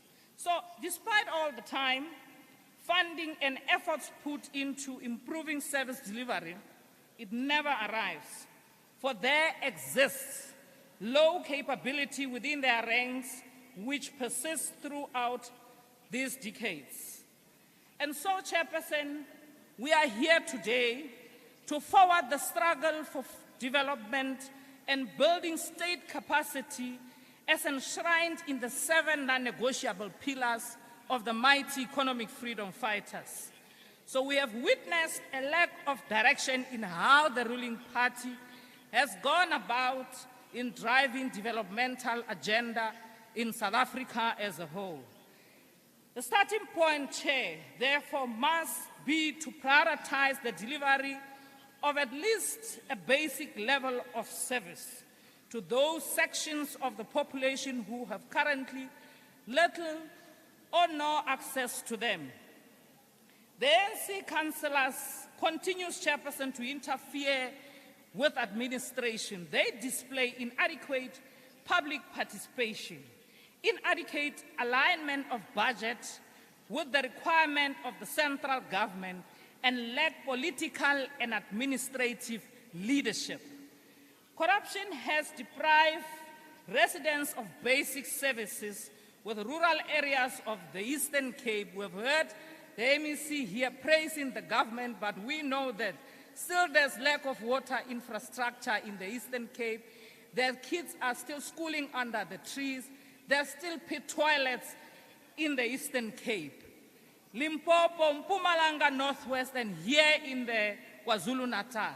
Free State being the worst, where you walk in the city that used to be the city of roses, Mangaung. Today it's called a sewage city. That is a disgrace. With more than 25 years into democracy, that cannot be allowed. And the only way to do it is to unseat the sitting government. There also exists amongst their ranks, Chairperson, lack of accountability and arrogance, lack of consequence management, which is why poor performance has been allowed to continue. So much so that local municipalities cannot raise a simple task such as raising taxes so that the finance, public services, enforcing contracts, and administering policy. Cadre deployment in the key post has led to turbulence that has led to a lack of confidence in the state amongst our people, as it demonstrated by the vast number of service delivery protests across provinces. This too, Chairperson, is propelled by the high unemployment rate, lack of housing, lack of land, and vast inequalities which are still apparent amongst our South African society. Service delivery protests In Gauteng, the Northwest and the Northern Cape are currently ongoing, affecting more than 400 matriculants during this exam period, Chairperson. And the Chairperson of Gauteng is silent about that. Chairperson, throughout all 9 provinces, our cities face most challenging aspects of service delivery.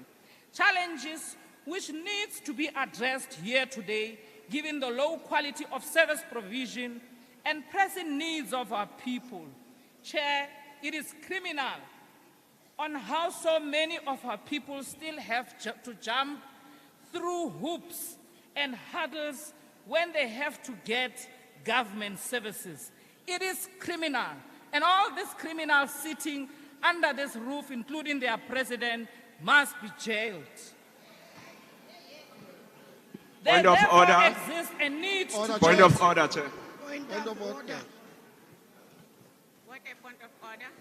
Point of order. Member, can you please? Order, Chair. I'll do it. Yes, Babu Hai. Honorable Chair, I'm rising in terms of Rule 6.1 of the NCOP rules. Offensive and unbecoming language. No delegate may use offensive or unbecoming language in the council. No delegate may deliberately make a statement which the delegate knows to be false. So I would like Honorable House Chairperson to rule that the Honorable Member retract the statement. I thank you.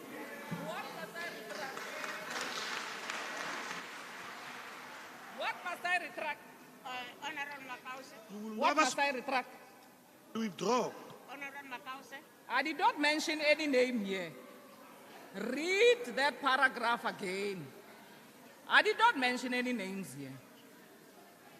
There are lots of people here who are presidents of other political parties. What did I say? Read. Honorable Chair. Order, Chair. Yes. Order, Chair. Yes. The Speaker on the podium has said all criminals in this hall, including their president, are wanted to withdraw without any reservation. There is only one president in this. Please, I'm on the platform. I'm speaking. You must keep quiet. I'm saying that there is only one Point of order, Chair. in this country. On a point of order, Chair. Yes, and therefore, this point of order is sustained, and she must unreservedly, unapologetically withdraw that wrong insinuation. On a point of order, Chair. You cannot raise a point of order on top of the point of order. I didn't raise that. Honorable Makause. He can't address. Point of order. On top of the point of order. Point of order. Point of order, Chair. On top of the point of order. I'm not going to open a point of order on top of the point of order. Yes. Honorable Council, there's a point of order that will say something. Why am I addressing the direction? Chair, we can't hear you, Chair. Chairperson, I can't hear you. Speak on the mic. Can you withdraw? Mike. Withdraw what? Point of order. Talk to the mic. Honorable Council, can you Point, please withdraw? point of order. Chair. Chairperson, I can't respond to something that you are not ruling on. You need Point to of speak to the order. mic so that I hear you. I need to hear you. Can you hear me now? I can hear you. Speak to the mic, Chair. Honorable Council, can you please withdraw what we have said? What is it that I must withdraw? You said, Honorable Council, Lezi zigebengu, including your president.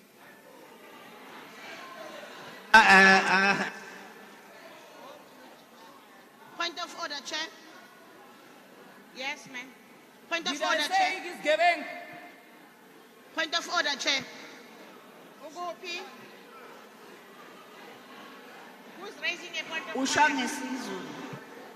Point of order, Chair. Thank you, Chairperson. Okokuqala, Chairperson, njengo-Chairperson ohlezi lapho, fanele kubuze honorable member ukuthi ukushilo yini lokho okokuqala ngaphambi kokuthi uthi aka-withdraw. Number two, Chairperson, Honorable Dodovuye. Order! She said she must shut up. He said she must shut up. Maybe you should also rule on that, on Honorable Dodov, because Lenta is showing she must shut up. It's wrong. Thank you. Honorable Duchuli. Order! Honorable Duchuli. Chairperson, on a point of order. I would like to take the ruling that what Honorable Dodov have said, we are going to listen to the Hansard because I didn't hear him. It's very soft, isn't it? Thanks very much. Can you hear me now? Honorable Mukause, I'll start with Honorable Tuli in terms of what you said about Honorable Dodovo. I didn't hear him. Therefore, mina ngithulile mawukhuluma Honorable Tuli. Ngicela sihloniphane njengamalungu eParliament.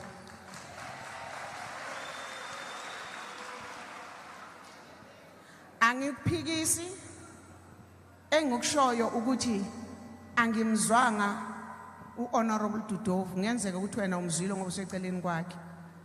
Therefore, in terms of Honorable Dodovu, I'll ask the Hansard also to assist me in terms of what Honorable Dodovu have said.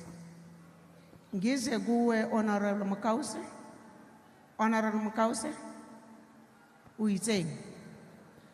I propose that you go and consult Hansard Chair and rule on that in the next sitting. Order! Come again. Point of order, Chair. Honorable Mukause,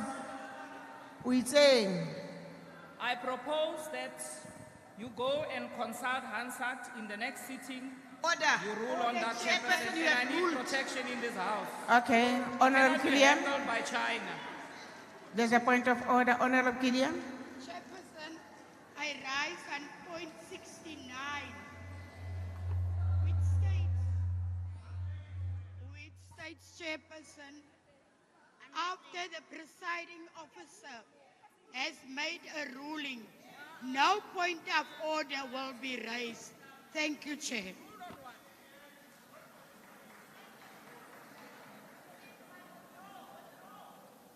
We didn't hear anything. Honorable Gilliam, can you please repeat again? Chairperson, I rise on Rule 69, which states, if the presiding officer has made a ruling, no point of order will be allowed. Thank you, Chair. Yours is allowed. Thanks, Honorable Gilliam. Honorable Kause. Point of order, Chair. Point of order, Chair. Let's continue, Chair. You consult the answer. Let's continue. Honorable Kause. Honorable Kause.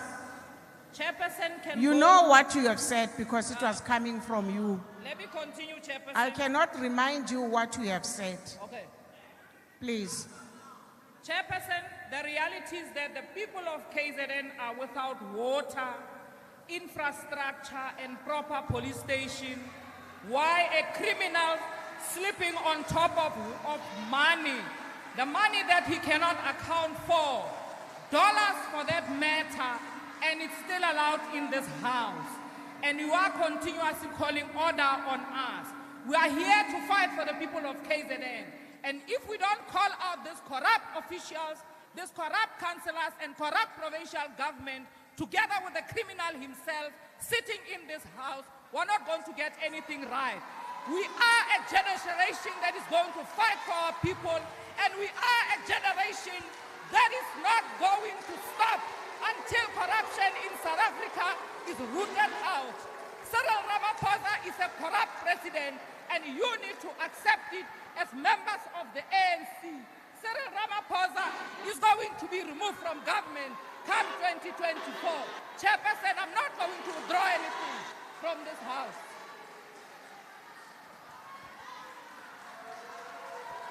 Order. Order.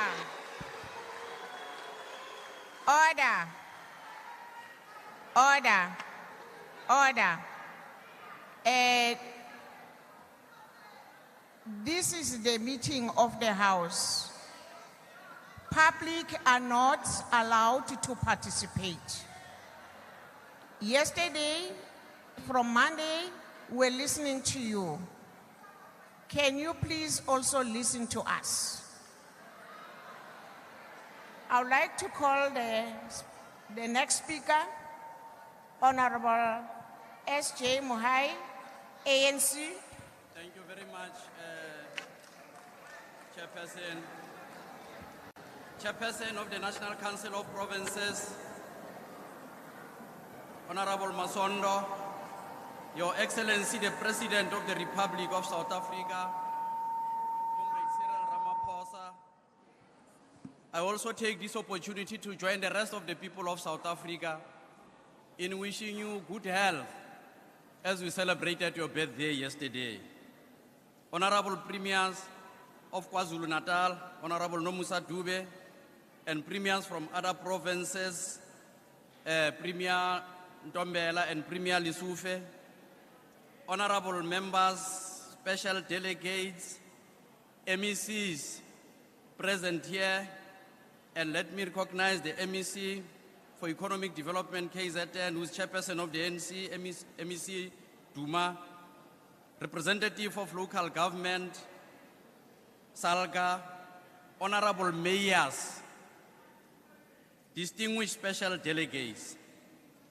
I really want to start here as Chief Whip, and of course, I believe that my colleague, Comrade Super Zuma, will agree with me that we would apologize if the House deteriorates and fail to deal with issues at hand that are crucial. But here I want to thank the people of KwaZulu-Natal who, in a disciplined manner, have rejected the theatrics of one of the reds here, parties, like all other prototype organizations, who fail to really relate to the issues at hand. KwaZulu-Natal is a very important province in the body politic of South Africa. What have converged here are people to discuss their own issues, what concerns them, and what frustrates them. This is not a platform for moaning and complaining and sidestep the real issues that the people have raised. Your Excellency, as we close this last day of our flagship program of Taking Parliament to the People in this beautiful district of Ugu in KwaZulu-Natal, this debate comes at the end of an intensive 4-day Taking Parliament to the People program that has included public representatives and officials from all three spheres of government. Taking Parliament to the people is just that. It ensures Parliament is not far from you, Cape Town or Msunduzi. It's here, right with the people, in their midst, with them. And in this Parliament, Parliament belongs to the people, not us. We members of Parliament are merely here running the Parliament and serving in it for 5 years. And it is the people who will decide whether we are back here or not at election times.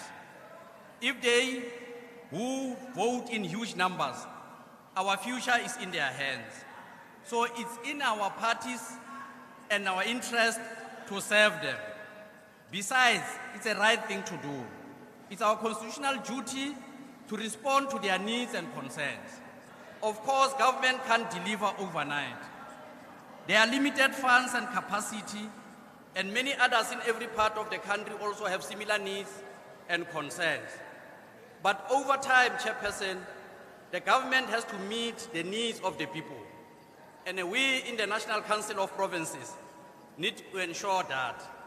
And we can best do it by working closely with the provincial legislatures and municipalities.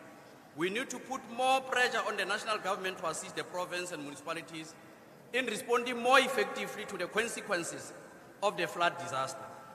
But people also can't depend on government and the state for their needs.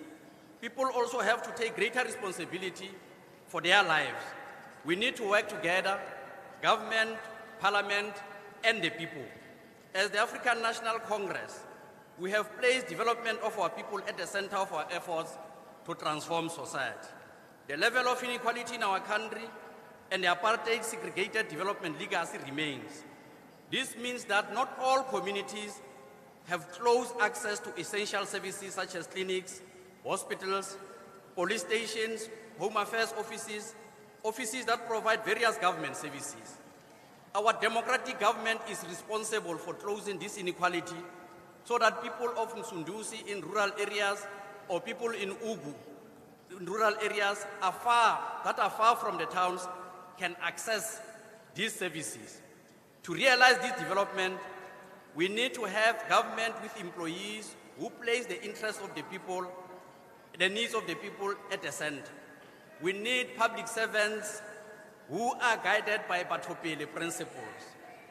We salute the provincial government, the district and local municipalities of KwaZulu-Natal for their tireless efforts in relocating our people and providing necessary human, social and economic support during the trying times of the disasters.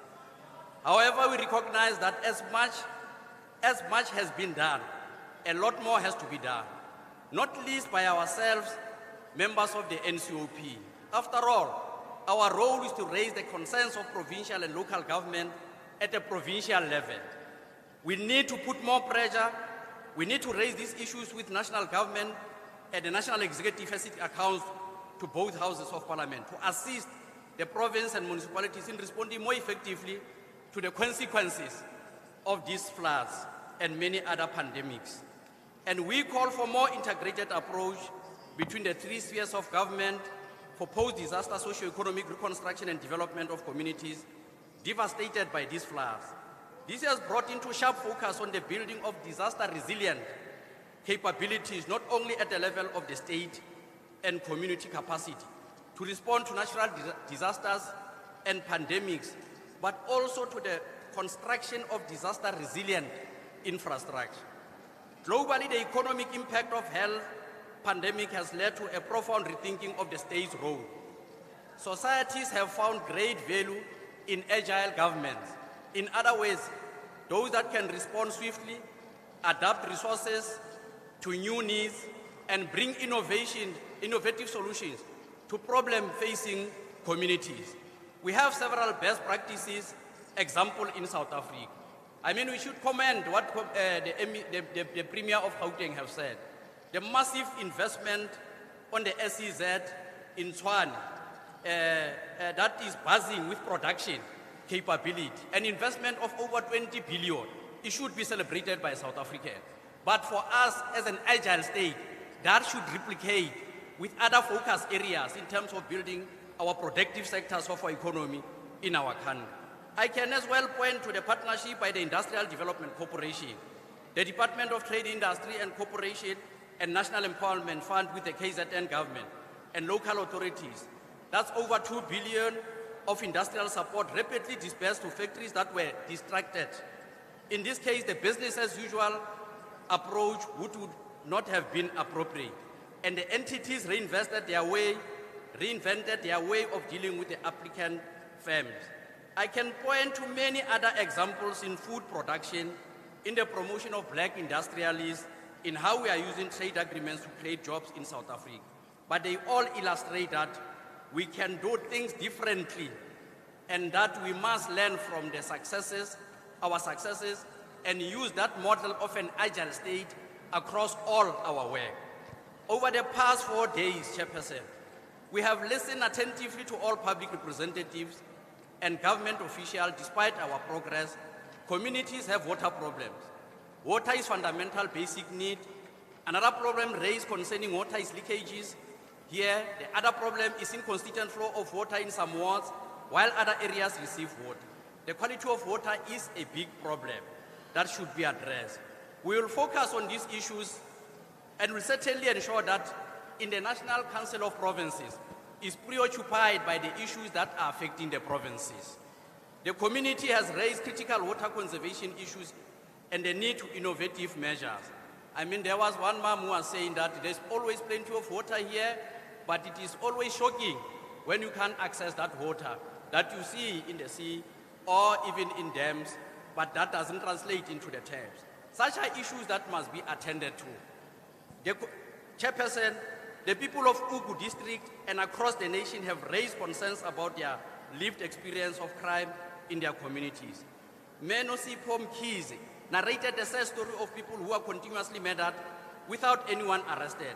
She complained about illegal shebins and shebin owners who are violating their license conditions as the flashpoints of criminality and called for the revival of community policing forums, as many other speakers from Hatting who call for the establishment of community volunteers against crime. Our people sharply raise the pervasive corruption in the public sector, but particularly those rogue elements that are found within the police service. The capacity of our police service has come to the fore in yesterday's session, and delays in their response to the crime has to be attended. The ethical, capable, democratic developmental state cannot be realized under persistent environment of crime that daily robs our people of safety and security. Building resilient partnership between law enforcement agencies and our communities have become more necessary than ever before. We welcome the commitment of the Minister, Bekitele, to visit various police stations and hold ministerial imbizos in the district, and the current recruitment of over 10,000 additional police officers across the country. This will improve capacity of the police service. In this vein, we should combat corruption in the public and private sector, as corrupt practices undermine the provision of services in our communities. Undoubtedly, local government is located at the very center of our development agenda in our country.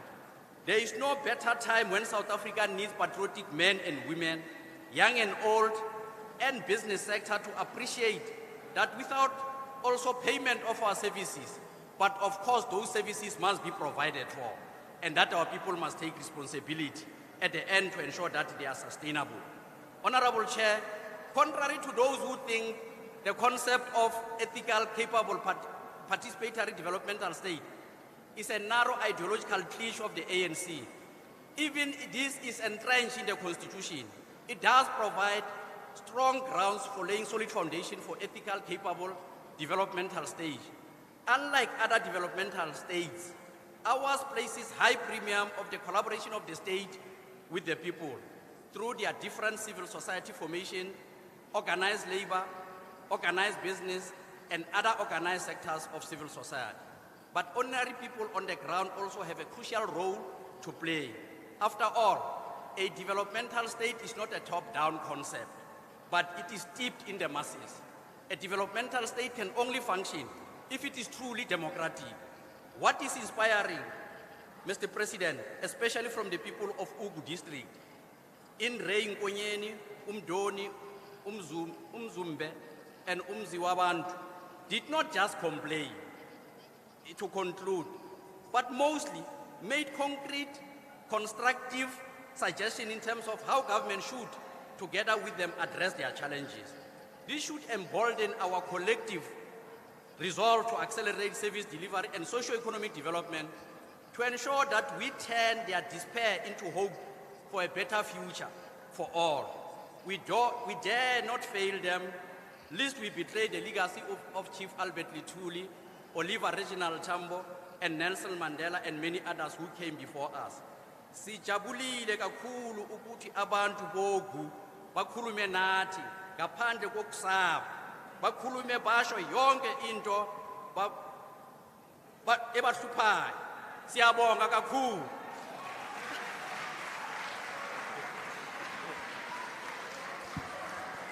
Thank you, Honorable Member. Honorable Members, Siyakuba. I would like now to recognize Honorable N. Jube Ngube, KwaZulu-Natal Prima.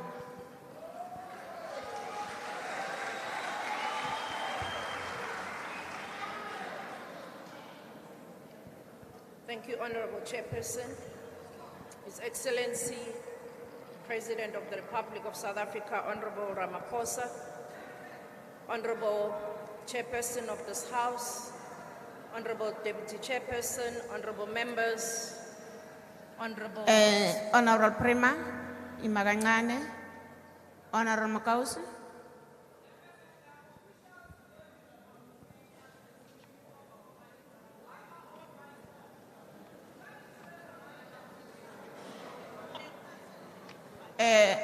Chief Whip.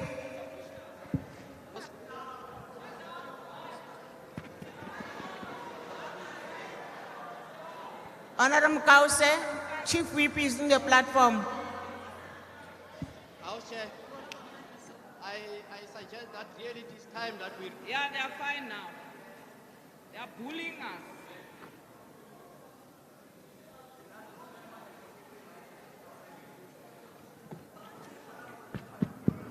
The rules persistent. I think really we should be able to act on such a matter. There's not such a thing that honorable member must repeatedly take platform as and when she pleases. Thank you, Honorable Chief Whip. There's a chief whip that we removed in the... Honorable Kause, I didn't give you a permission, your kuluma. Order. Kuban, Prima. Thank you, Chairperson. I recognize Chairperson ubukhona bamakhosi asendlunkulu kulendle hloniphekile ubukhona bezinduna zamakhosi izmeya ama-councillors umphakathi wethu ohloniphekile olapha endlini. Allow me, Chairperson, to also acknowledge and recognize honorable premiers from other provinces who are here with us. You are most welcome, colleagues and other honorable members of this august house. Honorable Chairperson, this debate comes ngesikhathi KwaZulu-Natal izama ukusukuma emva kokuhlasela zikhukhula zango-April nango-May kulonyaka ezashiya umonakalo ongasoze waphela emehlweni ethu nasezimpilweni zabantu bakithi. Ngesonto elidlule siphinde sahlangana nenye inkinga efana naleyo ngesikhathi izikhukhula zihlasela eMsunduzi lapho uMsunduzi River uye waphuka waphuma endleleni washiya umonakalo omkhulu empilweni zabantu bakithi. Honorable members, siyafisa ukusho kulendlu ehloniphekile ukuthi akukho emthethweni noma akukho honorable if ama-members alendlu ehloniphekile ezokhuluma into engamaphutha phakathi kwalomphakathi ohloniphekile. Honorable members, ngiyafisa ukusho ukuthi u-honorable member othi Emngeni municipality umasipala onikeza ama-services mahala cha akulona iqiniso lelo. Bonke omasipala bayanikeza umphakathi wabo ama-services. Umasipala waseMngeni siyawazi unerobhothi elilodwa futhi abantu bakhona abasebenzi futhi impilo zabantu bakhona azikaze zishintshe selokhu kwangena umeya okhona njengamanje. Ngesonto elidlule ngithole incwadi ebephuma emphakathini lapho umphakathi ubucomplaina khona ngomeya okhona kanye nomkhandlu wawo ngendlela acwasa ngayo indawo zabantu bakithi. Leyo ncwadi ngiyengayidlulisela na ku-public protector khona sizokwenza isiqiniseko sokuthi iyabhekwa le ndaba. Honorable members, I also want to say that it's not honorable when members are not bothered to check their facts. Everyone knows what the Western Cape looks like. It's a hell for our black people and for colored people. Everyone knows that it has been our disaster teams who braved the dangerous terrains in the middle of nights bezama ukusave abantu bakithi neimpilo zabo. Kubhlungu uma ngabe honorable member ezoma la akhulume ngabantu abahambelwa imphefumulo yabo nabantu esingakabatholi namanje idumbu zabo ukuze sithole amathambo wabo ukuze sikwazi ukuhlala sikhululekile. Imember izoma la ikhulume ngento engayazi ubhlungu obziwa umphakathi wakithi. Ngiyacela abahlonishwa ukuthi bangakwezi inhlekisa ukuhlupheka kwabantu bakithi. Siyacela Chairperson, I do wish to say that honorable members, if they don't want to see, it's their own indaba. I personally want to say here today, honorable members and honorable President, it is likely that within the next month, we are going to be opening other roads which had been partially closed. M4, M102, N2, Magabeni, Ifracom. Imember le ekhuluma ngawo njengamanje la emanzimtoti khona ama constructors. Le u-M4 no R102 njengamanje bayasebenza noma inkontraka isaqhubeka nokwenza lo msebenzi. Honorable members, ngiyafisa ukusho lapha ukuthi imember ehloniphekile ayisho ukuthi zingaki izibhedlela esezikhandiwe zaqedwa selokhu zakhahlamezwa zikhukhula. Zingaki izikole esezenziwe zaqedwa selokhu zakhahlamezwa zikhukhula. I want to say, honorable members, that the people of Tongaat right now are experiencing service delivery because the water has been restored as we talk. Tell no lies and claim no easy victories. No easy victories will survive even in 2024 because we will liberate Western Cape.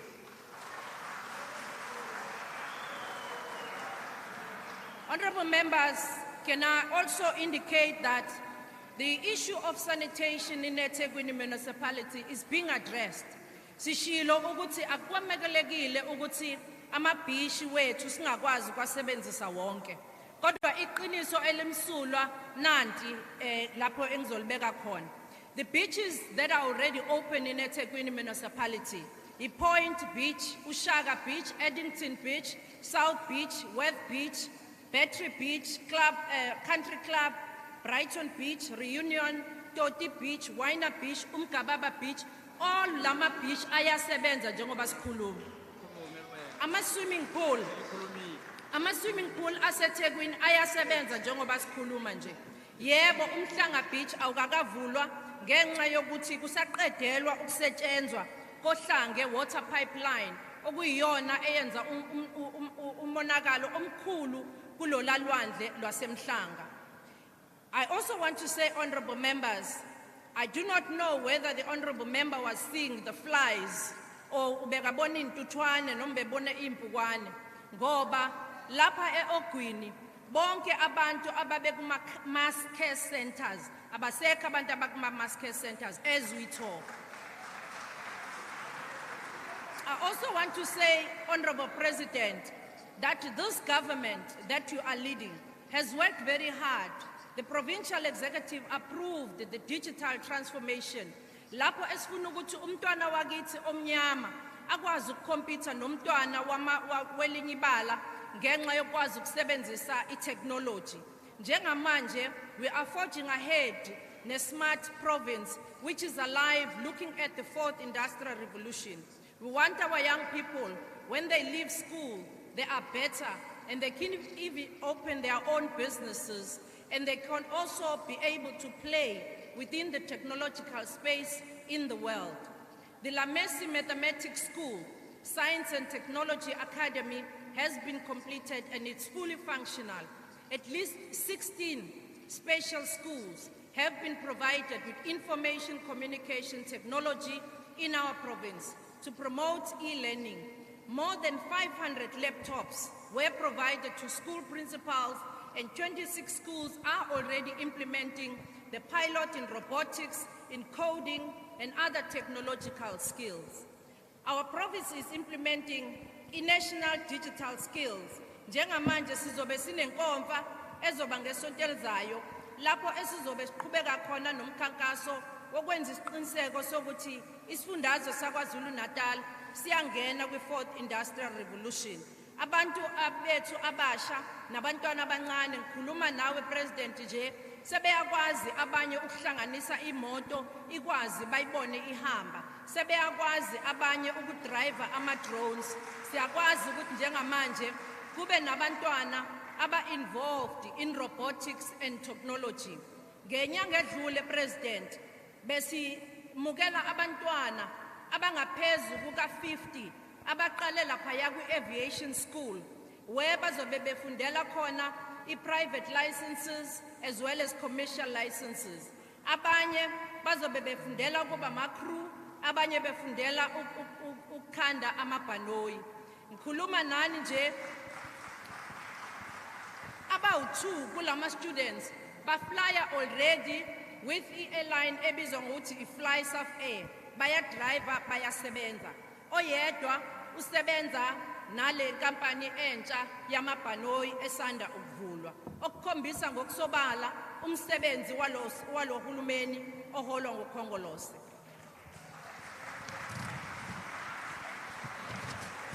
Honorable members, siyafisa ukusho la ukuthi ngesikhathi sihlaselwa zikhukhula ziningi kakhulu izibhedlela ezingakwazanga ukuthi zisebenze, ezinye ezanqamukelwa amanzi.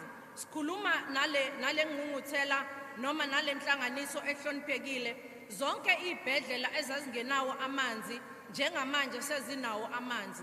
Sikhuluma la ngezibhedlela ezinjengo Prince Mshiyeni, Pixlika Isaka Seme, sikhuluma ngeMahatma Gandhi kanye nezinenanda okuyezinye zezibhedlela ezazikhahlamezekile njengamanje. As you conclude.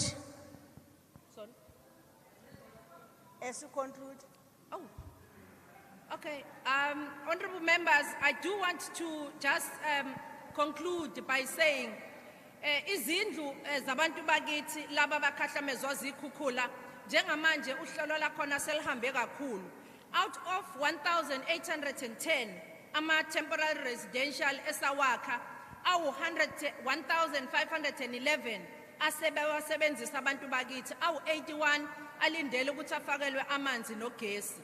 Siyafisa ukusho la ukuthi emva kunabantu aba-135 ababehlala kuma-mass care centers emahholo nakwezinye indawo, amahholo awu-71 sesiwavalile, lawa awu-64 asesele nawo sinohlelo lokuthi bonke abantu abasemahholo bazokwazi ukungena emafletini ngaphambi kokuba ube middle of December. Nakhona ngabe sesiqedile inkinga ukuthi kuya kwafanele ukuthi sihambe with the tender process, and the tender process kwaba khona ba-objectayo sase siyadisturbeka ohlelweni lokwazi ukuthi abantu bakithi bangene ey'ndlini ey'hloniphekile. Chairperson, I also want to say inkinga yamanzi inkulu lapha Ogwini, and asikwazi ukuthi sibukele phansi. Inkinga yobugebengu inkulu lapha Ogwini, ingakho sithe asigxilise inhlaka zomphakathi ezinjengama-community police forums, ngoba amaphoyisa nawo ayadinga ukulekelela umphakathi ukuthi azi ukuthi ubani ofuye isigebengu emzini wakhe, ukuthi azi ukuthi ubani obeke isigebengu emva kwendlu yakhe. Uma ngabe singasebenza kanjalo singakwazi ukuthi siqede ubugebengu uma singasebenza ngokubambisana. Chairperson, I also want to say that today, as we are sitting in this hall, honorable member uthi uhulumeni ka-ANC awenza ngalutho. Bengizothi honorable member angazi noma uhleli ehholo eliyimpukane yini, ngoba kule hholo ahleli kulona yilona lakhiwe ukhongolose. Umhlonishwa uthi uhulumeni kakhongolose awenza ngalutho, kodwa umhlanishwa eza la uhambe emgaqweni, wahamba kuma-traffic lights, walala ehhotela, wageza ekuseni, waba nogesi, okuchaza ukuthi ukhongolose uyasebenza.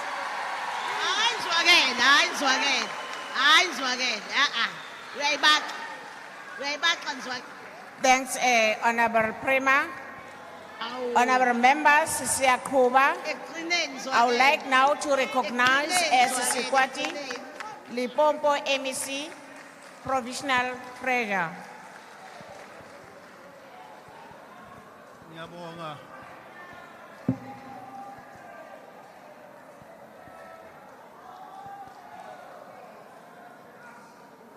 Ngiyabonga Sihlalo, Deputy Chairperson of the NCOP, the Chief Whip of the NCOP, His Excellency Honorable President Matamela Ramaphosa, our host Premier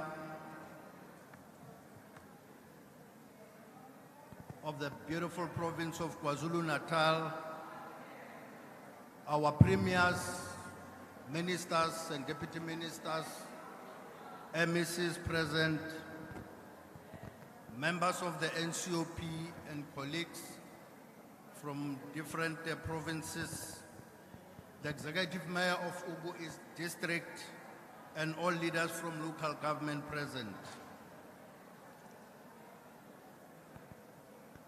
Nami ngiyabonga ukuthi ngiphiwe lesikhathi ukuthi ngizobanani lana Ugu District nami ngizokwazi ukuthi ngimele mu Premier waseLimpopo Ntate Chupu Stanley Mathabata in this important meeting of the National Council of Provinces. This week-long visit to this Ugu District in the province of KwaZulu-Natal should indeed breathe life to the theme of working together to ensure faster improvement in delivery of services to our communities. Taking Parliament to the people should not just be a slogan as we wrap up this leg of our visit to provinces, and we should live with a better understanding of service delivery, progress and challenges in our areas. Colleagues, over the years, we have seen the NCOP oversight visits impacting significantly and positively to the work of government in provinces. Through recommendations of NCOP, as Limpopo, we are able to unlock several service delivery bottlenecks, resulting in improved provision of services. There is no doubt that the challenges in this area were also compounded by the reality of COVID-19 pandemic that our country is emerging from. The COVID-19 pandemic has ravaged our national and local economies, and we had a choice between saving lives and saving livelihoods, which was always having to require a delicate balance. We appreciate the wisdom and judicious leadership of President Matamela Ramaphosa for safely navigating our country from the ravaging quagmire of COVID-19. Although we have almost won the war against COVID-19, its devastating aftermath remain visible and very much stubborn. We are now having to deal with the reality of increased levels of unemployment, and many of our people have been relegated to the periphery of economic activity and participation. The levels of poverty are at an all-time high, as if these challenges are not heavier enough. In addition, our people are now having to deal with acute shortage of water.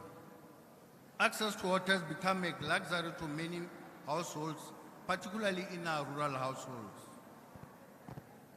The progress we have made with regard to the fight against COVID-19 pandemic presents an opportunity for the implementation of our adopted socio-economic recovery plan.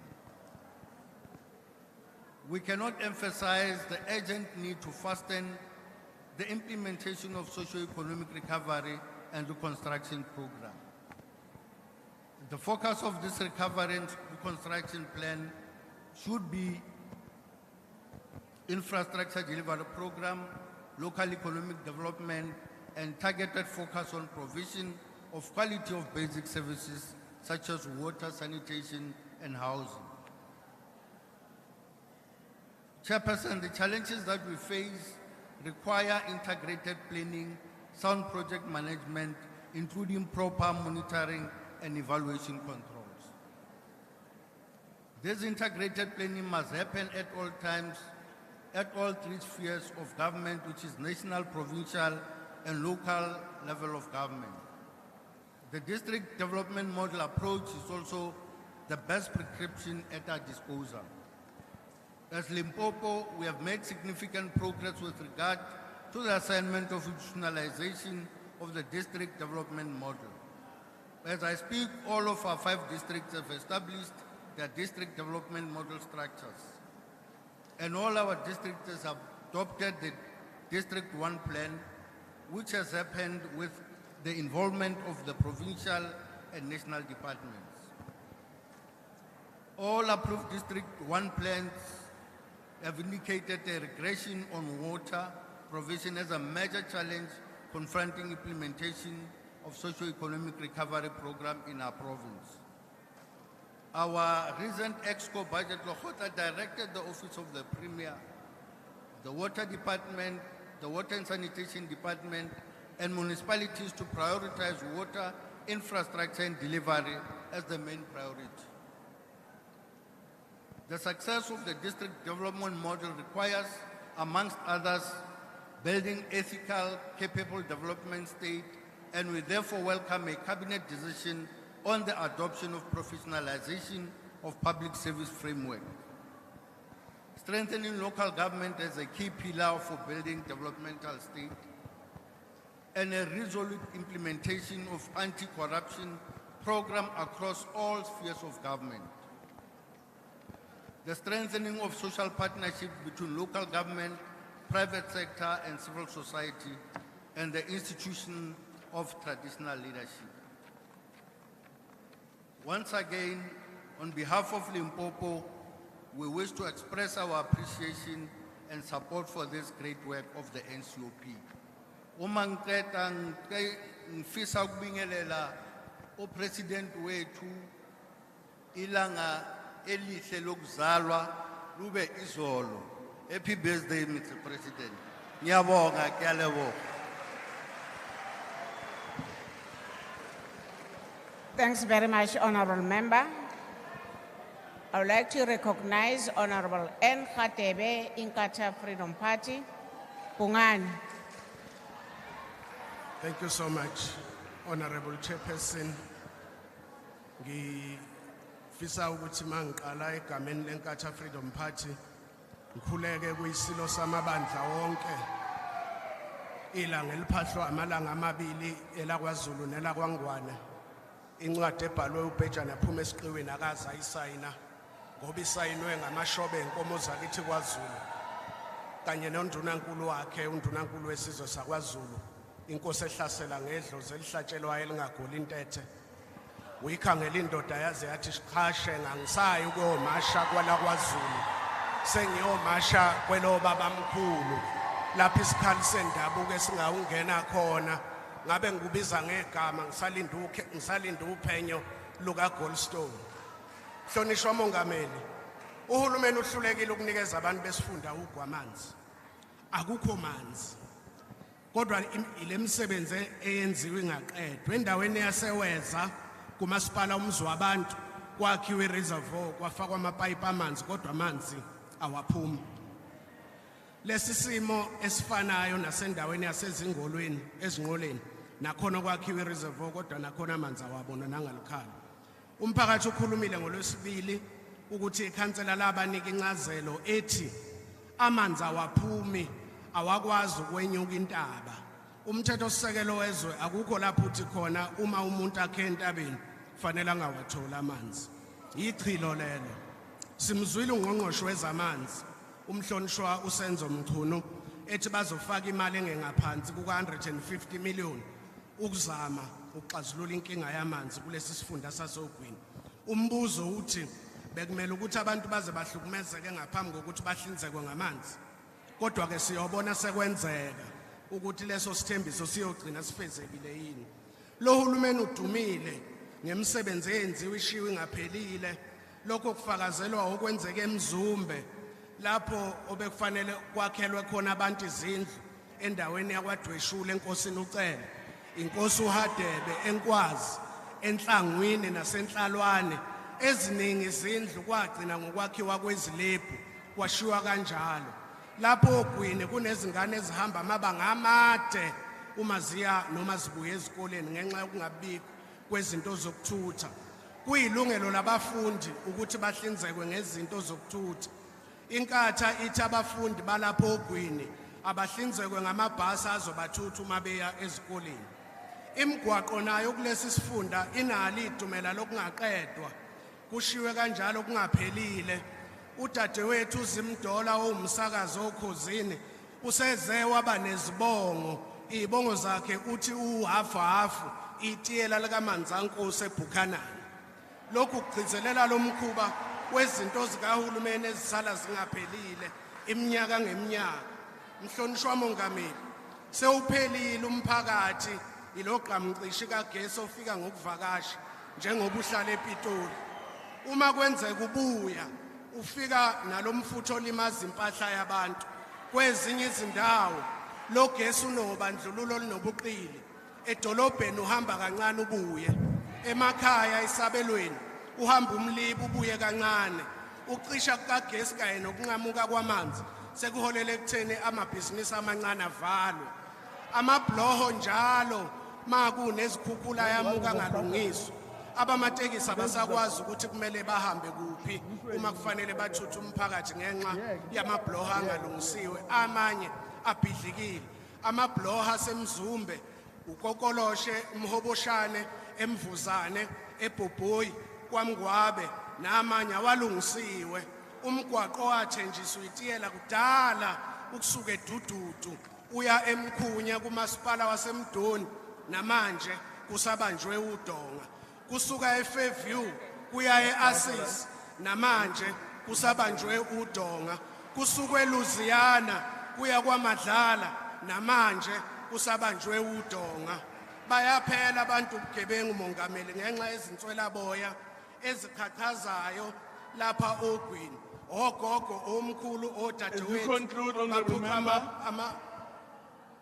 As you conclude. Okay.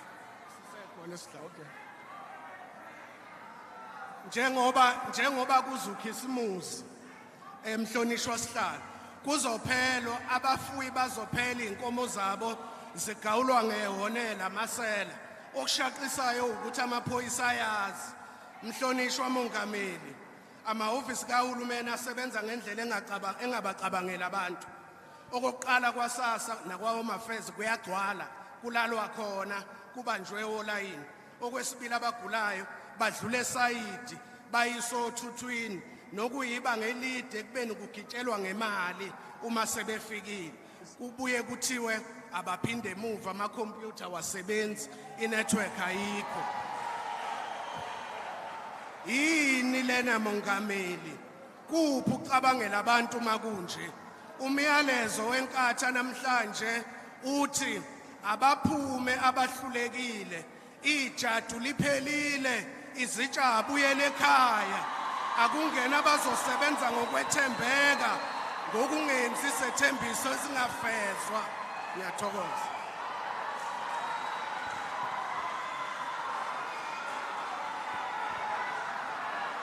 Thank you very much. Thank you very much. We'll now proceed to Honorable Shongwe.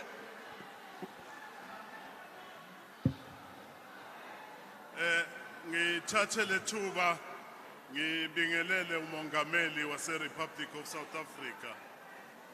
Ngibingelele usihlalo weNCOP kanye namalunga eNCOP, abo premier abakhona nabamele izifundazwe zonke ezikhona ngaphakathi kwethu.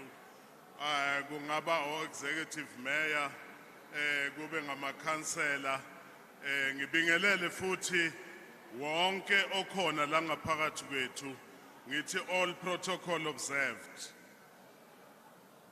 There can be no better avenue to listen and comprehend the needs of people of South Africa than through such a program we have embarked on this week, which is called Taking Parliament to the People. On behalf of the Premier of Mpumalanga, Umama Honorable Refilwe Mthweni Tsipane, and the people of the Rising Sun, We are greatly honored to be part of this important program and debate. Ngicela ukusho ukuthi Mongameli kanye nosesihlalweni ukuthi zonke izinto esizikhuluma la namhlanje akusiyo about us esingama representatives. Lapha size ukuzokhuluma nabantu bogu nabantu base KZN silalele bona ukuthi bathini other than ukuthi kulalelwe thina ukuthi sithini. Size la ukuzotshela abantu bogu nabantu base KZN nase South Africa ukuthi ezimpumalanga sesibenzele ini ukusukela ngesikhathi sedemocracy ukuze sibe manje.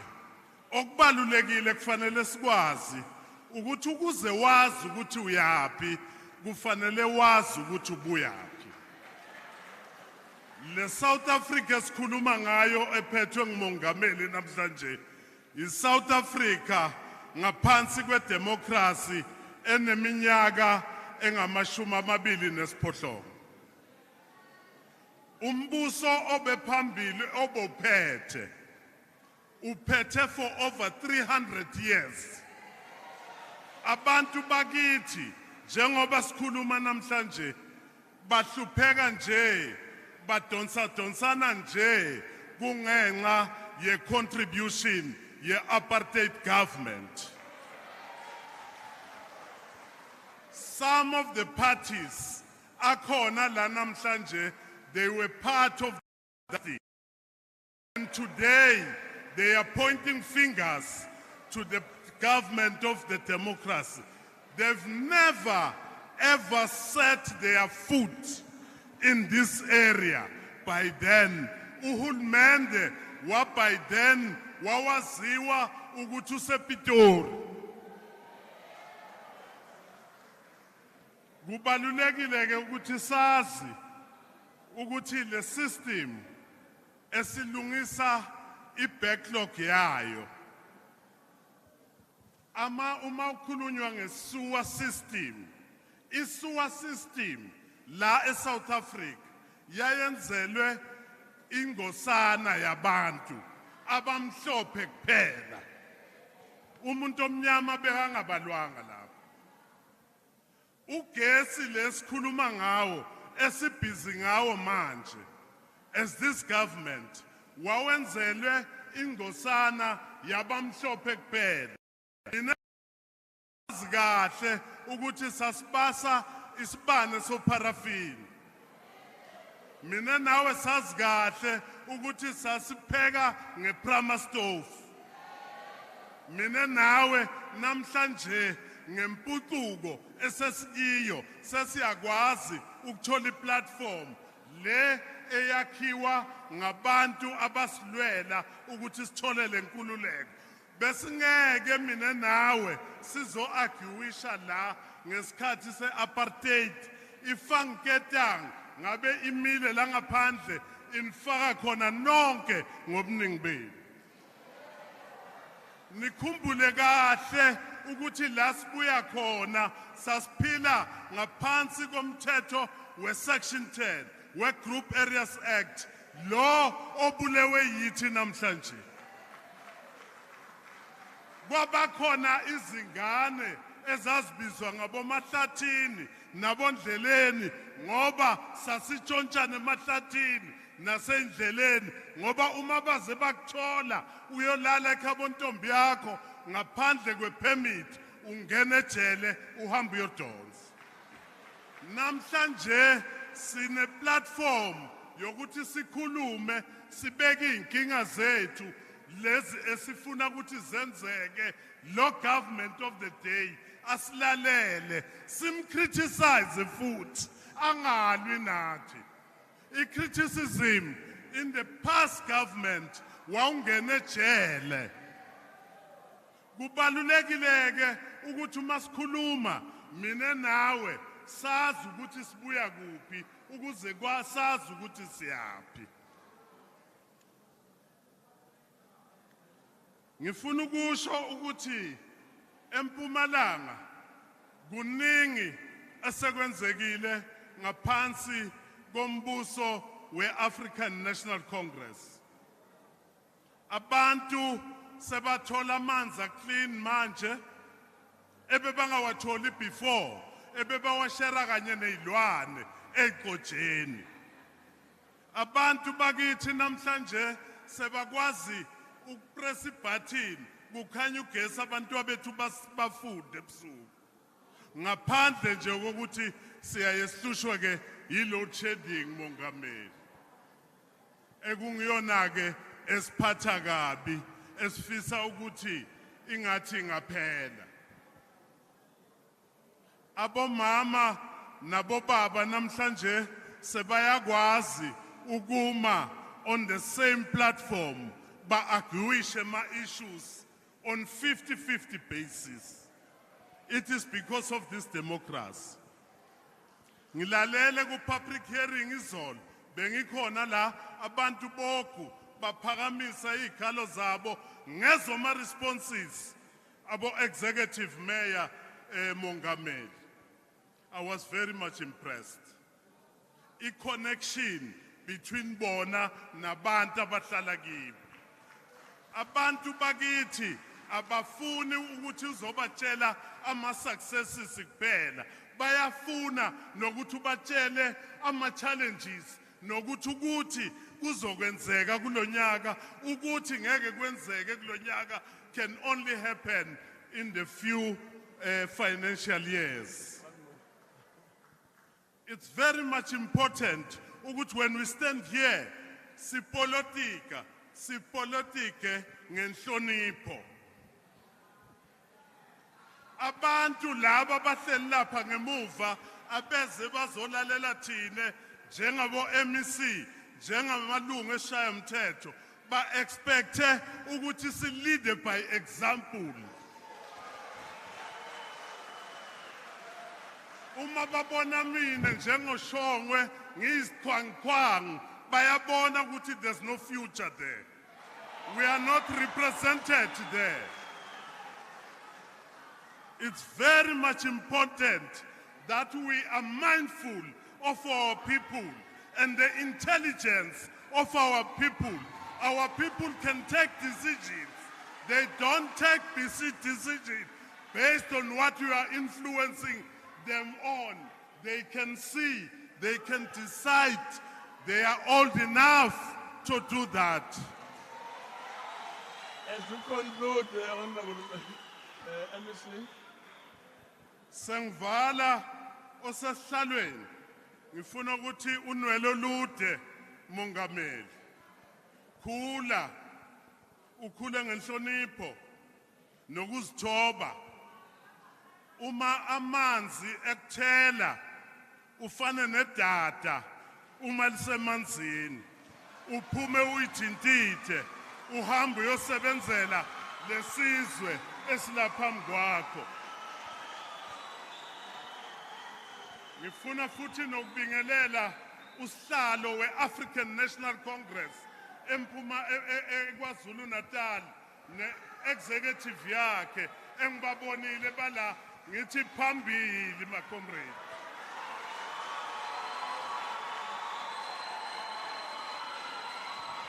Thank you very much. We'll now proceed to Honorable De Bruin. Is he there? Honorable De Bruin. Virtual, yeah. Virtual Honorable De Bruin was over the screen. Thank you very much.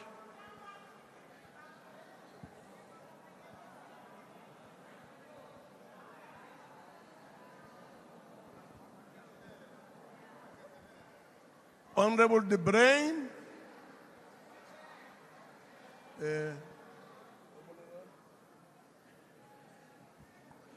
In that case, we'll move on to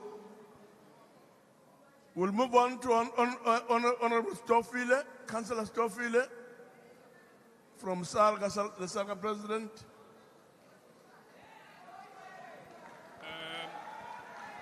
Thank you very much. Thank you very much. Patin Kubo, Staloe, National Council of Provinces, Deputy Chair, the Chief Whip, the President General, and members of the House, fellow councillors, Obazakwetu, who made it possible that this House to be convened and have a deliberation about conditions and challenges that we face in the local government space. It is my honor on behalf of the collective leadership of the organized local government and the sphere on local government to contribute towards the debate on this week's program of taking Parliament to the people in this beautiful province of KwaZulu-Natal that have produced many icons and leaders to lead at the time in which the country was facing difficulties. Chair, the Constitution of the Republic entrenches local government as a fully fledged sphere of government in a system of cooperative governance in which the three spheres are distinct yet interrelated, interdependent. This week, as Parliament, through the National Council of Provinces and all provincial legislatures, descended to KZN and engaged with the people of the real challenges that they are facing. We must accept it is that these conversations that took place with ordinary people from local government communities. In our specific example in Ugu, it is a space where the will of the people find most expression through the processes of electing office bearers, being the mayor, the speaker, the chief whip, the councillors, and the body called council. And the executive that are given a responsibility to lead and play an active role in changing the conditions of life of our people. A reality where the rubber hits the road. A space where a councillor as a public office bearer cannot hide from ordinary people under the disguise of blue lights, bodyguards, and high electrical fence walls. A space where there are no office hours and yet very little appreciation and reward. A space where those speaking from a privileged position find it convenient to pass the buck, if not pass the blame. A space where public service is a curse, where criminal elements visit us at night, when we are at our most vulnerable period, when we are spending time with families and loved ones, to eliminate or attempt to scare and intimidate us. A space our obituary has been already written for the next funeral. A space where dedicated heroes, people's servants, who had dedicated their lives to serving others selflessly, devoted and fearlessly in putting the interest of their people above their own, had their lives cut short.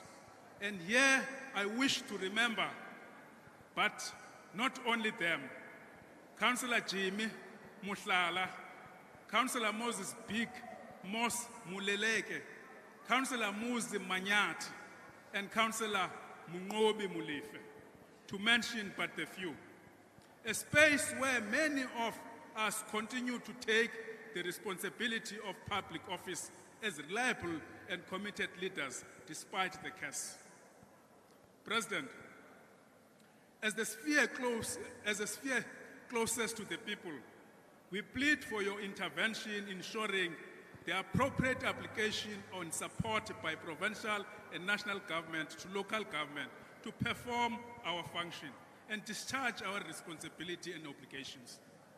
It is our considered view that not much has been done to diligently give Section 154 support, but instead we observe unprecedented state of inappropriate evocation of Section 139 intervention, some perpetual since 2004, whilst others have not even assisted the capacity since the 2021 elections. And we must applaud the KZN on its endeavor in the recent past of trying to focus on support system in the municipal system, so as other provinces that we have learned in the past to deal with that. President, with this context, where government has for last 22 years introduced numerous interventions to improve the functioning of municipalities with very minimal success, should we not instead consider a comprehensive review to assess the state of local government, championed by the presidency, with a view to ensure that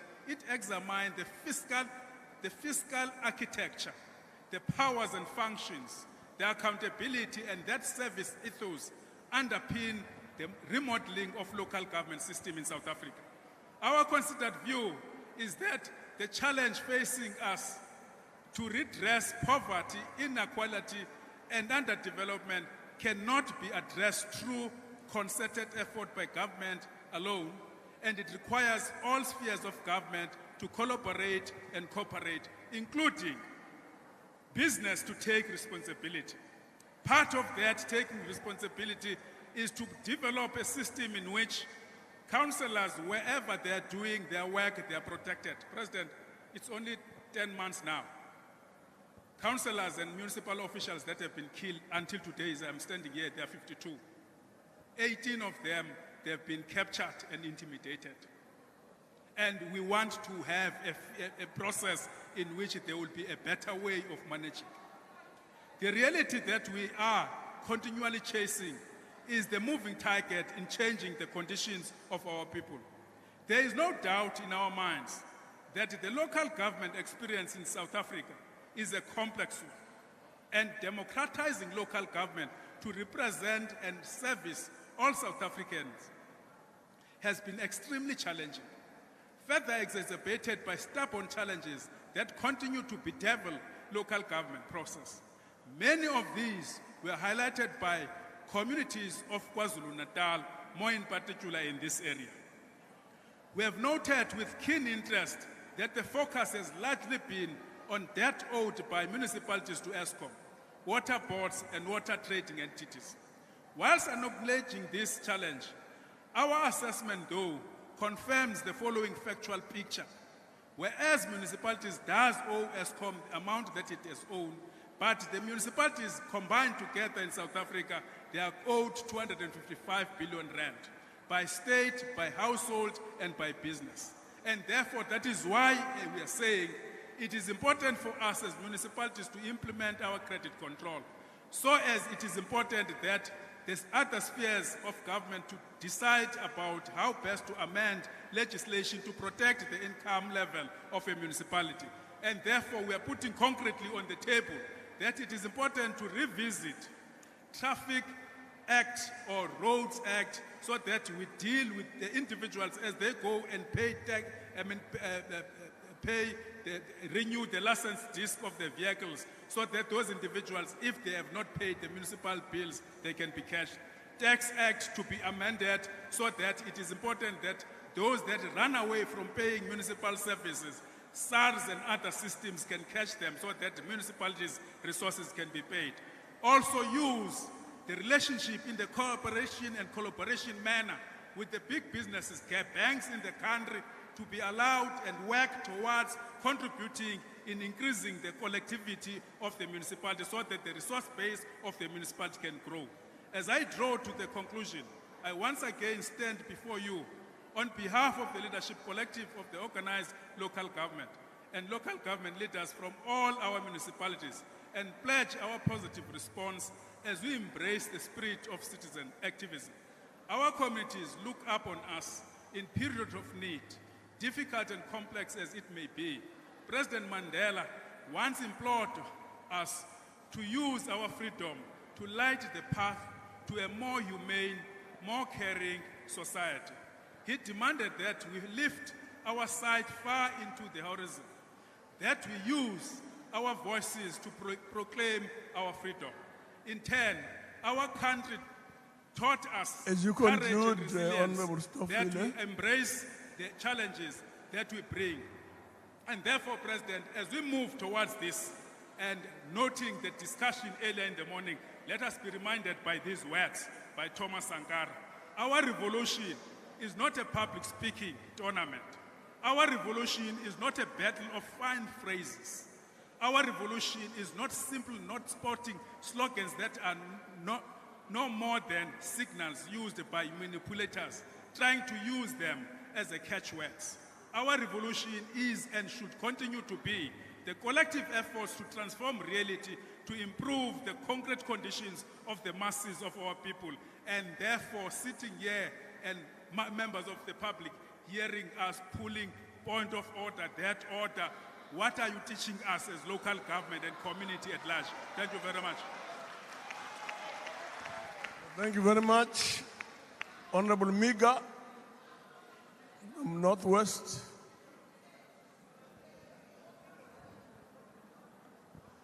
No, thanks very much, Honorable Chairperson, to the Deputy Chairperson, His Excellency, the President of South Africa, Honorable Cyril Ramaphosa, to the Premier of the KwaZulu-Natal, the Honorable Speaker also of KwaZulu-Natal, members of the National Council of Provinces, Honorable Premiers from different provinces who are here, my colleagues, Honorable MECs, and maybe not to go far, but acknowledge also all other members present, most importantly, the communities of KwaZulu-Natal. Honorable Chair, it is our belief that it is very much important that in whatever we do, as government, we need to be a caring government. We must continue to be a caring and responsive government. So by building an agile state, we will be able to deliver better to our communities. And this is how we become a government which is fit for purpose. In the Northwest Province, like in many other areas across the country, service delivery is a challenge. This is why we believe this topic is very relevant to where we find ourselves. The way we explain an agile is that it is a form of project management designed to deliver product and services, and at the heart of it, Honorable Chairperson, is learning quickly and adapting. By adapting this model, we will ensure that we on whatever we do as government, we adopt a people-centered approach. For many years, we have been talking about principles such as Batupili, which implies that we put our people first, but this has not been happening in many occasions.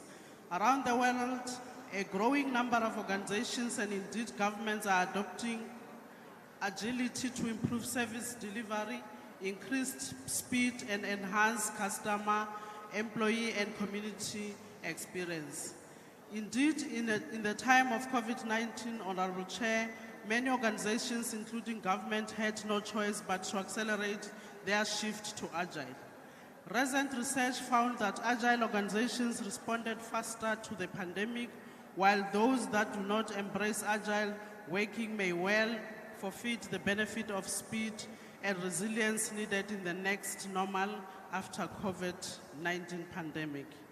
In that sense, agility at an enterprise level means moving strategy, structure, processes, people, and technology towards a new operating model by rebuilding an organization around hundreds of self-steering, high-performing teams supported by a stable backbone. It is therefore also important for our government to adopt continuous learning and improvement as a core principle of agile working, as it also applies to agile culture. Successful agile transformations have shown the value of monitoring progress, evaluating behavioral change in people and its impact on performance, and running regular retrospective to learn from our successes and failures, which might be useful to building agility to the state. However, measuring behavioral change, especially in communities, has traditionally been a challenge. It is therefore important, Honorable Chair, that government embraces agility by using culture-related questions on whether people in communities felt more responsible, whether they could collaborate better, and whether they are more able to learn from others. In parallel, there is a need to use a qualitative method to track the shift towards an agile culture. Updated performance framework and dialogue, for example, can be used to track whether communities are adopting desired behavioral, while a continuous communication will give an ongoing pulse to check of how people were doing and what they are feeling about the rate of delivery in their areas. Culture plays a very important role, Honorable Chair, in a country with so many different cultures, groupings as ours. The value of tracking became a very clear and conscious way which can be used to manage and measure culture progress, establish the correlation between culture and performance, and use cultural data to bring its agile operating model to life. Using these tracking initiatives, Honorable Chair, can help government to produce insight on agile maturity, performance, and culture, thus fostering a sense of belonging, motivation, purpose, and empowerment, which can assist to consistently increase community engagement on issues related to making the state more agile, which will lead to improved service delivery outcomes. This will similarly ensure that several dimensions of the tasks that communities engage in improves as the culture of credibility and clarity takes hold, while greater autonomy, which is the core principle of agile culture, allows communities to take on their own challenges and become more solution-orientated in matters of service delivery. The district development model is a vehicle which is used properly, which, if used properly, can get us closer to achieving agility that helps us build a more capable state, able to deliver better to our communities by including them in plans aimed at improving their lives. The adoption of agile strategies will not only improve service delivery outcomes, but will work to change the entire value chain of government for the better, as it means adopting more private sector-oriented models of delivery and also responding to the changing paradigm. To build an agile state capability is to ensure that we build a citizenry that is satisfied with what we deliver as government. This then translates into a state that is capable of, when required, adapting to change, even in instances where there is increased demand on the services that are rendered by government. For a state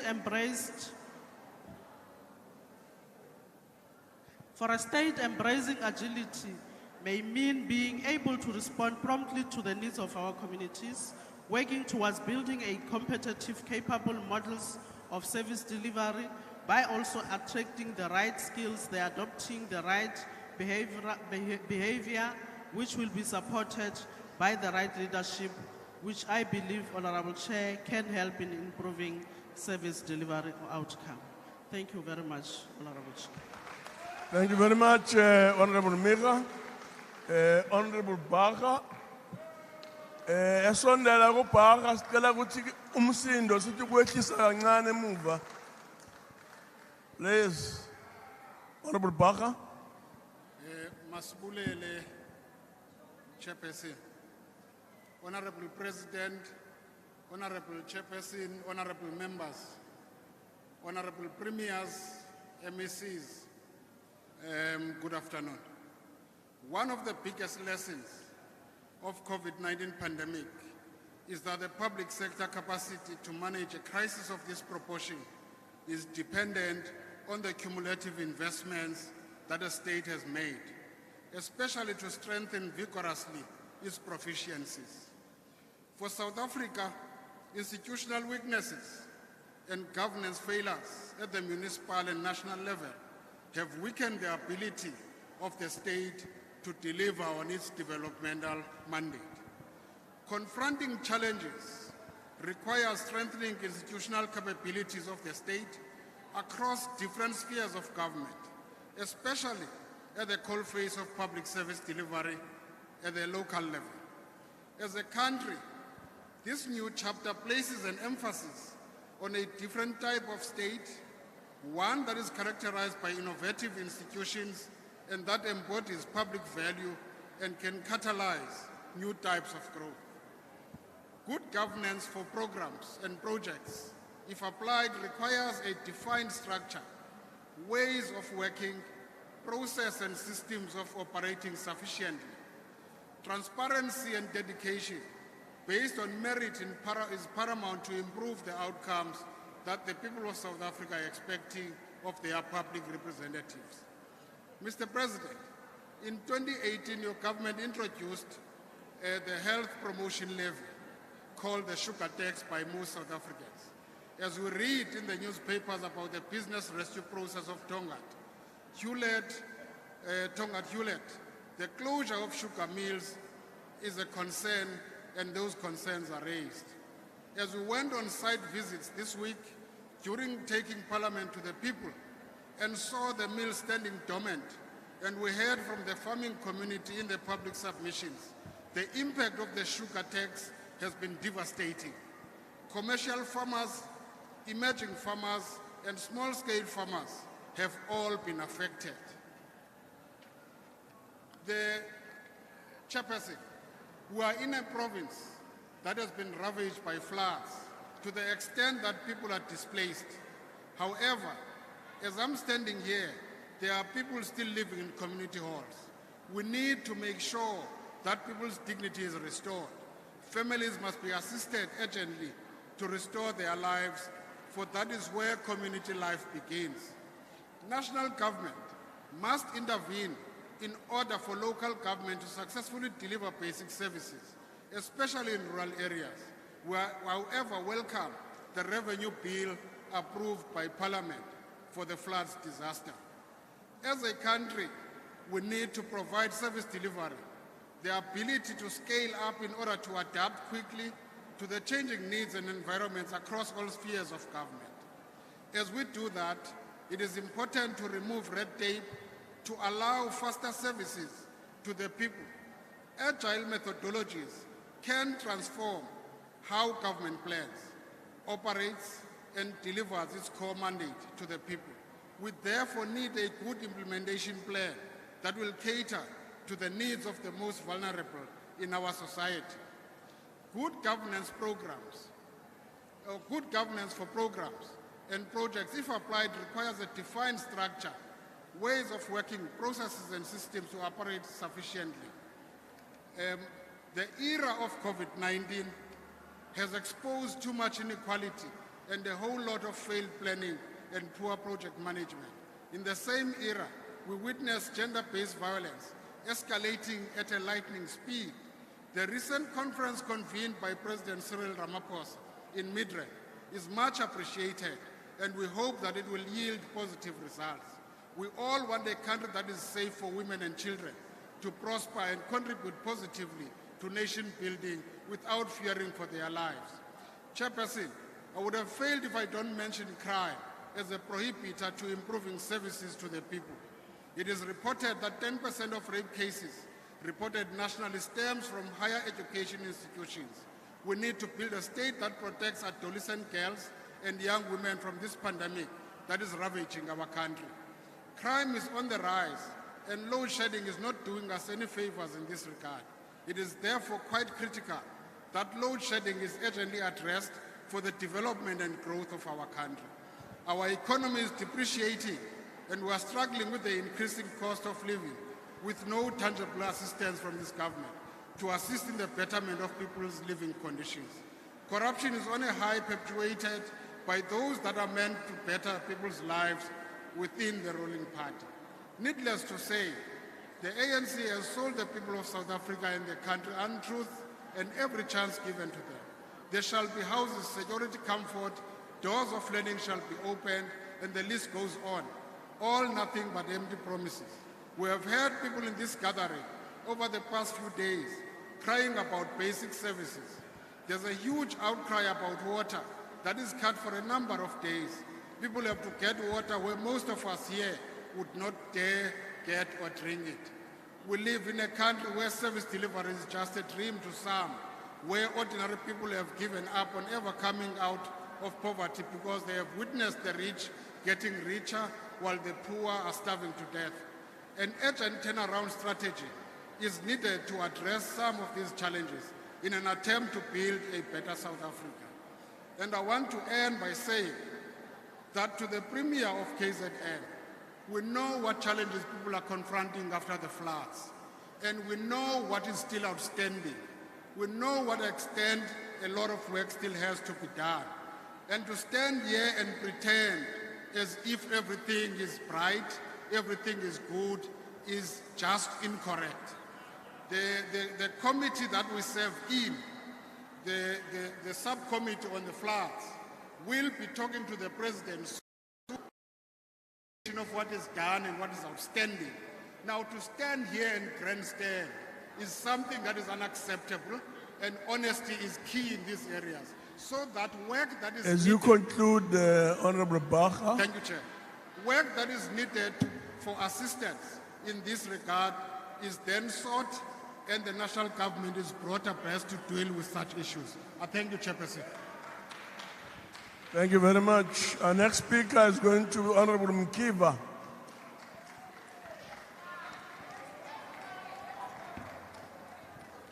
Manthathel thuba ndibulise kusihlalo wendlu uba uMasondo umphephethu.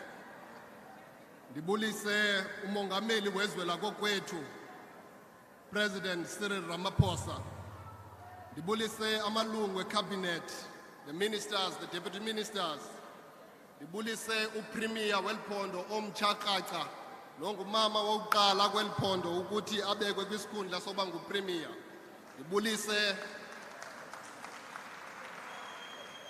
Ndibulise o-MEC bonke bakho Premier. Ndimchage usihlalo we-ANC kweliphondo ubaba uDuma noyilida karhulumente kweliphondo. Ndibulise omeya beholwa ngumeya walapha Ogweni umama uMthiyane. Mbonile noSpeaker walapha ephondweni. Ndibulise izidwesha nezidwangube umlisela nomthinjana ugwece lomgqeku oqhina bakamkhonono bathi mayizala inkomo sidle isigqoko. Ndinibulisa nonke egameni lombutho wesizwe iANC. Molweni.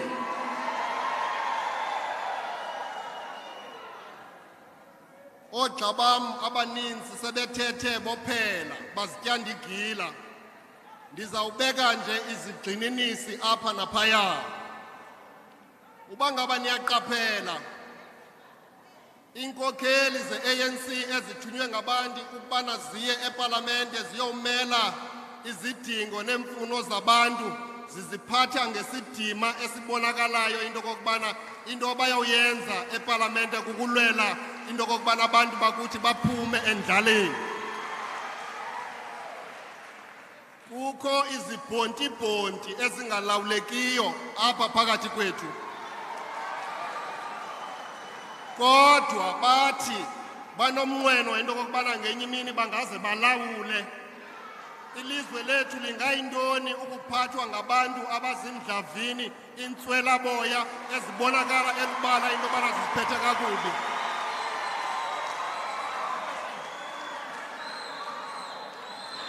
Umzekelo endifuna umxelela wona. Honorable Mkiva, just a bit. On what point are you rising, member? Thank you very much, Chairperson. Awuzwakali. Chairperson. On what point are you rising? No, ndiyabulela kakhulu sihlalo. No, we understand that Honorable Mkiva went to the NCOP through singing poems. He's even now singing for SAFA, that's what he does. So he must not try to grandstand using EFF here. He must sing the poems. Otherwise he won't be able to finish the piece. Thank you very much. Honorable Giver, did you say what they say we have said? Ababantu bazokwenza isigezo apha namhlanje abayi naseparlamente. On a point of order, Chair. On a point of order, Chair. On a point of order, Chair. On a point of order, Chair. On a point of order. Yeah, no. Yini singayilungisa kanje lento. Point of order, Chair. Ukuthi because the question is very clear. Ingabe lento abathi uyishilo mkiwa mangazange uyisho sibheka uHansard. Mrani. Let me put it in English so that they can get me exactly. Some of these members, they don't even attend committee meetings and the sitting of Parliament. On a point of order, Chair. Point of order. On a point of order, Chair. What is the order? Point of order, Chair. On a point of order. What's the point of order? Can the member please sit down? Thank you. What's the point of order? Chairperson. Chairperson, imember la ingezi uzograndstand ngazi. Izoba yimbongi. Uma uthi ufuna ukuba yimbongi, akahamba yofuna umsebenzi ukuba yimbongi. Angafuni uzograndstand ngazi. Angasithathi kanjani. Usikhala kakubi. Unfortunately, imakancane honorable Mkiva. Unfortunately, that's not the point of order. But lento kuthiwa ikhulunyiwe sabuye sibheke kuHansard will consult. Please proceed. Point of order. Mhlali ngaphambili isazela sibhlungu xa umuntu exelelwa inyani. Point of order. On a point of order. On a point of order, Chairperson. Honorable Matebula, just a minute. Honorable Mkiva. On a point of order. Yeah. Yes. Not Council House Chair. On what point are you rising, Honorable Matebula? On a point of order, Chair. Chairperson. Order, honorable members, order. Chairperson. Umsindo ngathi ungapheka sokazi ukuthi sizwe kahle bathi kuthiwa ndabendini. Yebo. Chairperson. Bathini? Yebo. Nasinavela kutwa leswi Honorable Mkiva va swivulaka. Mara na problem ya vuXitsonga a xi kona la. So swi nga endleka va ri ku ndluketeleni. Swi nga endleka va karhi va vulavula swilo swa kahle. Mara translation ya Xitsonga a yi kona. Can you please assist on that, Chairperson? Yeah. Honorable members, I guess what we should do, because temperatures have risen a bit, so we need to lower them. So we will look at this matter that is being raised. And at the next sitting, we will let you know. So Honorable Mkiva, let's please proceed. Chairperson, can I be recognized, please? Chairperson, can you please recognize me? Yeah. Honorable member, what's your point of order? No. On what point are you rising? Sit down. First?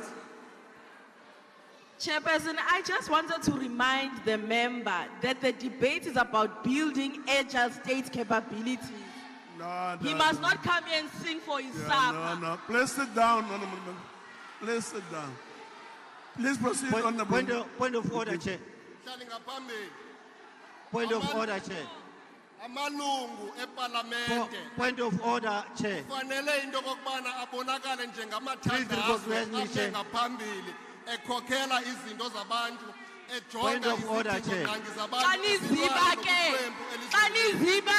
Honorable Mkiva. Chair, point of order. Honorable Msamai, on what point are you rising? Sit down. Honorable Msamai, on what point are you rising first?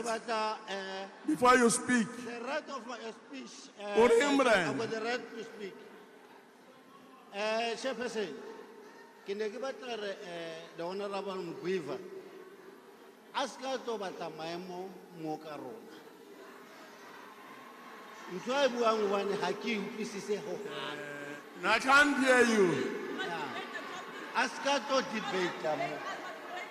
Okay, that's not the point of order. Please sit down. Mkiva nawe kuondoda iphambili lento. Inwele. Kanizole. Ifuna mhlali ngaphambili ndiyicacise into kokubana kweli lizwe sonyulwe uba uCyril Ramaphosa ba abe ngumongameli wabantu bonke belilizwe. Wonke umuntu ukuqala apha kulamalungu eParlamente onke nikhokhelwa nguba uCyril Ramaphosa nithanda ningathandi. Asoba ngawe apha. Chairperson, order. Soba ngawe. Asoxelelwa nguwe thina. I'm rising on a point of order, Chairperson. Chairperson. Honorable members. I'm rising on a point of order. Honorable members. Don't generalize. I'm rising on a point of order. Honorable members, we have a responsibility to debate and raise whatever points in a manner that does not depart from the standing of the House and this whole thing of raising points of orders under the pretext of debate and so on will not really assist us. So I'm appealing to all of us, let's please try and behave in a manner that is in keeping with the dignity of the House. Thank you very much. Nkiva.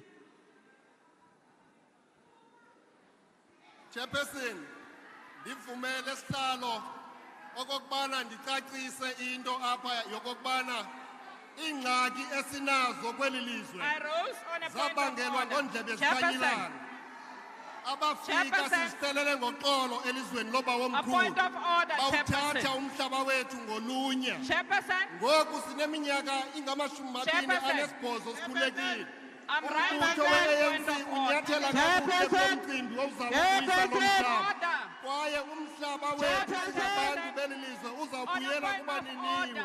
On a point of order, Chair. On a point of order. Chairperson, there's a school Please in the proceed, Eastern Honorable Cape. Nkiva.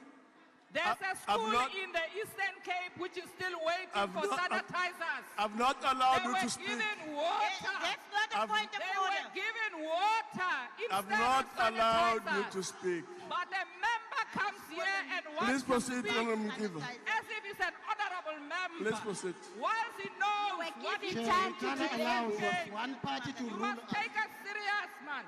Take us serious. We can't listen to corrupt people here.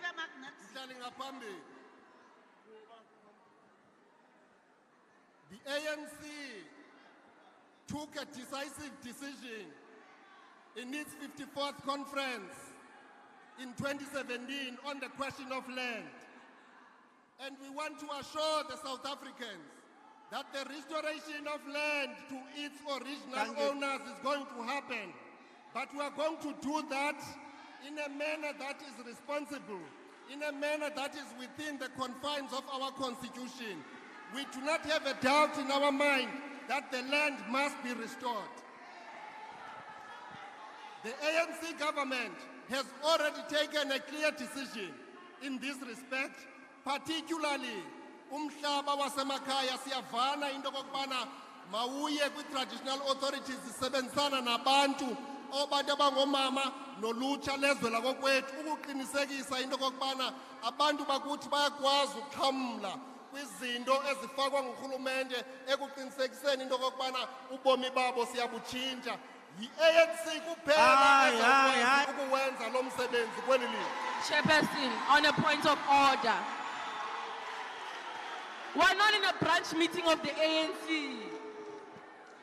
Chairperson, ndivumele ndilume kulwimi lasilungu. The impact statement of the Department of Agriculture, Land Reform and Rural Development is for an effective land reform program that ensures food security, inclusive growth and spatial transformation. Besendichilo into kokubana ingxaki ezininzi esinazo kweli lizwe zabangelwa ngamadlagusha afika ayigqobhagqobha inhlalo yethu singama-Afrika kweli lizwe. Seyatshilo omnye ugxa wami into kokubana ayinowuthatha iminyaka engama-28 kuphela ukulungisa ingxingongo yengxaki esafakwa kuyo apha ngondlebe zikanyilanga. Kodwa ndiyafuna ukunixelela into kokubana omnye wabo apha uze ngaphambili ezowuthi kwiphondo lakhe lase-Western Cape benza le nale naleya. Ndifuna ukunixelela malungu ale palamente ebalulekileyo nabantu bakokwethu into kokubana xa uya kwelaa phondo laseMpuma Kapa eNtshona Kapa uzawufika ingawona amatyotyombe namabobosi amaninzi ukogqitha onke amaphondo aseMzantsi Afrika. Abantu bakuthi kurhulumente wabo i-Democratic Alliance abaphetheyo pha into abayenzayo balungiselela abantu abamhlophe kuphela nendawo ezihlala abantu abamhlophe kuphela. Abantu bakuthi bahlele bugwayibeni phaya eWestern Cape. In order to ensure that our economy is put on a growth and development trajectory, in 2020, Parliament convened a joint sitting of the Houses to receive from the President of the Republic, President Cyril Ramaphosa, government's plan on economic restructuring and recover plan. In order for the government to meet the socio-economic needs of our people, the state needs to play a decisive intervention role in the economy and help create an environment conducive to growth of our economy and in coordinating both private and public capitals towards eradicating the triple challenges of poverty, unemployment, and inequality. The 54th National Conference of the ANC noted that there has been a slow progress in building a developmental state that has the capacity and capability to mobilize society and direct resources towards developmental goals. The capacity of the state in this regard is recognized in terms of its macroeconomic orientation and ability to direct the behavior of our domestic economy. Umzekelo ocacileyo, abelungu zange benze nento ebonakalayo ezilalini emakhaya. Kodwa lo rhulumente uthe sowungena waqinisekisa into okokubana okokuqala wonke ummi waseMzantsi Afrika ufumane umbane. Ewe siyavuma into okokubana sinazo ingxaki ku-Eskom ngalo mzuzu, kodwa isikhokelo sikamongameli uRamaphosa nekhabhinethi yakhe bayalwisana nale ngxaki kwaye sayisombulula le ngxaki. Asizange saqakwa kusombulula ngxaki siyi-ANC. Okwesibini, urhulumente wethu uthe waseka isebe elijongene ne-rural development elizawuqinisekisa into okokubana sijolisa amehlo sincedisane nabantu basemakhaya bazibone nabo bengabemi abalinganayo nabasezidolophini kweli lizwe. Umsebenzi omninzi sesiwenzile kwiilali ezininzi zalapha eMzantsi Afrika. Zimbi zenzelwe imigaqo, amanzi siwafakile ezilalini. Kuyabonakala umuntu obonayo ngamehlo nofuna ubona ngamehlo uyawubona umsebenzi osewenzile. Honorable Chairperson, we define the developmental state as a state that is able to provide effective basic services with capabilities to take forward far-reaching agenda of the national economic development, whilst at the same time placing people and their involvement at the center of these processes. It is through a developmental state that we can best achieve the objectives and the goals of the economic recovery plan. The economic reconstruction and recovery plan is anchored around two main pillars. The first is the new policy framework to mobilize society around infrastructure-led recovery with investment in key strategic sectors such as agriculture and mining. And the second pillar is premised around the policy framework that will promote investment in agriculture as well as in rural areas in general. Most importantly, the ERRP will help overcome the challenges faced by a drive towards building a developmental state in relation to coordination of government work and the programs across all spheres. Through the district development model, this coordination of government programs will enhance intergovernmental relations. The ERRP identifies the importance of the agricultural sector in creating much-needed job opportunities, as it is a labor-intensive and the ability to employ unskilled, semi-skilled and skilled labor especially within the agro-processing and related supply value chain industries. Ndifuna ukwenza umzekelo ba umongameli, njengokubana silapha Ogwini, siye saphuma singamalungu eParlamente sathi bhazalala kwindawo ngendawo, nemimango nengemimango. Ndibe nethamsanqa ngale nto yobana ndiyofika ku-Ward 14 apha kuMdeni local municipality. Ndafika kukho abantu abangomama abaziqalele ifactory yokwenza izinto zokuthambisa nensipho yohlamba nezinye izinto. Zonke ezo zinto baziqala ekulimeni izityalo, bathi besawugqiba ukuzityala ngethuba lokuzivuna bazivune, bapheke kuphume insipho nento zokuthambisa. Lo factory namhlanje iqashe abasebenzi abali-15 kwaye izinto abazivelisayo ziyangena kumashishini orhweba elilizwe afana noSpar, oShoprite, noBoxer, kwaye ngaphezu koko ii-orders zabo ziphuma kumazwe asentshona Europe namazwe ase-Asia. Inye into ekufuneka siyenze kwimisebenzi yolona hlobo kubana urhulumente wethu afake isandla ukwenzela uba la msebenzi wande, ukwenzela uba sizokwazi into yobana siqashe abantu abaninzi abangomama nolutsha nabantu abaswele ingqesho elizweni lakokwethu. Government argues that women, youth, and people living with disabilities must play a leading role in the delivery of infrastructure building programs necessary to catalyze our economic recovery. To this end, government has identified some of the long-standing impediments of our economic growth, and these include unreliable electricity supply, costly and inefficient ports and rail work, crime and corruption. It is the ANC that is leading the fight against crime and corruption. And we have demonstrated that in so many ways, and our president is leading from the front. As you conclude, Honorable Mkiva. The allocation of budget infrastructure development must ensure that there is a realization of focused intervention to promote sectors of the economy which will stimulate industrialization.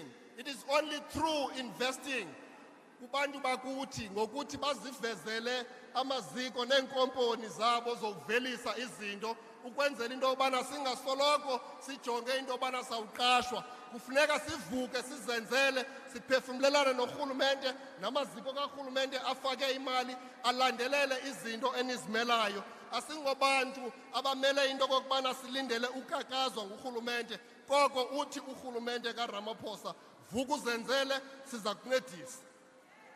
Xa ndizawugqibezela mhlali ngaphambili, omnye wabuzile apha wazothi they are confused.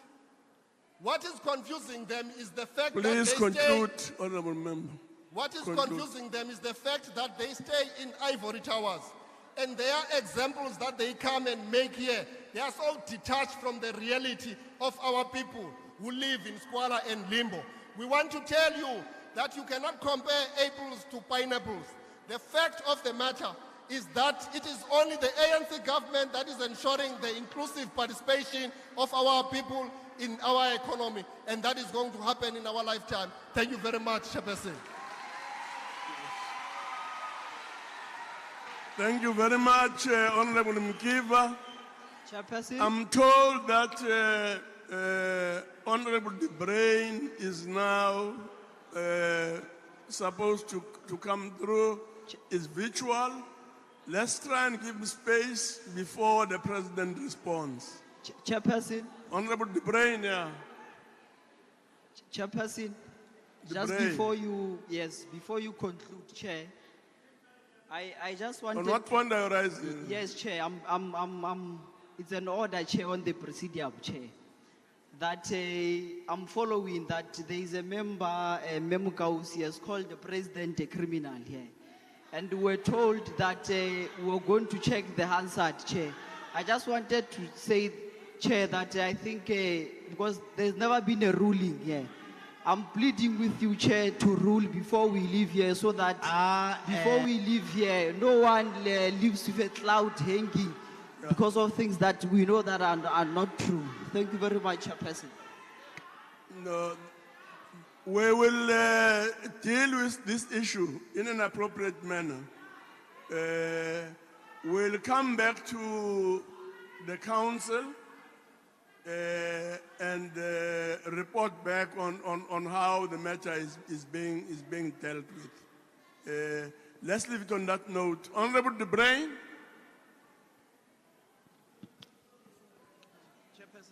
The brain is not on the platform, so we'll proceed, Honorable President, and let's hear your response and closing remarks.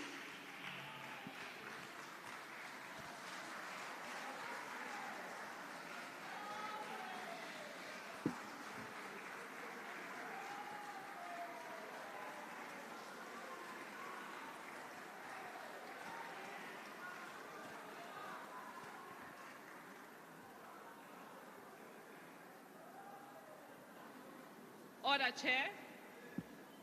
I'm rising on a point of order, Chairperson.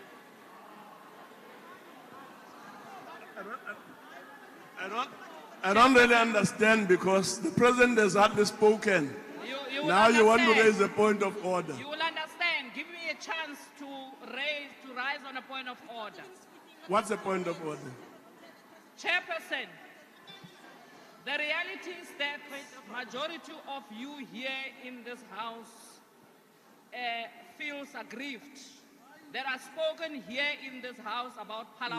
No. We are still repeating it. It's not a point of order. That is not a point of order. Stand up. She can't address the chairperson like that.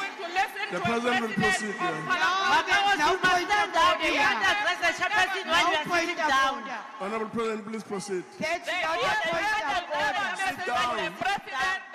Sit down, honorable member, sit down. The president, who's got an authority to I'm get now- money into the I'm now- without consequences. The EFF will never listen Honorable to member, a corrupt individual I'm now ordering you out of the house. without consequences. Out of the house. Out.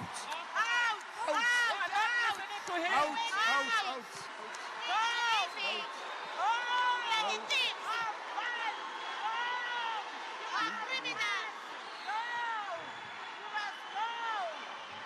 Out.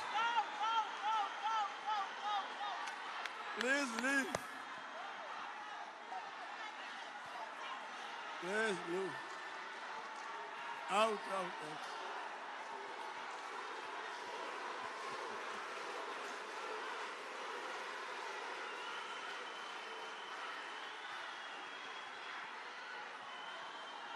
Now, thank you very much. We will now proceed. Honorable President.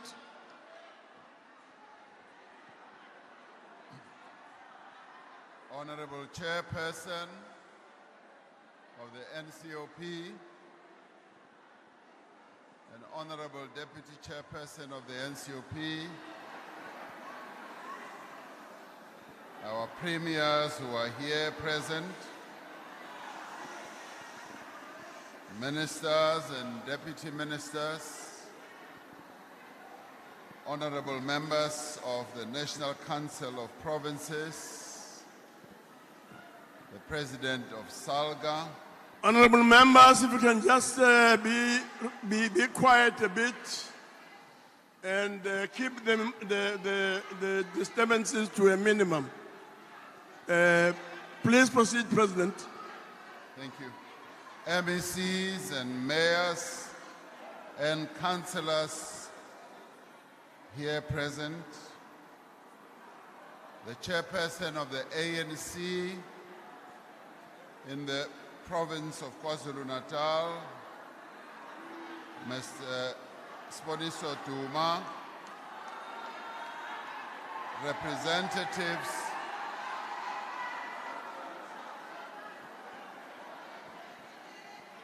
Order, members. Please sit down.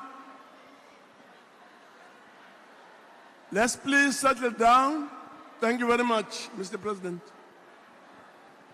representatives of political parties, traditional and religious and community leaders, and ladies and gentlemen,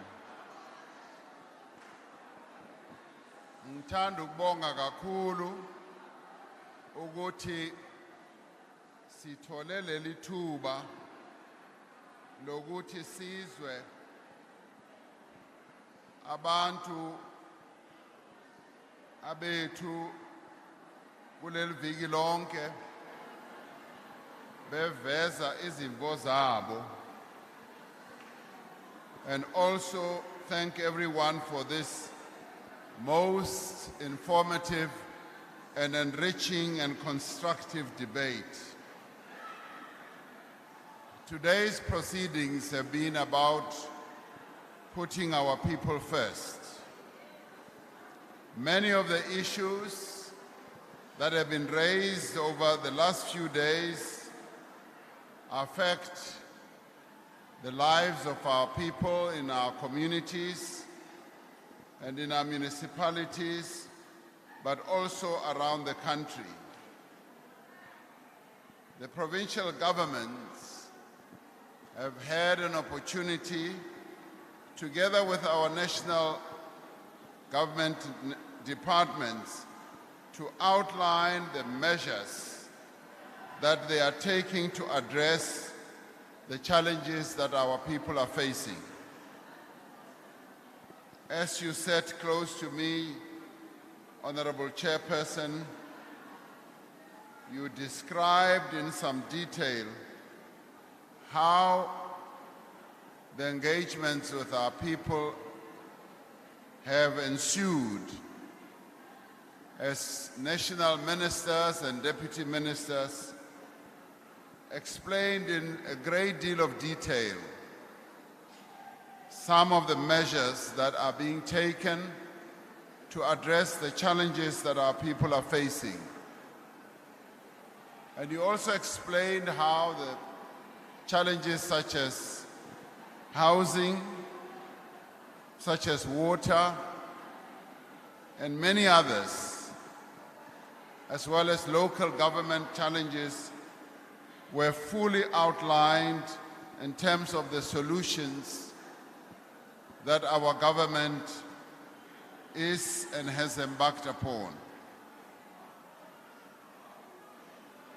This debate has also been enriched by the participation of our leaders at provincial level.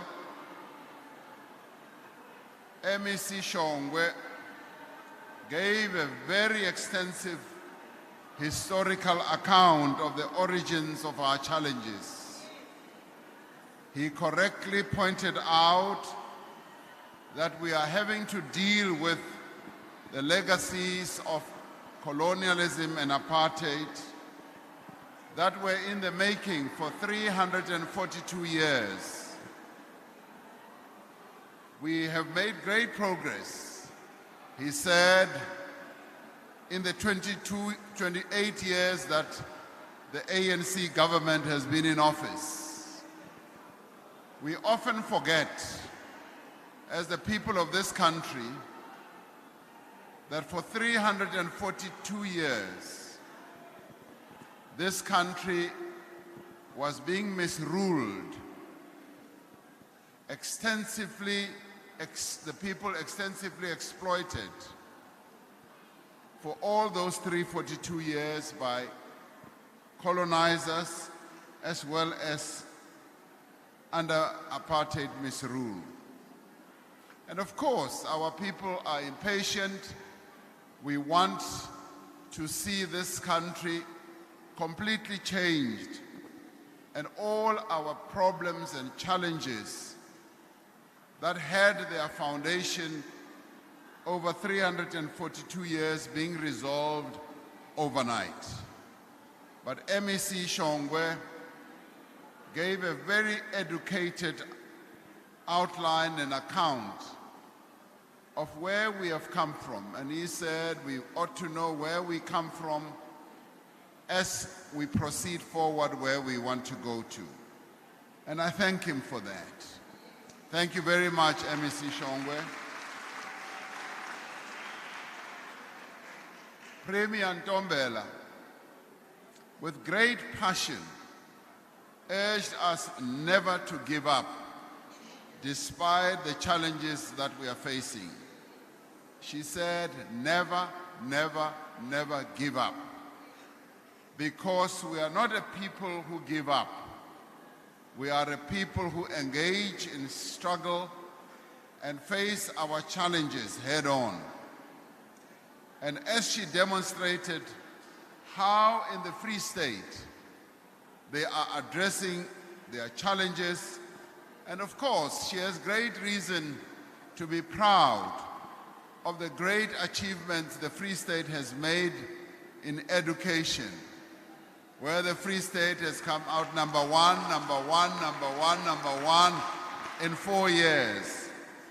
And obviously also challenging other provinces like Gauteng, which has often been number 2, to a point where Premier Lusufi responded and said, you watch out, we will also be number 1, and suggesting that they may be number 1 next year when the matric results come out. But with great passion, Premier Ntombela, who never gives up, for as long as I've known her, she's always been positive, optimistic, energetic, and always rearing to go. Despite having faced challenges also in Jagersfontein, challenges also in the municipalities in the Free State, but she remains positive. And that is the spirit that we should all have as South Africans, despite the challenges that we face. And thank you very much, Mantombela. Ke a leboga, ngiyabonga ukuthi you remain positive. And of course, progress has been made across the board. And our Premier here in KZN outlined extensively the progress that they've been making, and I'll refer to it in a little while. MEC Mani Lusiti spoke extensively about the need for cooperation with the private sector, but she also said something quite profound, that our mayors must be champions of economic development. I've often said that economic development in our country must start right from the bottom, upwards. Our towns and cities must not be expecting that economic development will be showered from the top. It has to rise from the bottom. It is our towns and cities and our municipalities that must be the bedrock of our economic development. They are the ones who must create that conducive environment at the town, at the city, at the metro level that will attract investors to come and invest. And unless that happens, economic development, growth, and job creation will not easily happen. I often cite the case of China. China is the economic behemoth that it is, the second largest economy in the world, and their objective is to be the largest economy. But that economic growth started at the bottom. It started in their towns. It took the mayors, the councillors, to ensure that they create that climate and they promote investment. And they started up setting up investment promotion offices and areas in their towns. They are the ones who started mobilizing investment. And they are the ones who attracted investment in their towns. And of course, with the help of provincial government, their states, as well as national government, the three spheres of government then started working together. So MEC Mani Lusiti is absolutely correct. It is that cooperation that we must have with the private sector right at the local level but also our mayors, yes, our speakers, yes, our chief whips, and our councillors must be the economic ambassadors of the areas where our people live. If we do not do that, we will not be able to achieve the economic growth that we want. And as I said in my main input, investments do not happen at the union buildings or in Parliament in Cape Town. They happen right at the lowest level. So that is what we need to focus on. Umamu PP spoke also extensively about the issue of economic emancipation. And I know she feels very strongly about this, as we should all. Economic emancipation of those who were relegated to the back of economic development in our country, economic emancipation of the women and empowerment of our country. She spoke about the district development model, that this is what we should use to develop the economy of our country, the economy of our regions, economy of our municipalities. That is what is needed. And if we can embrace the message that she was putting across, we will be able, without fail, to see real economic emancipation of the black people of South Africa. That is where we will be headed. Premier Lesufi, I was rather pleased to hear him outline the plans that they have in Gauteng and the steps that they are taking. And many of our provinces have similar plans. But he put real money behind some of the initiatives that they're taking. Real money to empower our township businesses. They passed the Township Development Act. And with that, they are now armed with real action that can be taken. And putting 650 million rand behind this type of economic empowerment initiative is very powerful. It is new, it is fresh, and it does feel like Gauteng indeed, in terms of the economic plan that they have. And yes, Gauteng has gone out, and KZN has also gone out, Eastern Cape has also gone out, and indeed a number of our provinces to attract investors. What they have been doing in developing their economic zone and attracting a company like Ford to come and invest billions of rands and working with them to create that conducive environment where today we are now going to manufacture 750 vehicles a day. And through that, of course, Eastern Cape does that, KZN does that, we will be competing with countries like Germany, like Japan, like Korea, in terms of making vehicles that will be exported. And the market that Gauteng and of course other provinces are targeting is the market on our continent. Through the Africa Continental Free Trade Area, we will be able to sell our vehicles, the products we make, into the rest of the continent. So where we are at the southern tip of our continent, many countries see us as the entry, the gate into the continent. And that is why investors, yes, are coming to South Africa and investing so that we can all capture the African market. Africa is opening up. We are saying it should no longer open up just for Europe and places like that. It should open up for Africa as a whole. Countries in our continent must make things that will be sold and consumed in Africa so that we no longer have to run to Europe to go and import stuff. Africans must be buying things, vehicles and products that are made here.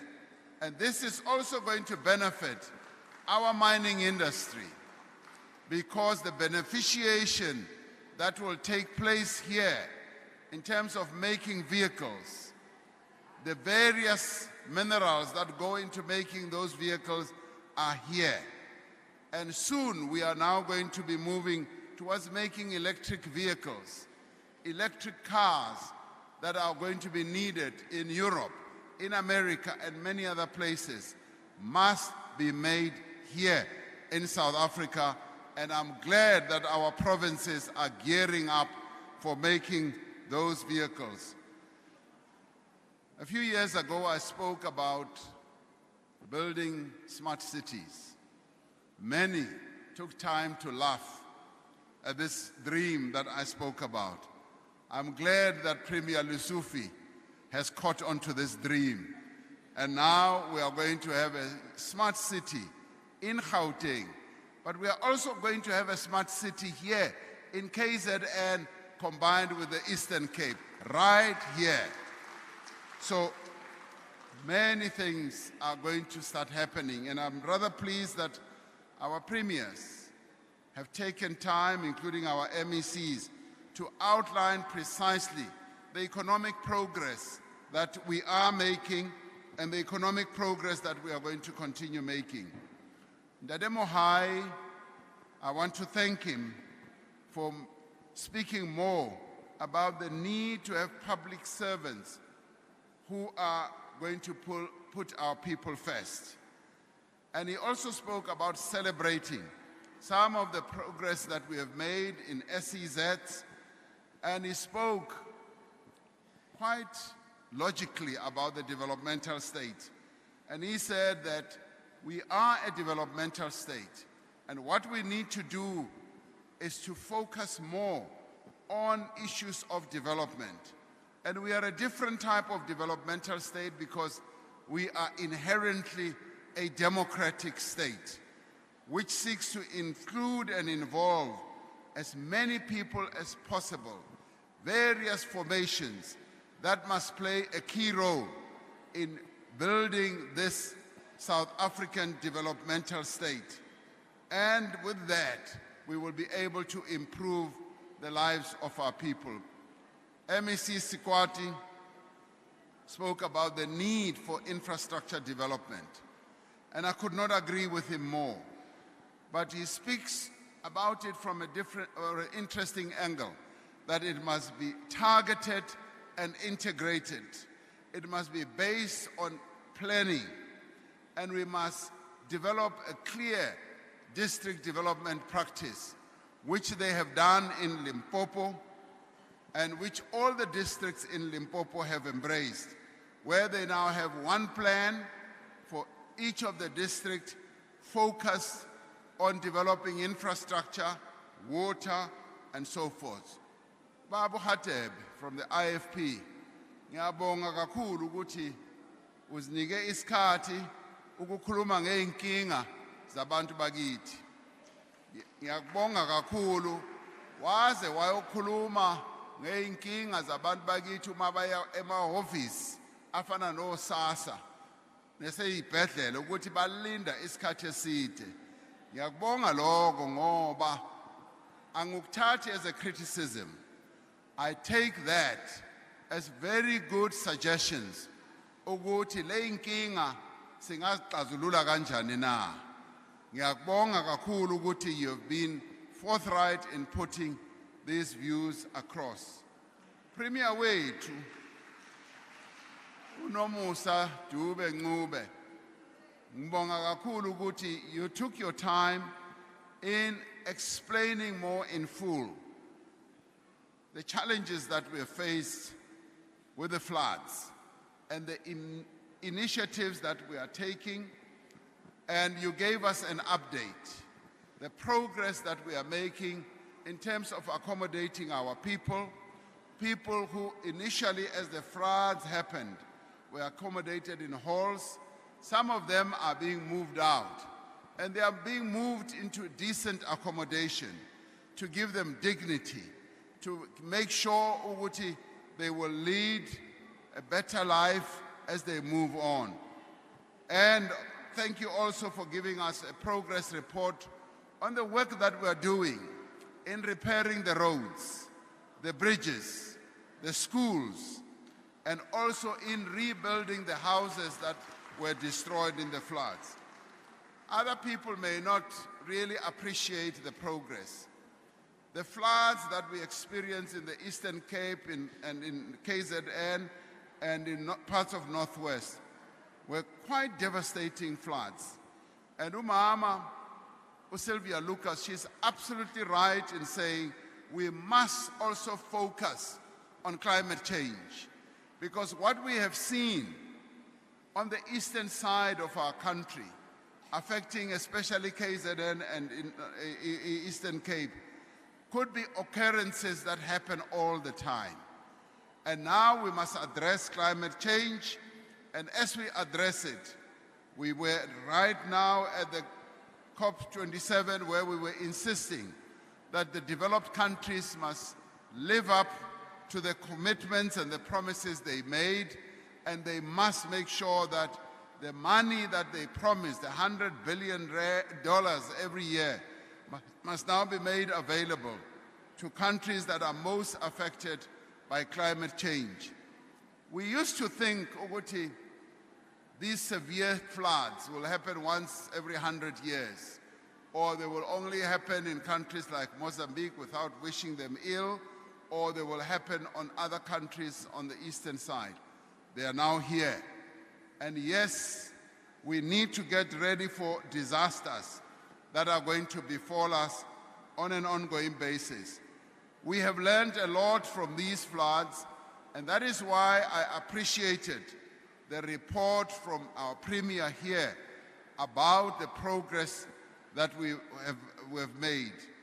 These floods have highlighted how important local government is in preparing and responding to natural disaster. And that is why it has been important for us to come here so that we can talk to the people who are most affected by these floods. And that is why it has been so good to hear also Ubaba Mkiva. Ubaba Mkiva spoke about the progress that we've been making over many years, and I thank him for that, because the progress has been extensive. Baba Ustofile Wesalga has given us insights on what we should be doing going into the future. The fiscal architecture that Salga would like us to start looking at, to remodel, yes, even local government, so that we can avoid some of the challenges and the problems that we are having.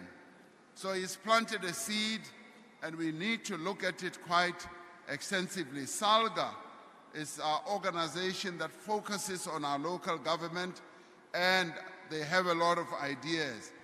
I also particularly like the ideas that they've put forward with regard to helping our local governments to pay their debts, to collect money, and how we can get companies to cooperate and also to play a role. MEC Meha liked her input in terms of focusing on service delivery. And Honorable Bara spoke about the gender-based violence and also applauded the summit that we held. And I think it's been important for us to make progress on gender-based violence. What I did appreciate when we were at the summit is the fact that our provinces held their own summits. They made a great deal of progress in bringing many formations together and focus on the solutions that we need to have. You are absolutely right in saying 10% of gender-based violence takes place in institutions of higher learning.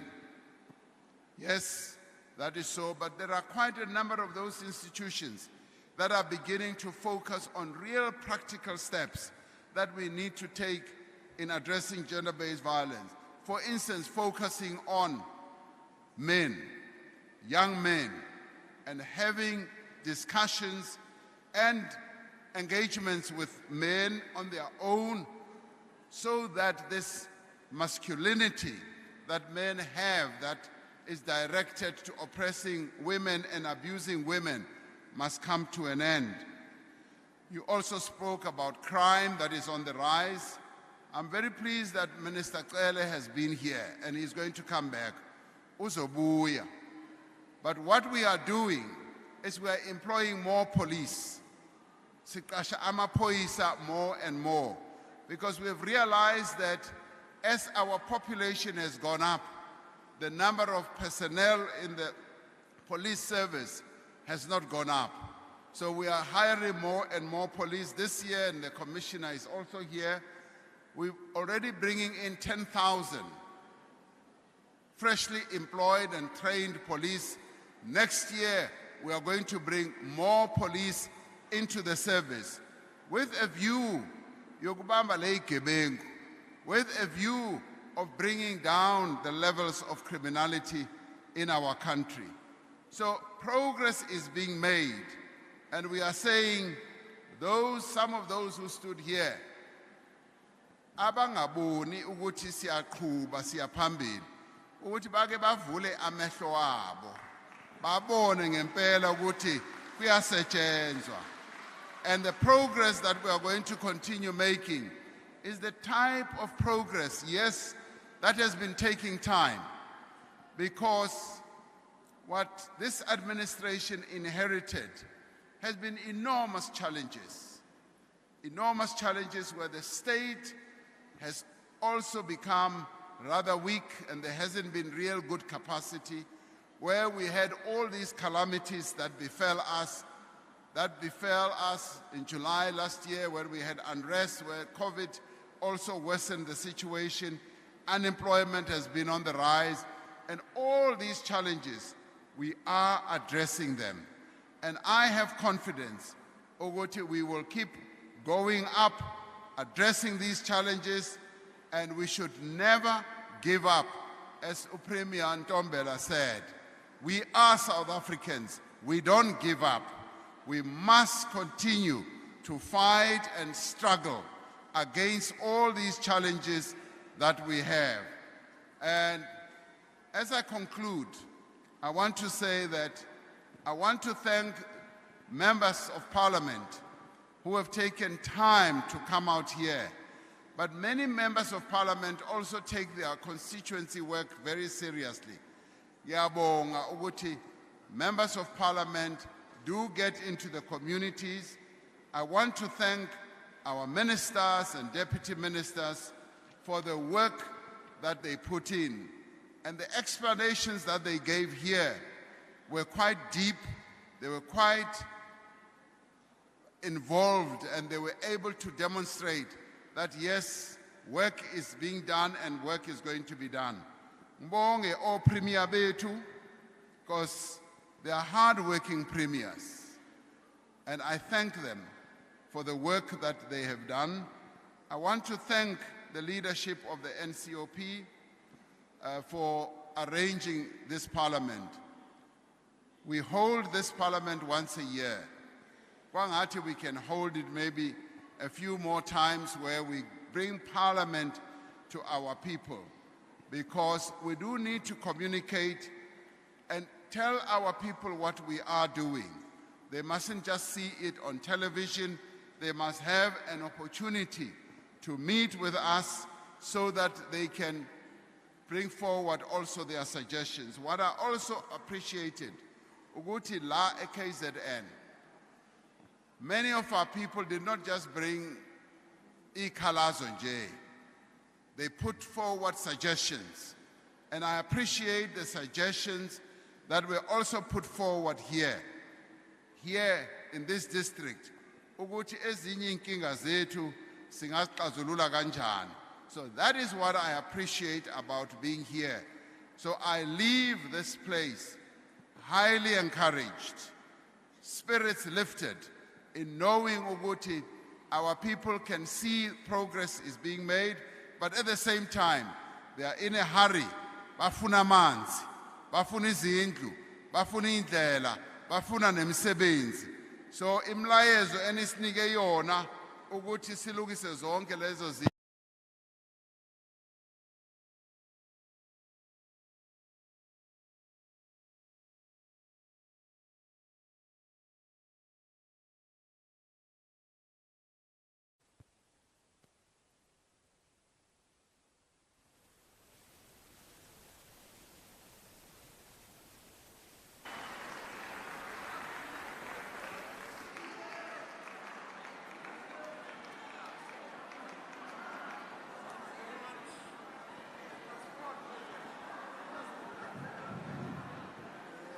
Honorable members, please take your seats.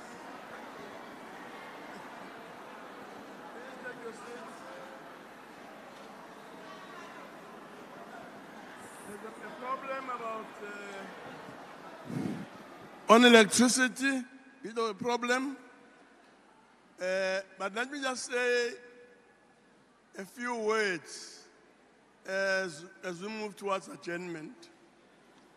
The first point to make is that taking Parliament to the People's program has been designed in such a way, amongst others, to promote public involvement in the overall quest to improve the quality of life of our people. So I would like to take this opportunity to thank the President for making his time available so that indeed he could be with us. So thank you very much, Mr. President. Sithi kasibonge amazwi akhaliphile, amazwi akhayo angabhekile nje la kulikamthaniya but abheka uMzantsi Afrika jikelele. UPresident siyabongile ngama-ministers, ngithi ngiyangibonge uPremier uNomusa Dube Ncube, sibonge uPremier uNtombela from the Free State, sibonge uPremier uPanyaza Lesufi from Gauteng, bese ke sibonge abahlonishwa ama-MECs aziphi isikhathi ukuthi abengxenye yale program. Sibonge osomlomo ikakhulukazi uSpeaker wase-Northwest, sikubonile mbe.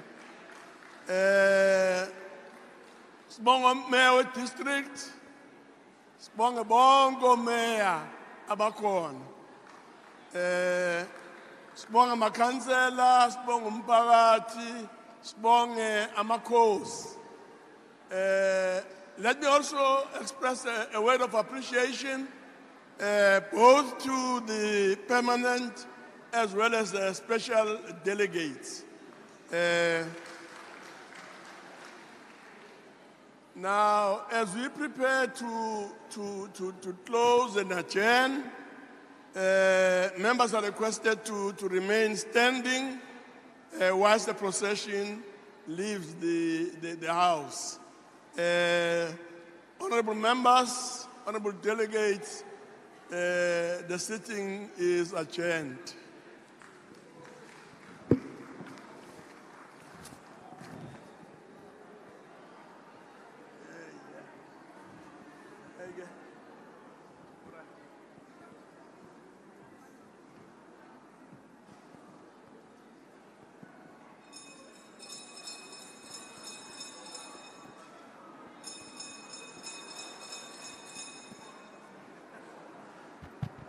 Honorable members, those who are traveling,